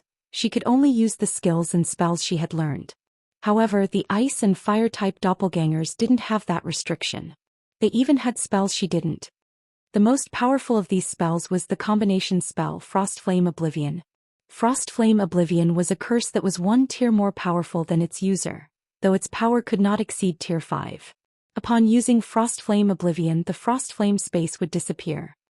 As Zhao Yueru was a tier 1 player, Frost Flame Oblivion had the power of a tier 2 curse. Zhao Yueru's doppelgangers chanted an incantation in unison while moving towards their target's previous location. As they did, golden divine runes began to appear across Frost Flame Space's translucent barrier, illuminating the arena. The area's ambient mana decreased rapidly as it flowed into Frost Flame Space. This increased the mana density inside the barrier to a frightening level. The spectators outside of the main stage squirmed uncomfortably as the venue's mana density decreased. What kind of spell is that? What is she trying to do? Although the audience didn't understand the elementalist's actions, goosebumps covered their bodies. It felt as if Armageddon were coming for them. Moreover, this feeling grew as time passed. Meanwhile, Yan Tianxing felt the sensation intensely from inside the Frost Flame space. She couldn't be. A possibility suddenly dawned on Yan Tianxing. Immediately, he dashed towards Zhao Yueru. Sadly, he was already too late. The ice and fire-type doppelgangers only needed 2 seconds to cast Frost Flame Oblivion. By the time Yan Tianxing had felt that something was amiss, the 2 doppelgangers had channeled the spell for over a second. The assassin could never cross 50 yards and launch an attack in that time. Let's end this. Both doppelgangers pointed their Frost Flame's wraths towards the sky as a pillar of fire and a pillar of cold air shot upward, striking the magic barrier. Suddenly, the Frost Flame space cracked as the horrific power of ice and fire annihilated everything within the space. Yan Tianxing was obliterated. Cracks continued to spread across the barrier. The area within Frost Flame space only calmed after 5 seconds. Nothing was left. Yan Tianxing, the Frost Flame Cheetah, and Zhao Yueru's doppelgangers. They all disappeared. However, after the Frost Flame space faded, Zhao Yueru's main body reformed on the stage. At the same time, the bell signifying the end of the match rang, while the large screen above the stage displayed the victor. Zhao Yueru.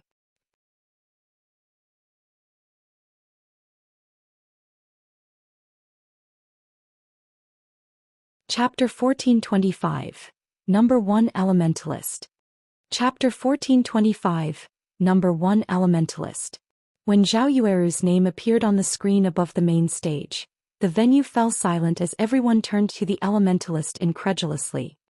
They wouldn't have been so shocked if Zhao Yueru had simply defeated Yan Tianxing. But the woman had displayed overwhelmingly destructive power. If she were capable of disintegrating everything within a 100-yard radius of herself, who could ever challenge her in a one-on-one PvP match? With that terrifying spell, who could possibly stand up against the Flame Witch? Crap. She beat the second-ranked assassin just like that? Is she an NPC? With such frightening strength and spells, the Flame Witch won't have any issues winning the championship. That's right. Even if she doesn't win, she should rank first on the Empire's Elementalist ranking list. I never thought that Zero Wing had an expert like this. No wonder Zero Wing had become Starmoon Kingdom's overlord. I'm sure it won't be long before Zero Wing joins the ranks of first-rate guilds in the Black Dragon Empire. Zhao Yueru had inspired shock and awe in the crowd. With such an AoE powerhouse, other guilds would have to think twice before starting a war with Zero Wing in the fields. Zhao Yueru's firepower alone could likely rival that of a 100-man expert team. We lost. Crimson Fox stared at Zhao Yueru in a daze. At this point, he truly regretted challenging Shifeng to a bet. He hadn't imagined that Zero Wing had hidden a trump card like Zhao Yueru. Now, Crimson Castle had lost all hope of obtaining Hidden Fog Town. Meanwhile, Zero Wing would become Lake Heart City's undisputed overlord once it secured the town. Even with 9 Dragons Emperor's support, Crimson Castle could never compete with Zero Wing. Guild leader, are we really going to give up on Hidden Fog Town? Lonely Castle asked, reluctance coloring his face. Give up. Crimson Fox shook his head as he suddenly thought of an idea. Sneering, he said, "While it is true that Crimson Castle has to give up on capturing Hidden Fog Town, that doesn't mean that other guilds cannot try. Notify the other guilds immediately and tell them to prepare the necessary manpower. Although we cannot offer any of our forces, we can supply information, weapons, equipment, and siege tools." Understood. Lonely Castle smiled as he listened to Crimson Fox's plan. Hidden Fog Town wouldn't be easy to raid. Even if Crimson Castle couldn't act, they could keep the town out of Zero Wing's hands if several third-rate guilds worked together with the support of Crimson Castle's items and information. If they succeeded, Nine Dragons Empire wouldn't forsake their guild. As long as they retained the man's support, Crimson Castle could develop into a first-rate guild eventually. After resurrecting below the stage, Yan Tianxing glanced at Zero Wing's VIP room. "Commander." Ilofei was at a loss for words as she looked at Yan Tianxing, who wore a bitter smile. It was obvious that he had valued Stone Forest Town's garrison rights. Unfortunately, not only had he failed to obtain that right, but he had also lost 10,000 magic crystals and the Dragon's Graveyard's treasure map. "I had thought that this was an opportunity, but Zero Wing really is as unfathomable as the rumors say," Yan Tianxing said as he shook his head dejectedly. He then smiled as he continued, "It seems that we'll have to see to some more preparations. Commander, why is Zero Wing's Stone Forest Town so important to you? It is just a town in a small kingdom. How could it possibly be any better than Super Guild's towns? With our team's strength, we shouldn't have any problems occupying one of their towns. Why should we bother with Stone Forest Town's 5 garrison slots?" Ilofei was astonished. She had been flabbergasted when he had sent her to compete for a private house in Stone Forest Town. Now Yan Tianxing was adamant of obtaining Stone Forest Town's adventurer houses. "It is only natural that you don't have a great opinion of Stone Forest Town. I only found out the truth from a friend. When the time comes, adventure teams like ours won't be the only ones competing for those slots. Some superpowers are preparing for the auction as well," Yan Tianxing quietly explained. He had fought in the virtual gaming world for many years now, so he had many expert acquaintances. Among them, a few were upper echelons in certain superpowers. Their information networks far surpassed any first-rate guilds. "How is that possible? Isn't it just a kingdom's town? How could it even tempt superpowers?" Ilofei exclaimed. "Stone Forest Town might not have attracted their attention in the past, but times have changed. Zero Wing now has the advanced auction house and the advanced combat rooms. The auction house offers items that are usually very difficult to find on the market, while the combat rooms can even help peak experts grow stronger. Why wouldn't these benefits tempt superpowers?" Yan Tianxing explained. "If not for Stone Forest Town's nigh-impenetrable defenses and the support from the Dragon Phoenix Pavilion, the various superpowers would have likely sent their forces to capture it. Now that Zero Wing intends to auction off 5 adventurer houses, these various superpowers cannot miss the opportunity. Furthermore, the adventurer teams that set up in Stone Forest Town will be required to sign a contract with Zero Wing. There is no doubt that the contracted adventurer teams will receive exclusive benefits. If these superpowers join the competition, the auction will be unimaginably intense. So we'll have to begin preparing right away." Realization dawned on Ilofei as she listened to her commander's explanation. She was stunned. She hadn't expected a recently established guild to be capable of nurturing a town that could elicit the various superpowers' desire. Although it was hard to believe, she trusted her commander fully. After all, Yan Tianxing was the one who had introduced her to the Flower of Seven Sins. The fact that Yan Tianxing knew upper echelons of a transcendental power like the Flower of Seven Sins proved how amazing the man was. Meanwhile, in one of the VIP rooms on the 2nd floor, Nine Dragons Emperor wore an exceedingly ugly expression. In contrast, Phoenix Rain's group celebrated. "Big Sis Rain, Zero Wing is so full of surprises. With an expert elementalist like Zhao Yueru, we'll have a much greater advantage in the contest for Thunder Island. Having her defend a tower will be far more effective than sending 3 to 5 peak experts," Blue Phoenix said. No wonder Yifeng was so confident. Zero Wing had this trump card hidden. Zhao Yueru's power surprised Phoenix Rain as well. Due to the limited number of slots for Thunder Island's contest, it was very important that they brought experts who were strong individually. This was especially true for strategic experts like Zhao Yueru. A powerhouse like her would be much more effective than 10 top-tier experts. While the various large guilds recovered from their shock of watching Zhao Yueru fight, Shifeng received 10,000 magic crystals in Zero Wing's VIP room and the Dragon's Graveyard's treasure map from Yan Tianxing. Upon receiving his winnings, Shifeng opened the treasure map. He was very eager to learn which area Yan Tianxing's treasure map covered. He had never heard of the FFF adventurer team obtaining treasure from the Dragon's Graveyard in the past. Rather, the first-rate guild Fantasy Shrine and the super first-rate Dragon Phoenix Pavilion had secured the map's treasures. Hence, Shifeng was surprised to hear that the FFF adventurer team had obtained a treasure map for the area so soon. Treasure maps in God's domain were generally unique items. Each hidden treasure would only have a single corresponding treasure map. Without the corresponding treasure map, no one would find the hidden goods. These treasures were hidden in special spaces and the map was the key to accessing them.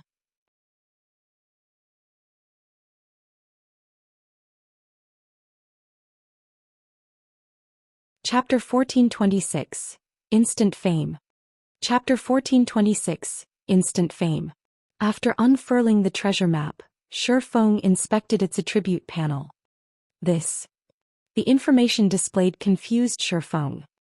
Aside from the words, Dragon's Graveyard, the treasure map didn't have any information to display. There wasn't even a general map for the Dragon's Graveyard. Guild leader, is there a problem with the treasure map? Gentle Snow asked curiously when she noticed the strange expression on Shifeng's face. There is indeed a problem, Shifeng said, chuckling. This treasure map requires a master-ranked appraisal. When he tried to inspect the treasure map forcefully, the system notified him of the requirement. Master-ranked. Gentle Snow was astonished. Although one could easily find appraisal shops in NPC cities, the NPCs working in these stores were, at best, advanced appraisers. It was impossible to find a master appraiser in these shops. Although a lot of players had taken on the appraiser subclass, their progress was extremely slow. After all, players had to appraise a large number of top-tier items to gain proficiency. Even the various large guilds had only nurtured a few advanced appraisers. As for master appraisers, it was very difficult for every subclass in God's domain to reach the master rank. However, what truly surprised Shifeng was not the fact that the treasure map needed a master appraiser, but that it had to be appraised to begin with. Based on what he had heard in the past, the maps leading to the Dragon's Graveyard's 3 great treasures hadn't needed appraisals. One could just inspect them. Could this treasure map lead to something other than the 3 great treasures? Shifeng's curiosity grew. Immediately he activated Omniscient Eyes to inspect the treasure map. Fortunately, Omniscient Eyes could rival a master-ranked appraisal. After 20 seconds, the treasure map's information began to reveal itself. What? Shifeng was dumbfounded when he saw the displayed information. As he had guessed, the treasure map Yan Tianxing had given him didn't lead to one of the 3 great treasures. This map wasn't even a treasure map. It was a map to the Dragon's Graveyard's secret land, the Dragon's Nest. This secret land was far more valuable than the 3 great treasures. Unlike the treasures which would disappear once someone claimed them, players could periodically enter the secret land an indefinite number of times. Like the Sea Dragon's secret land, one could obtain all sorts of precious items in the Dragon's Nest. Yet funny enough, Yan Tianxing had treated this item like a typical treasure map. After giving the matter some thought, Shifeng realized that it was to be expected. After all, secret lands were incredibly rare. On the other hand, treasure was common in large maps like the Dragon's Graveyard. If a player obtained a map with the words, Dragon's Graveyard, it wouldn't be unusual for them to assume it was just a treasure map. Guild leader, it couldn't be a fake, could it? Gentle Snow thought of a possibility when she saw Shifeng's surprise. There were many treasures in God's domain. However, there was also a large number of fakes. In fact, a large majority of the treasure maps players obtained weren't real. It is. Shifeng nodded. I knew Yan Tianxing couldn't be that generous. Gentle Snow sighed, somewhat disappointed. If Zero Wing could obtain the Dragon's Graveyard's treasures, It would significantly help the guild's development. If an adventurer team like FFF used the treasure, it might even elevate the team's overall strength to a whole new level. How could he have been willing to gamble such a precious item?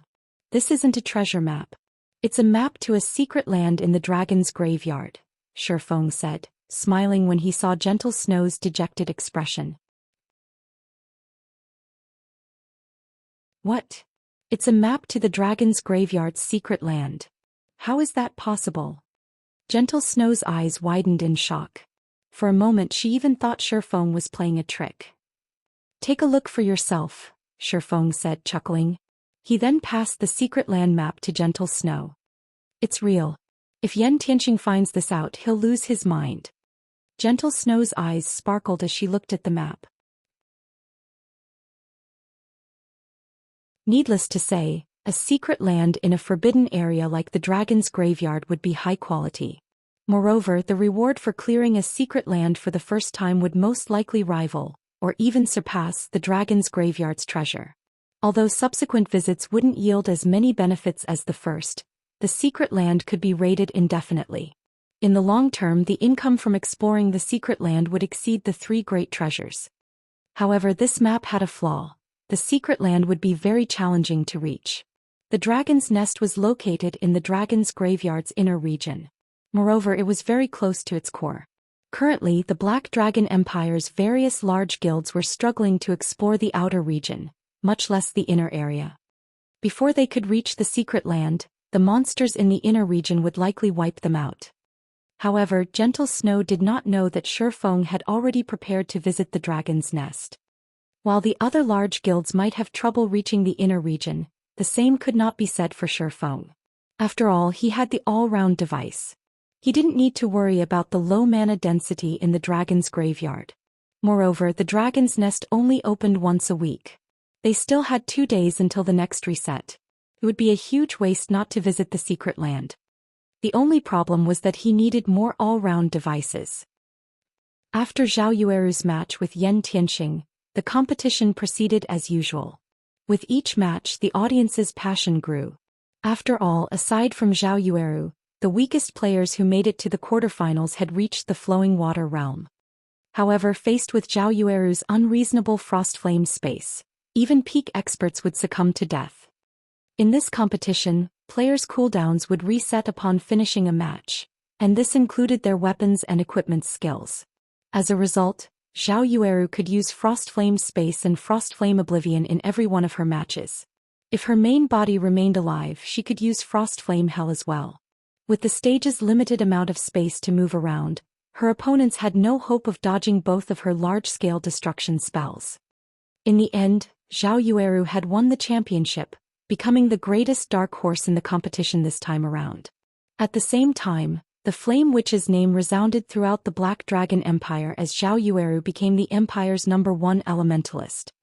As for this uproar's main perpetrator, Zhao Yueru found this situation somewhat unbelievable.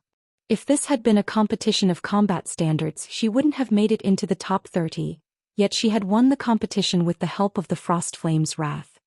The strength of a fragmented legendary weapon had her mesmerized. Unsurprisingly, Zero Wing had become the #1 guild in this ranking competition and obtained the invitation to participate in the Secret Pavilion's upcoming internal auction. The Black Dragon Empire's official forums were ablaze with activity. Nobody could have imagined that a previously unknown guild would rise to become the competition's top guild. Zhao Yueru's astonishing prowess fascinated the Empire's players. She was the perfect combination of beauty and violence. Zero Wing will definitely rise in the Black Dragon Empire now. I heard that Zero Wing has been recruiting members in Lake Heart City. I'm going to apply when I have time. For a time, players swarmed Zero Wing's residence in Lake Heart City. Far more players wanted to join the guild than Gentle Snow had anticipated. To accommodate more members in the branch guild, she began her preparations to capture Hidden Fog Town, using this opportunity to develop her corner of Zero Wing. Big Sis Snow, over 10,000 third-rate guild members who are allied with Crimson Castle, have secretly gathered at the guild's residence in Lake Heart City. Moreover, this number is rapidly climbing. By the looks of it, it seems as if they intend to rush towards Hidden Fog Town.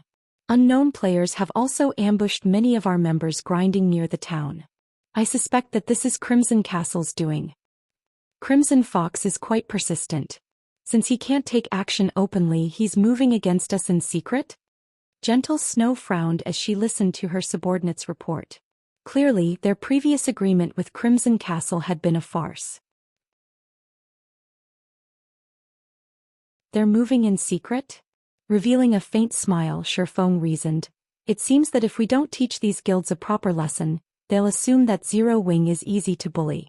Since Crimson Fox has gone back on his word, he can't blame me for refusing to show mercy.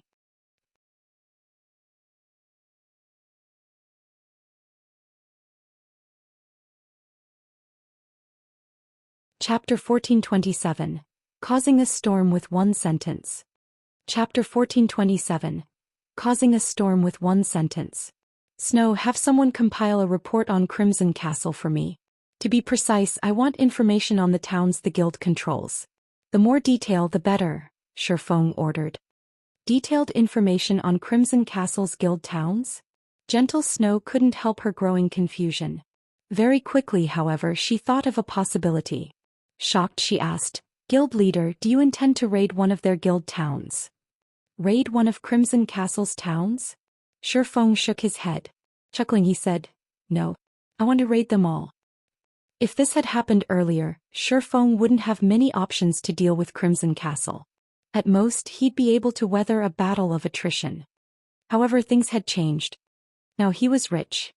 Not only had he made a killing from the Zero Wing auction, but he had also obtained a frightening profit from Stone Forest Town's battle arena and auction house. Right now, players were almost always signing up to join the battle arena and auction house. Including the 10,000 magic crystals he had won from Yen Tianqing, he had over 190,000 on hand. During the war with Heaven's Burial and the Monster Army, he only had around 50,000 magic crystals prepared. It had been impossible to maximize his war weapon's power. If he had had enough magic crystals during those battles, he would have easily won the war. Now that he had over 190,000 magic crystals, Crimson Castle was simply trying to get itself killed by daring to provoke him. He was even confident of capturing a first-rate guild's town with the resources he had available, let alone a second-rate guild like Crimson Castle. Raid all of Crimson Castle's towns? Shifeng's declaration shocked everyone in the VIP room. A guild town was vital to a guild's development. Hence, guild towns were generally heavily fortified with static defenses and many players, making them very difficult to capture. One would need to prepare quite a bit to capture a guild town, yet Shifeng had decided to take all of the towns under Crimson Castle's control. This was insane. Snow, get the branch guild's main force members ready. And spread the news. I want every guild in the Black Dragon Empire to know. We'll take action as soon as you've gathered the information I requested. Shifeng instructed. We're not hiding our intentions? Gentle Snow was dazed for a long moment after listening to Shifeng's command. When raiding an enemy guild town, one generally kept their operations a secret. It would give a force the greatest chance of success, yet Shifeng wanted to declare his intentions publicly. It was no different than saying, I'm going to raid you, so you best get ready. However, since her guild leader had given her the order, she had no choice but to follow through. Although Nine Dragons Emperor quietly backed Crimson Castle, taking over the guild's towns would be a piece of cake if Zero Wing got serious and mobilized all of its elite and expert players. After all, Zero Wing had an overwhelming advantage over Crimson Castle in terms of both quality and quantity. Only, doing so would strain Zero Wing's funds. Meanwhile, before the players in the arena left the venue, Gentle Snow had tasked her subordinates to make the announcement, stating Zero Wing's plans to raid Crimson Castle's guild towns in the Lake Heart City region. The news caused an uproar throughout the Black Dragon Empire. What's going on? Zero Wing plans to attack Crimson Castle. Didn't Crimson Castle lose its bet to Zero Wing? Does the guild have to be so ruthless? No. I've heard that a few third-rate guilds allied with Crimson Castle have mobilized their forces to cause trouble around Hidden Fog Town. It is clear that they are trying to keep the town out of Zero Wing's hands. Zero Wing's likely infuriated.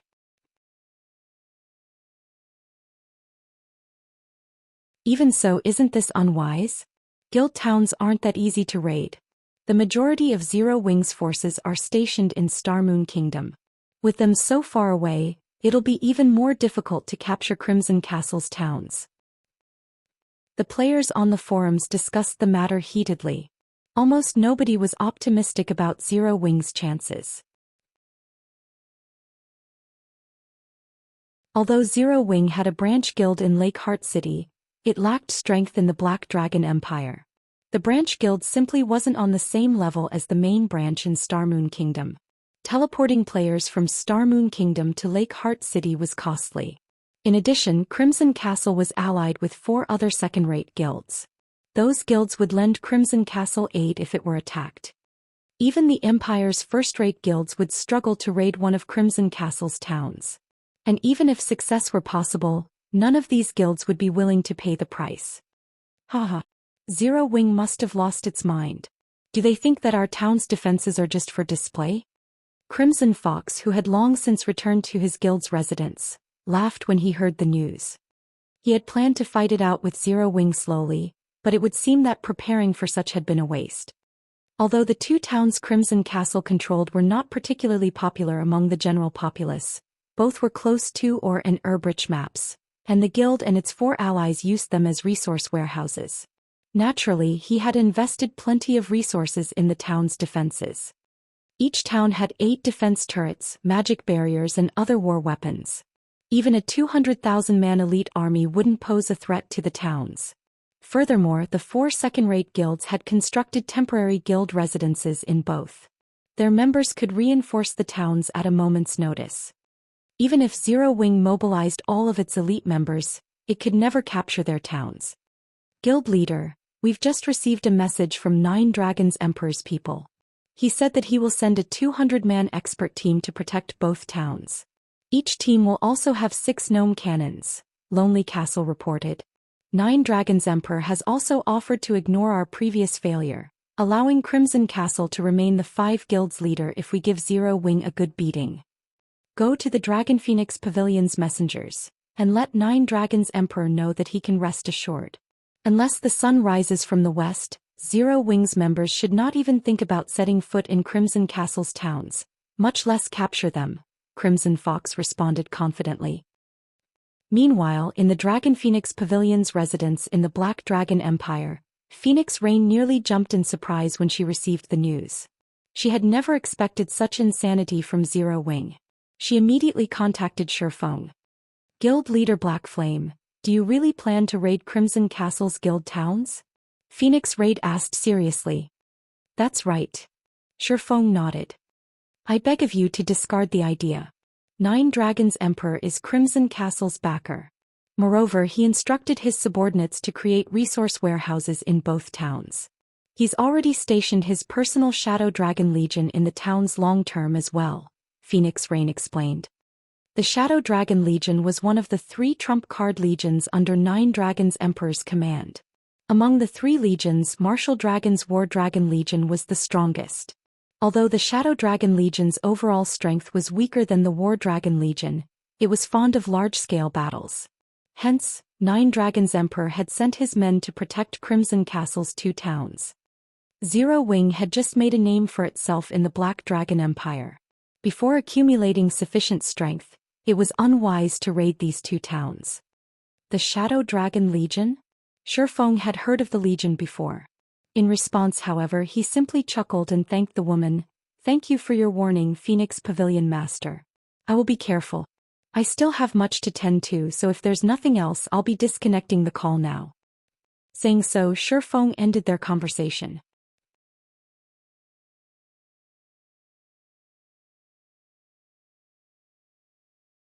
What is this man thinking? When Phoenix Rain had seen Shifeng's calm expression, she wondered if Shifeng actually understood how powerful the Dragon Phoenix Pavilion's trump card legions were. Any superpower's trump card legions could annihilate an elite army of tens of thousands. Furthermore, the Shadow Dragon Legion specialized in large-scale combat. Meanwhile, Gentle Snow finished gathering information on Crimson Castle's guild towns and handed the report to her guild leader.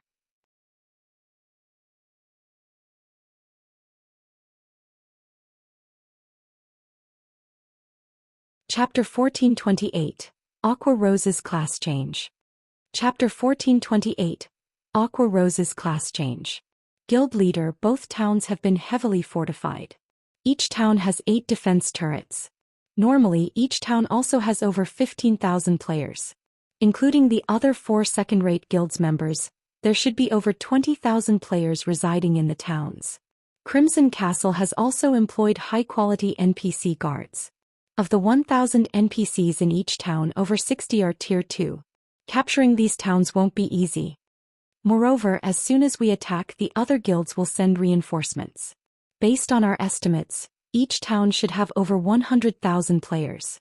We'll likely have to use everything Zero Wing has to capture them.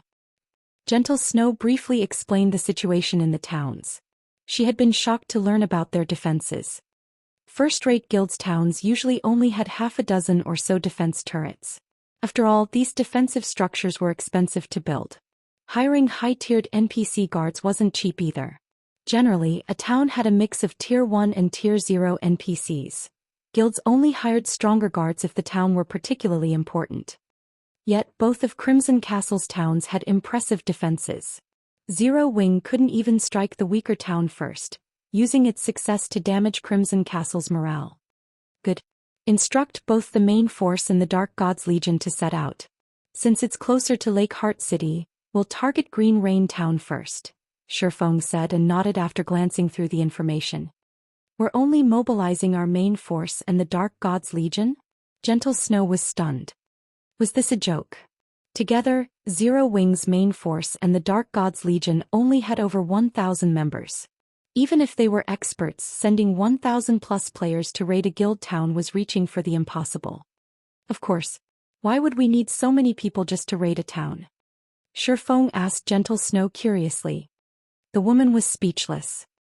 They were going to raid a town protected by tens of thousands of players, yet in Shifeng's eyes, they were just heading out to exterminate a bunch of common monsters. However, once Shifeng had given the order, Gentle Snow had no choice but to dispatch the 2 forces. As Shifeng prepared to lead his army to Green Rain Town, he received a communication request from Aqua Rose. "Why are you out so soon?" Shifeng asked. It had only been a few days since Aqua Rose and the others had begun to challenge the Sea God's legacy. None of them should have returned this soon. "I'm not fast. Time in the legacy space is different from God's domain. 4 days inside is the equivalent of 1 in God's domain," Aqua Rose explained. After entering the legacy space, the time flow difference had shocked her. If not for the lack of EXP from the monsters inside, she would have leveled up a few times. Instead, she was still level 50. "Well, how did it go?" Shifeng asked. The Sea God's legacy contained 10 individual legacies. Any one of them could improve a player's strength tremendously. "Hee. Take a look at this," Aqua Rose said as she waved an icy blue crystalline staff. Streams of water rotated around it, and the staff itself radiated a faint trace of divine might. "Could you have..." Shifeng could not help his shock as he stared at the staff. "That's right. I've obtained the Sea God's legacy and have officially become a Tier 2 player," Aqua Rose announced in delight. She had gone through a lot of trouble to obtain the Sea God's legacy. Fortunately, she had consumed the moonlight fruits before entering the legacy space, slightly increasing her physique. With refinement realm combat standards, she was able to clear the legacy trial. Not only had she obtained the Sea God's legacy, but she had also acquired the Sea Dragon's Staff, a growth-type weapon specifically made to amplify the Sea God's legacy's strengths. Unlike ordinary growth-type weapons, the Sea Dragon Staff could reach fragmented legendary rank. It would help Aqua Rose display the full potential of the Sea God's legacy. Shifeng was dazed for a moment. The Sea God's legacy. He had only hoped that Aqua Rose or one of the others would obtain the Sea God's Guard legacy. He hadn't been terribly optimistic that one of them would actually obtain the Sea God's legacy. After all, the Sea God's legacy even surpassed peak legacies. It was extremely difficult to obtain. "Guild leader, you're going to raid a town, right? Can I join you?" Aqua Rose asked. "Of course you can," Shifeng said, laughing. even if she hadn't asked, he would have summoned her to join the battle. He was not certain of exactly how powerful the sea god's legacy was. He only knew that the legacy's owner would be an absolute overlord at sea, invincible among opponents of the same tier and level in naval combat. Naturally, he was curious to see how powerful Aqua Rose could become with the sea god's legacy at her command. Wonderful. I'll head over right away, Aqua Rose said, smiling. Lake Heart City Region, Green Rain Town. Since Zero Wing had announced its intention of raiding Crimson Castle's guild towns, the normally lackluster Green Rain Town brimmed with players. Crimson Castle and its allies weren't the only players in the town. A large number of independent players and members of the various major powers in the Black Dragon Empire had made the trip to watch the upcoming guild war. The reason these spectators had gathered here instead of in Blackhorn Town, Crimson Castle's other town, was Zero Wing's announcement that it would raid Green Rain Town before moving on. Zero Wing is really bold.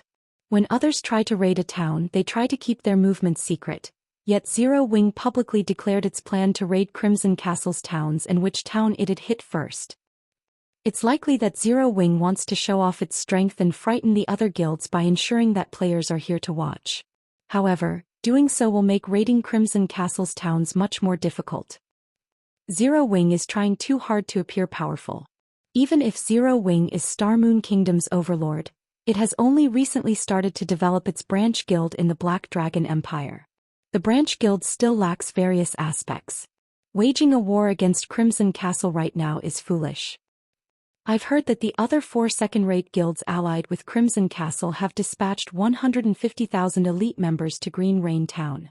Including Crimson Castle's 30,000 elite members, there are 180,000 elite players fortifying the town.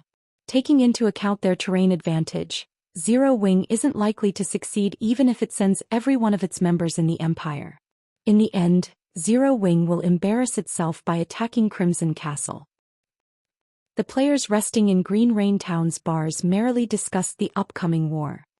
Zero Wing had already become the center of attention in the Black Dragon Empire after winning the ranking competition. Following its declaration of war, even more players began to watch the guild. Although the Empire's various guilds frequently clashed, very few were willing to raid an enemy guild town. After all, guild towns were easy to defend but difficult to attack. Without an absolute advantage, no guild would be foolish enough to raid an enemy's town. Meanwhile, Crimson Castle and its allies' upper echelons had gathered in a captivating room within the guild's Green Rain Town residence. Guild leader Fox, our guild's members have arrived. They will be at your command, a dignified level 45 shield warrior reported to Crimson Fox, who lounged in the guild leader's throne. If that is not enough, our 4 guilds can still mobilize an additional 60,000 elite members. We'll put Zero Wing through the ringer. Good. As long as we injure the guild and make 9 Dragons Emperor happy, we'll all receive even more resources in the future, Crimson Fox said, smiling. With over 180,000 elite players fortifying Green Rain Town, not even a superpower had any hope of a successful raid, much less Zero Wing. As long as they devastated Zero Wing's army, the guild's development in Lake Heart City would suffer. Guild leader, our scouts have reported that Zero Wing's members are on the way, Lonely Castle, who stood behind Crimson Fox, whispered in the man's ear. They're finally here? Crimson Fox smiled. He then asked, how many are there? There seems to be only a little over 1,000 players, Lonely Castle replied, uncertain.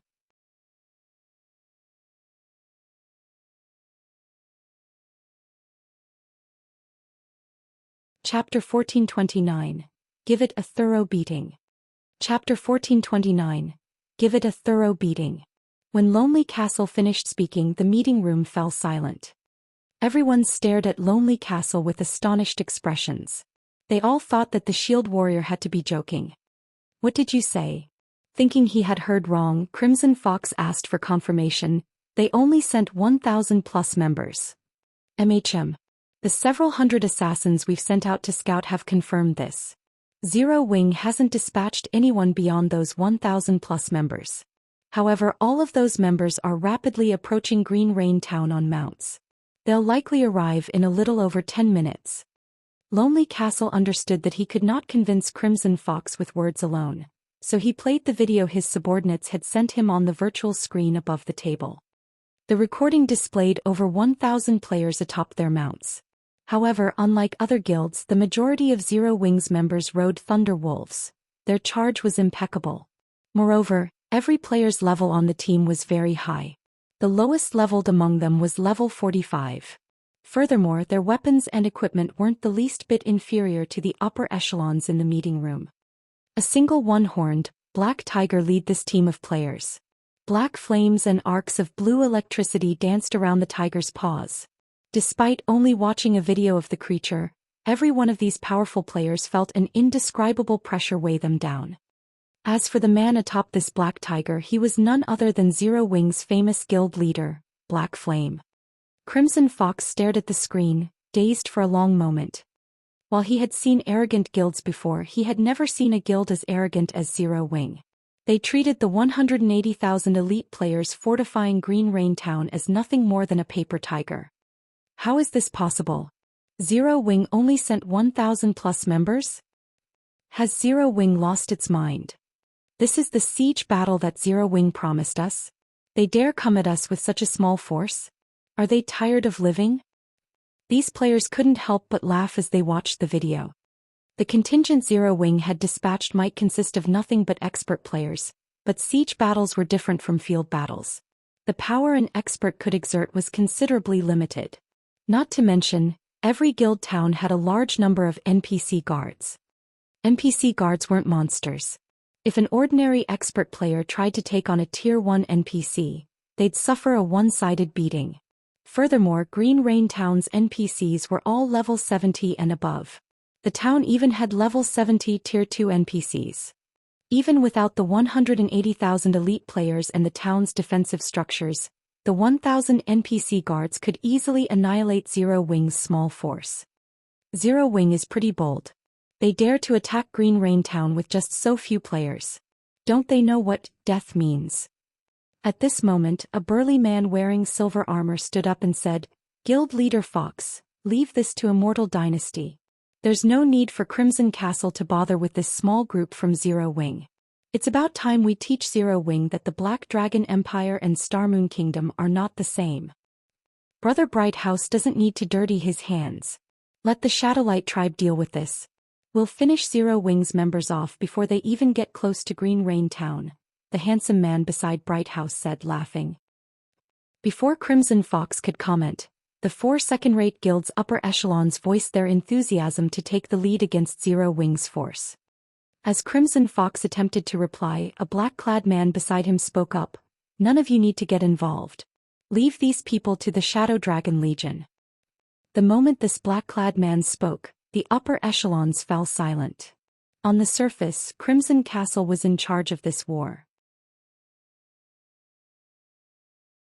In reality, however, this black-clad man was in command. The man was none other than Shadowtooth, the commander of the Dragon Phoenix Pavilion's Shadow Dragon Legion.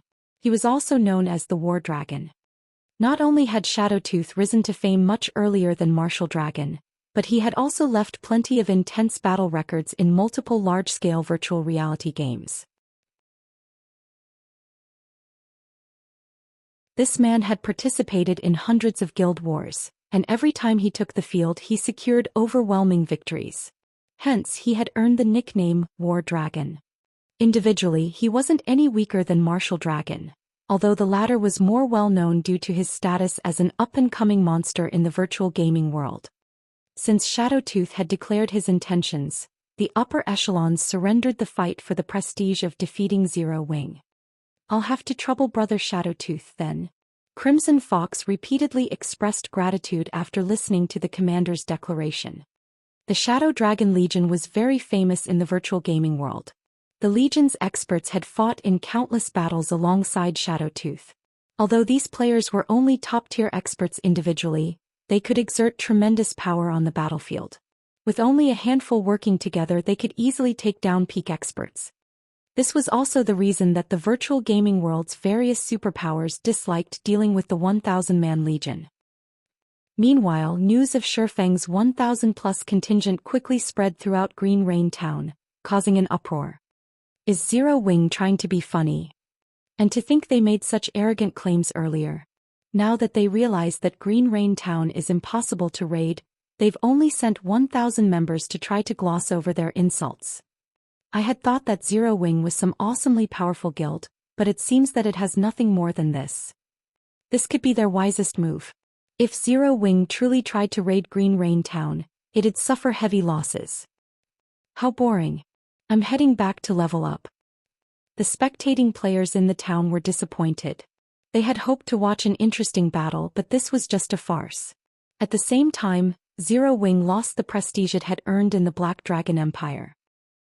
As players prepared to leave Green Rain Town, Shifeng's group reached a hilltop 15,000 yards away. Snow, have the main force members guard the mountain pass below us.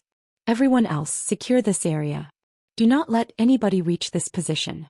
You have my permission to kill any disobedient players, Shifeng instructed as he gazed down at the distant town. Shifeng's instructions confused his party members. They were still so far away from Green Rain Town. What was the point in securing such a distant location? Once Zero Wing's members spread out and surrounded the hill, Shifeng took 2 intermediate mana pulse cannons and a movement-type defensive magic array from his bag and began to set them up. Guild leader, you're not thinking of decimating Green Rain Town? Aqua Rose could not help her surprise when she saw the 2 intermediate mana pulse cannons. Abundant resources were available near the town, but if they turned these massive cannons against it, they'd cripple Green Rain Town. Although Green Rain Town is a strategic location, Zero Wing does not have much use for it. Moreover, with the town's powerful defenses, this is the perfect opportunity to test how effective the intermediate mana pulse cannons are in a siege. Why else would I have deliberately announced our intention to attack Green Rain Town? Shifeng asked seriously. Hearing Shifeng's explanation, Gentle Snow was speechless. The reason behind his announcement had been to test the intermediate mana pulse cannon's effects. If Crimson Castle's upper echelons knew about this, they'd likely have a heart attack. A moment later, Shifeng finished setting up the 2 intermediate mana pulse cannons and the movement-type defensive magic array, filling them with magic crystals. Once he had confirmed that everything was in place, Shifeng issued his command, aim for Green Forest Town and beat the hell out of them.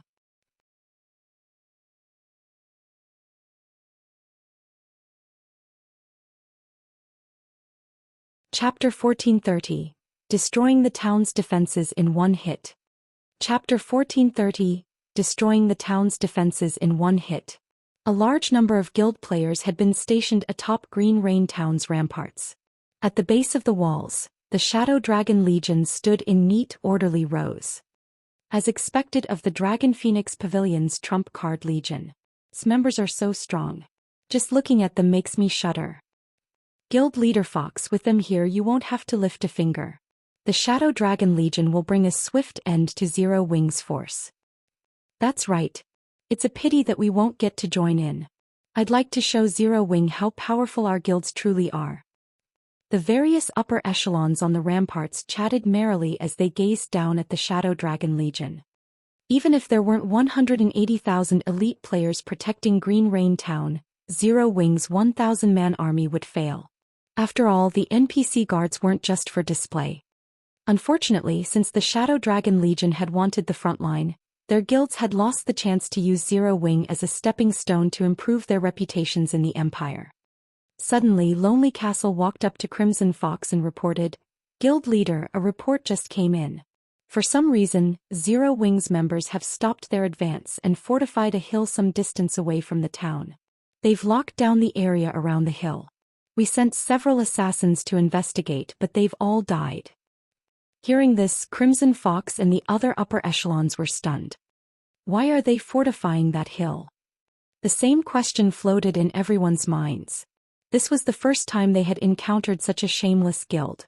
Zero Wing had boldly announced its plan to raid Green Rain Town, yet after such claims, it had only dispatched a little over 1,000 members. Now, for some unknown reason, Zero Wing's members had decided to halt their advance halfway. They're not approaching? Crimson Fox's lips curled. It seems Zero Wing's upper echelons still have some brain power. They realized that charging into the town would be suicidal, so they've decided to wait for us to come to them? Guild leader, should we send some of our people? Lonely Castle asked. No need. We'll let the Shadow Dragon Legion deal with it. We can save ourselves from the trouble of being called out for bullying, Crimson Fox said, laughing.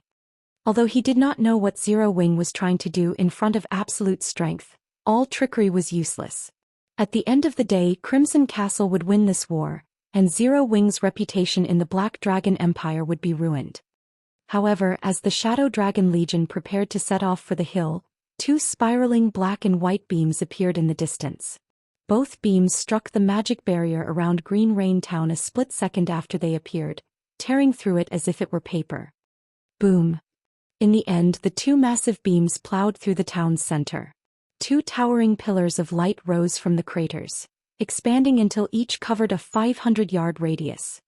One could see these pillars even from tens of thousands of yards away. Both pillars gradually dissipated, leaving two 40-meter deep craters. Everything that had been caught within the light pillars had disappeared. What? For a moment, every player in Green Rain Town was dumbfounded as they stared at the void the light pillars had left. The various guild upper echelons stared with wide eyes. What had happened? Was the sky falling? Not even Crimson Fox knew what had just transpired.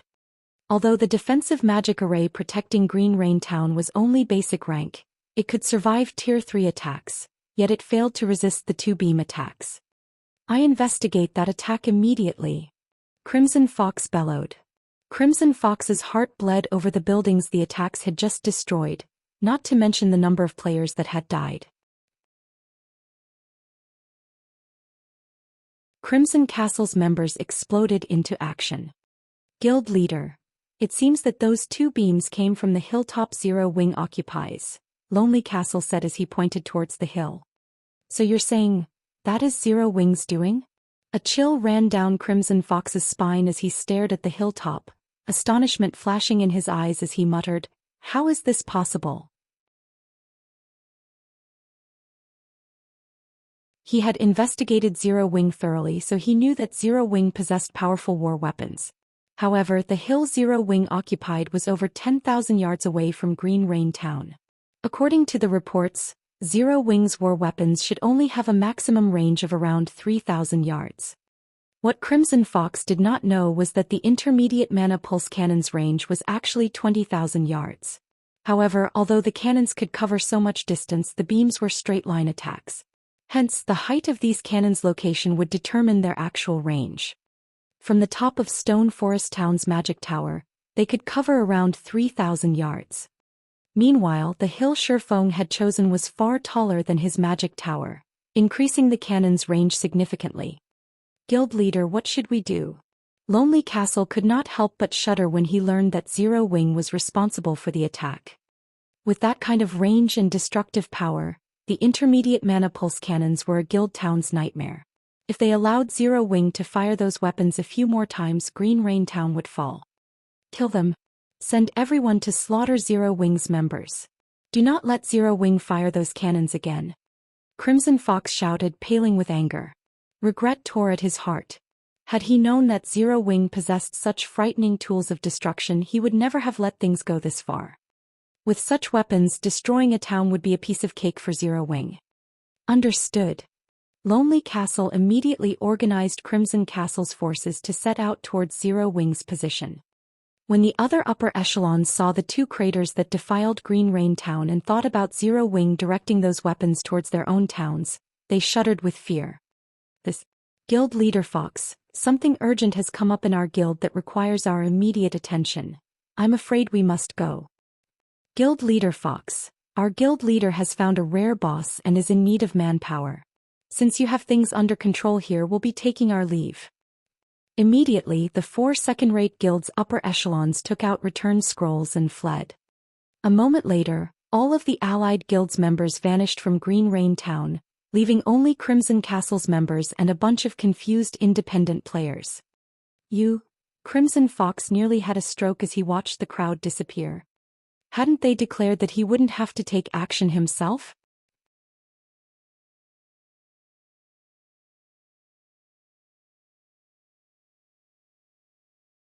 Chapter 1431. Aqua Rose takes action. Chapter 1431. Aqua Rose takes action. When the intermediate mana pulse cannons had struck Green Rain Town, the resulting devastation hadn't only shocked the various second-rate guilds members. The spectating players retrieved their own return scrolls to flee the town as well. Everyone was afraid that the intermediate mana pulse cannons would strike again. They might not be so lucky in the next assault. None of them were willing to throw their lives away just to watch a battle. Active the Guild War Order. Seal off that hill. I don't want to see any of Zero Wings members leave this place alive. Crimson Fox lost his composure as he glared at the distant hilltop. In the next moment, Crimson Castle locked down Green Rain Town's map. Return scrolls were rendered ineffective, and players were forced to rely on other means to escape. Once Crimson Fox had issued his orders, he led an army of 10,000 players in a charge towards their enemy. This was his only option left. If he continued to do nothing, he would be slaughtered. With the intermediate mana pulse cannon's power, Green Rain Town would only last a few more hits, yet the town's defense turrets couldn't reach Zero Wing. He had no choice but to lead his own forces to stop Zero Wing. However, the Shadow Dragon Legion had reacted long before Crimson Fox. Shortly after the intermediate mana pulse cannons had attacked, Shadowtooth had led the Shadow Dragon Legion in its own charge. Guild Leader, a team of 1,000 players are approaching. They're less than 1,000 yards away. They are very well equipped, and although they aren't wearing a guild emblem, they don't look like independent players, a ranger, Negative Life, reported as he used eagle eyes to scout. A strong 1,000-man team without a guild emblem? Could it be the Shadow Dragon Legion? Shifeng suddenly recalled Phoenix Rain's warning. The Shadow Dragon Legion might not be as strong as Nine Dragons Emperor's War Dragon Legion, but it was far more famous. The Dragon Phoenix Pavilion had once dispatched the Shadow Dragon Legion to capture an intermediate city under a top-tier first-rate guild's control. Naturally, said guild had the support of powerful corporations and plenty of powerful experts. Although it hadn't been a super first-rate guild, it had been beyond ordinary first-rate guilds' reach. Yet, the Shadow Dragon Legion had single-handedly captured the intermediate town. Cities and towns were different. Both basic and advanced towns lacked defenses, but as soon as they became cities, their defenses would undergo a qualitative transformation. With a core magic array, not only could guilds suppress their enemies, but they could also enhance their own forces. The core magic array's buff was even more powerful than the magic towers. Moreover, the various large guilds generally put everything into their city's development. The defensive structures one could build in an intermediate city were far beyond that of a town. A guild could construct hundreds of defense turrets in its city, as well as all sorts of advanced defensive structures. Furthermore, well-funded first-rate guilds generally protected their intermediate cities with powerful magic arrays. It would take several shots from an advanced mana pulse cannon to break such a barrier. If the magic array had adequate energy, it might even be beyond an advanced mana pulse cannon's power. Yet the Shadow Dragon Legion had captured the intermediate city. News of the successful siege had shocked the various large guilds. During that time, only a few of God's Domain's first-rate guilds had intermediate cities, while most guild cities were basic rank. As a result, the various first-rate guilds had been terrified of the Shadow Dragon Legion. The Shadow Dragon Legion? Isn't that one of the Dragon Phoenix Pavilion's trump card legions? Gentle Snow asked curiously when she heard Shifeng's comment. Nine Dragons Emperor has been secretly using Green Rain Town as a resource warehouse, so he has probably stationed the force there to protect the town, Shifeng explained. Guild Leader, I don't think it'll be easy to take on the Shadow Dragon Legion and Crimson Castle's forces at the same time.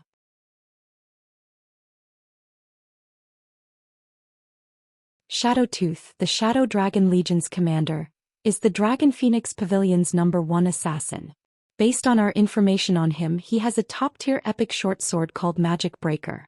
It can cut through magic barriers like a hot knife through butter. Our magic array isn't likely to hold the Legion back, Gentle Snow said worriedly. They had considered the possibility of Crimson Castle's forces charging to meet them, but as long as they had enough magic crystals, their movement-type defensive magic array shouldn't have any issues holding back Tier 4 attacks. Unfortunately, It was a different story if Shadowtooth's magic breaker got involved. Without the defensive magic array's protection, they wouldn't survive an army of tens of thousands of elite players.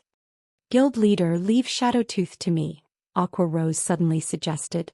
As long as I take him down, we can proceed with activating the defensive magic array. But, although Gentle Snow tried to argue, Shifeng beat her to it, saying, "All right, I'll leave him to you. Send everyone else to stop the Shadow Dragon Legion's advance. Don't let anyone near the cannons." The intermediate mana pulse cannons might be powerful, but they had obvious weaknesses. First, they could be moved freely. Second, like all war weapons, their defense was paper-thin. Even a Tier 0 player could easily destroy them. Hence, the various large guilds usually avoided using war weapons offensively. Guild leader, this Shifeng's decision astonished Gentle Snow. Shadowtooth was an old monster with many years of fame. Even Nine Dragons Emperor treated the man with respect. His title as the Dragon Phoenix Pavilion's #1 assassin wasn't just for show either. Even a peak expert like Yen Tianqing would struggle to survive a handful of moves against Shadowtooth. Yet Shifeng had just sent Aqua Rose to deal with the assassin alone. She'd be lucky to survive, much less kill the man. They'd only have a small possibility of defeating Shadowtooth if she, Aqua Rose, and Zhao Yueru worked together. Relax. If Shadowtooth reveals himself, leave him to Aqua. You all should focus on the Shadow Dragon Legion's other experts. At the end of the day, that is still one of the Dragon Phoenix Pavilion's trump card legions. The Force has plenty of Refinement Realm experts. Even with our berserk skills, we don't have much of an advantage, Shifeng said, chuckling. Not only was Aqua Rose a Tier 2 player now, but she also had the Sea God's legacy. Since she had offered to take on Shadowtooth, she was confident in defeating him. If her victory weren't possible, it wouldn't be too late to send Gentle Snow and Zhao Yueru as reinforcements. Suddenly, Negative Life announced, Guild leader, Crimson Castle has sent an army of over 10,000 players. The Shadow Dragon Legion's members are also spreading out. By the looks of it, they plan to split into 4 groups. They sure reacted quickly. All right, let's fire a round at Crimson Castle's members first, Shifeng ordered when he noticed the intermediate mana pulse cannon's cooldown coming to an end.